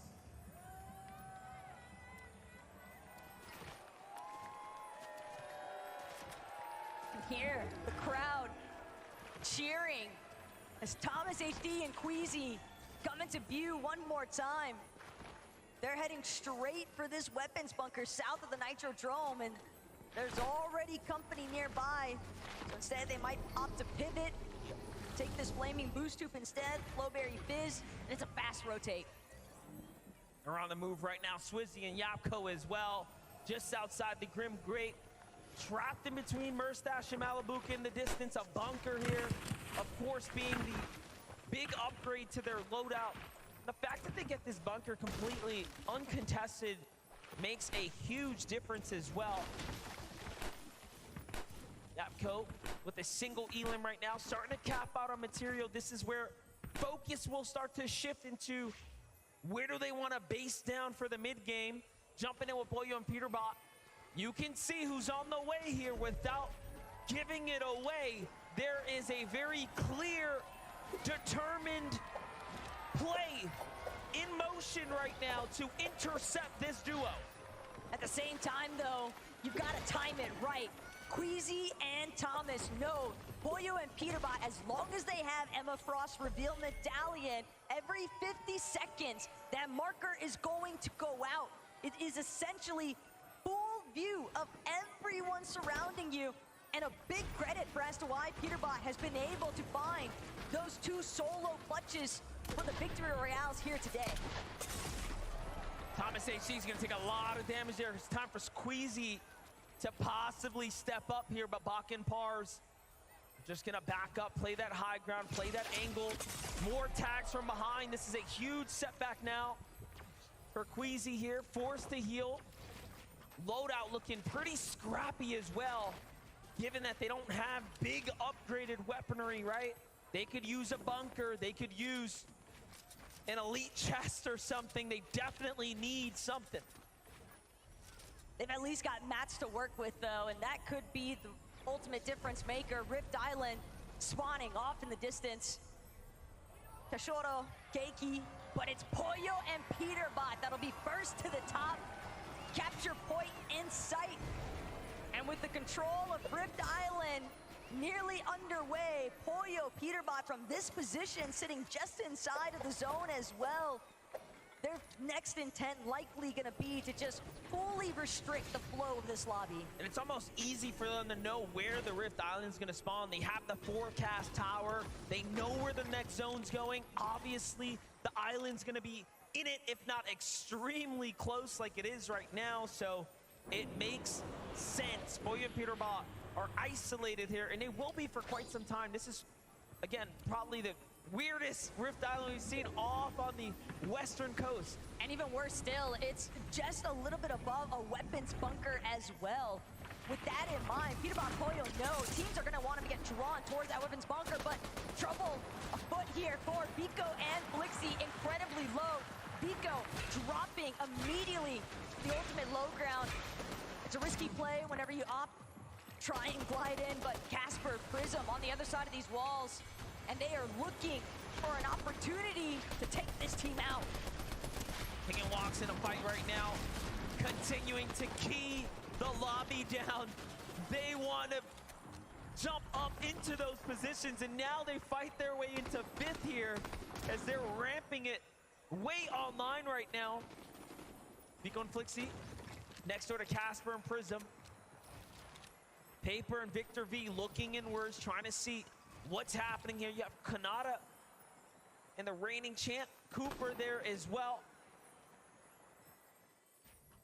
Very, very contested spot here. Meanwhile, Bolts and Bryce, who are our fifth place team coming in, but now slipping down just nearby.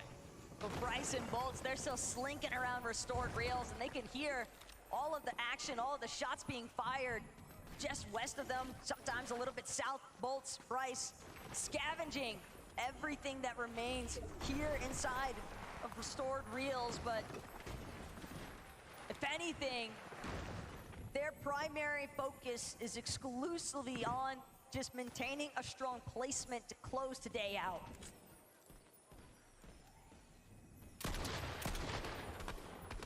Great tags from Chicho. Every time we've jumped in, he is just on it with Trulex here. They have played very, very well. It's that third place spot is what is open for them right now. They're gonna pop this Flowberry Fizz and get their rotate going now. Of course, have the dashes, given that it's right on top of the Grim Gate. And all things considering, if the zone ends on the Grim Gate, that will be a factor in its own to take into account for an end game. Well, don't count it out just yet, because we're seeing that river of sticks get further and further into the heart of these zones. Clicks, Benno caught up currently with Malabuka and Murstache. From one side of the map to the next, though, Murstache, Malabuka know that they're gonna need some elimination points as well. They lost a lot of their footing they had after the conclusion of day one.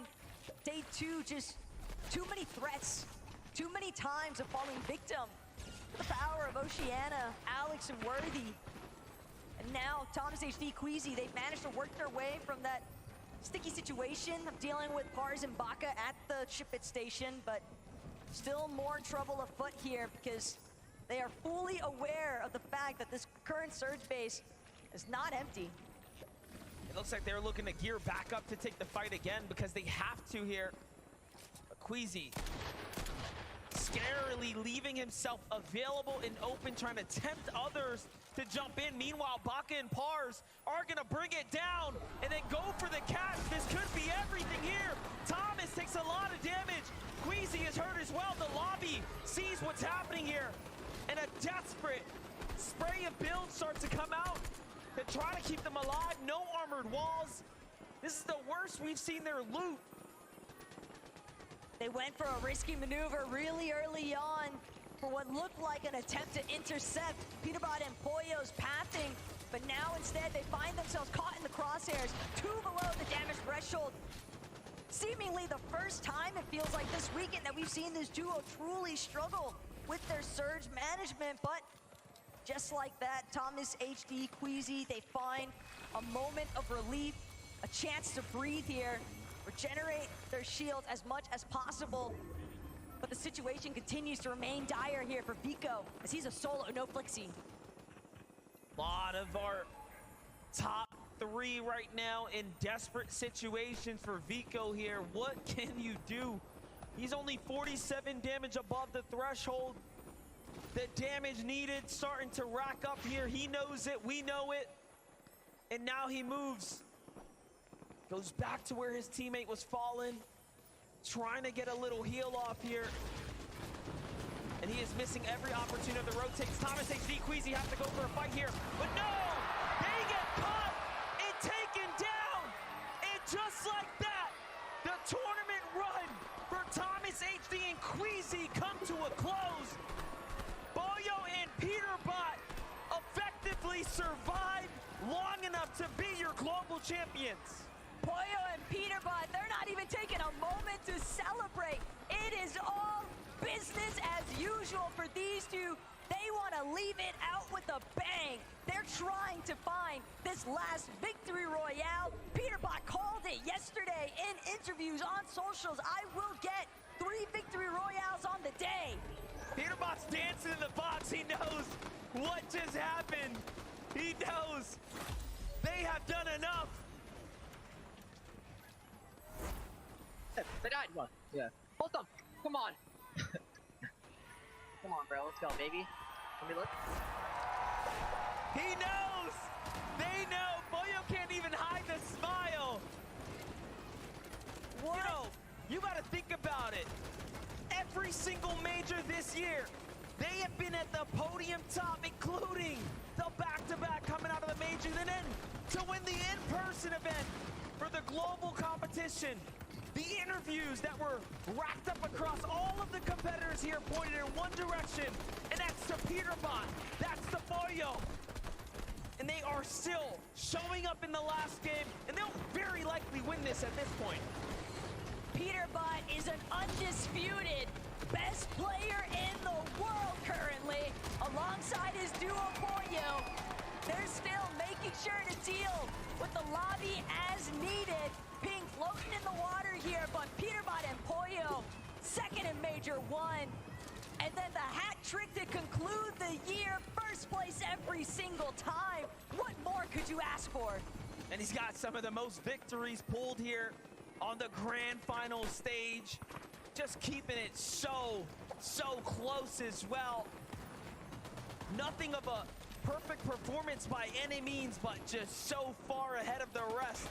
Clearly, he's a cut above the competition, but for others, there's still a lot to fight for here as second and third are now out of the game. If Bolts and Bryce pull a big game here, they could very well jump their way up into some significant new prizing and maybe be called the third, maybe the second best team in the world. They're not the Beef only squad. ones seeking it out either. Well You've gotta played to keep in Polo mind and Trulix Peterbot. and Chicho, Wax and Ping.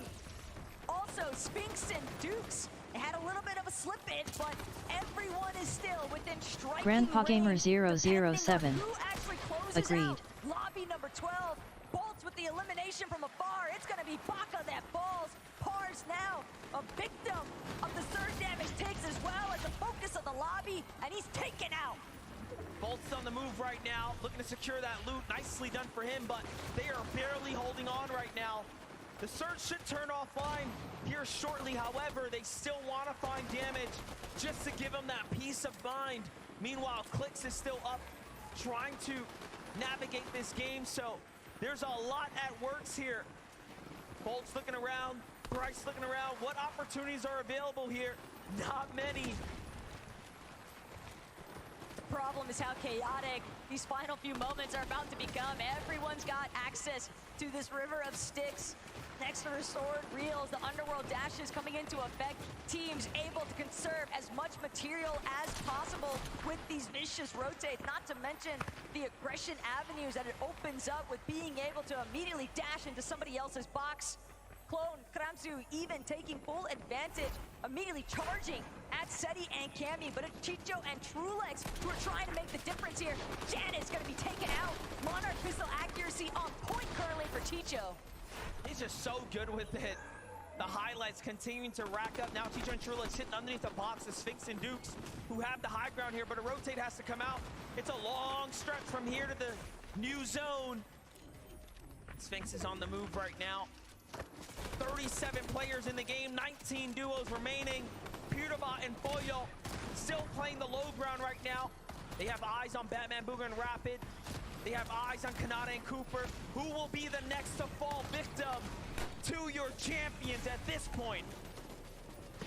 Pewterbot and Boyo are floating through this lobby. Quite literally, secondary height gonna fall under their control temporarily. They're still choosing to tarp forward, maintaining this front side position.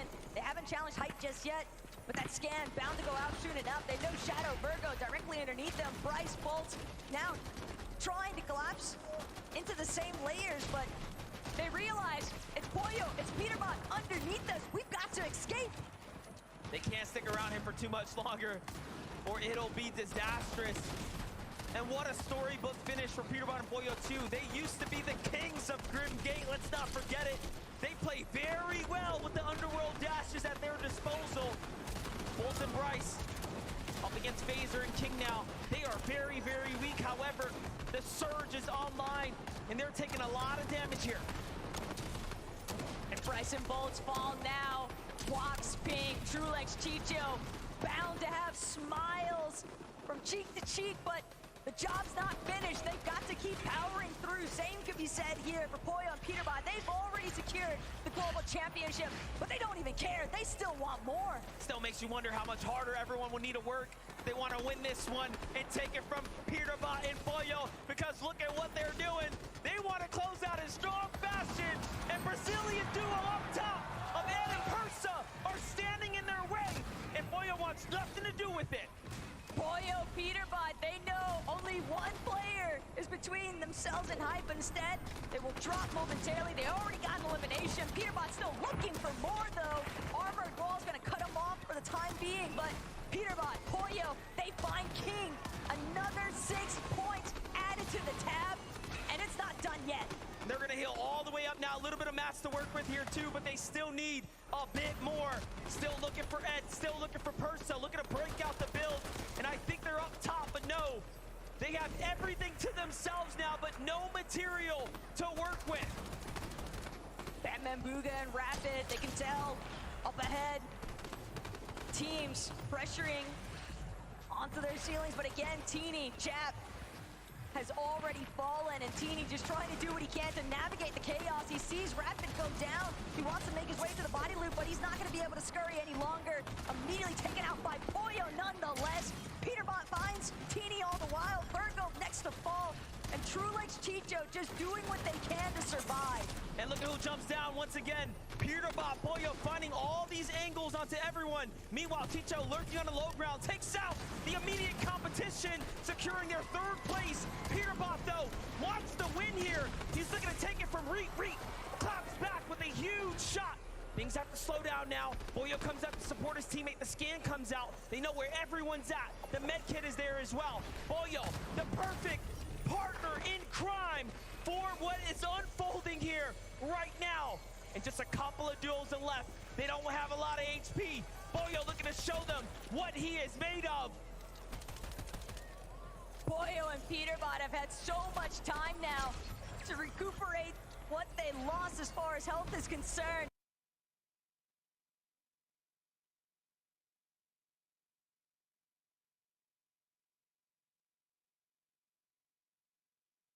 Grandpa Gamer 007. Dude.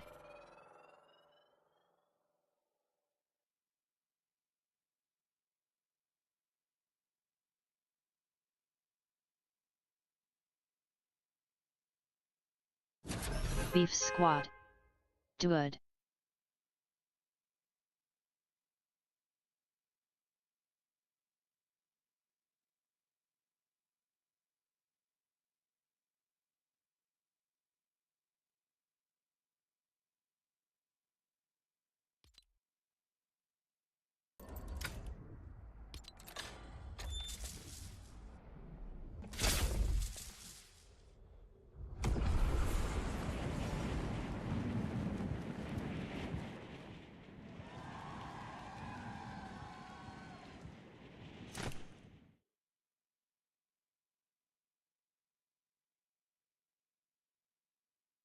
Grandpa Gamer 007. Seriously?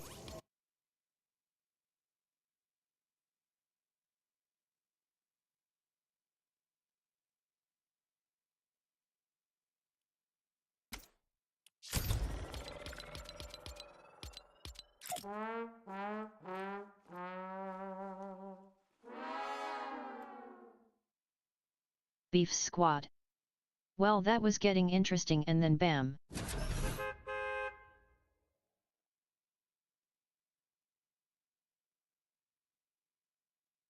Grandpa Gamer 007. Right.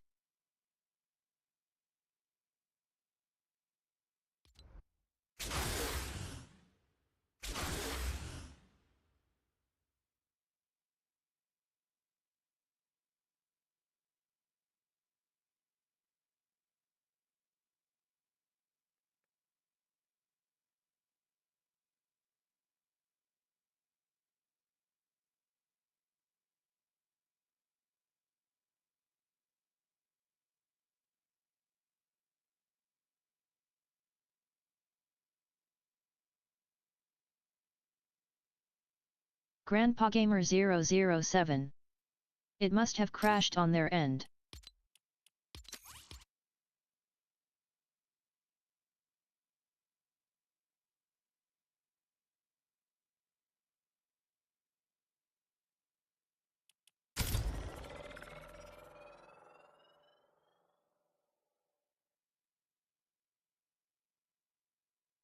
Grandpa Gamer 007.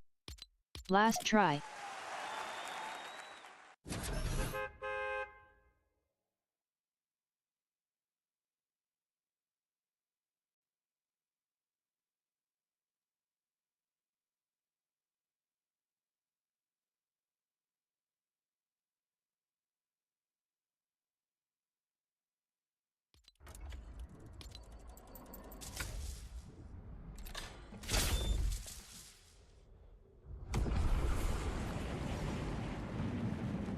Grandpa Gamer 007. FFS.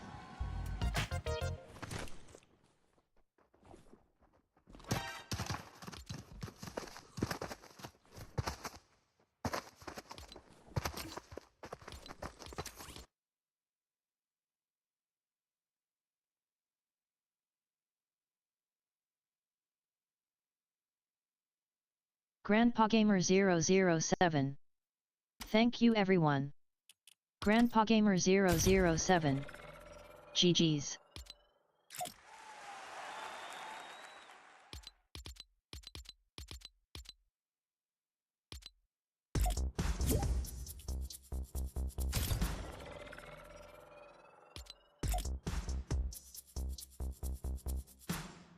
Beef Squad.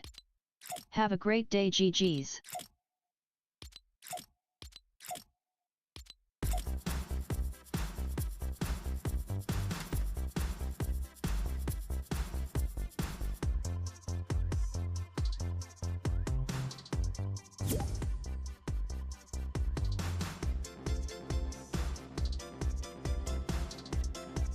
Grandpa Gamer 007. Creative crashed.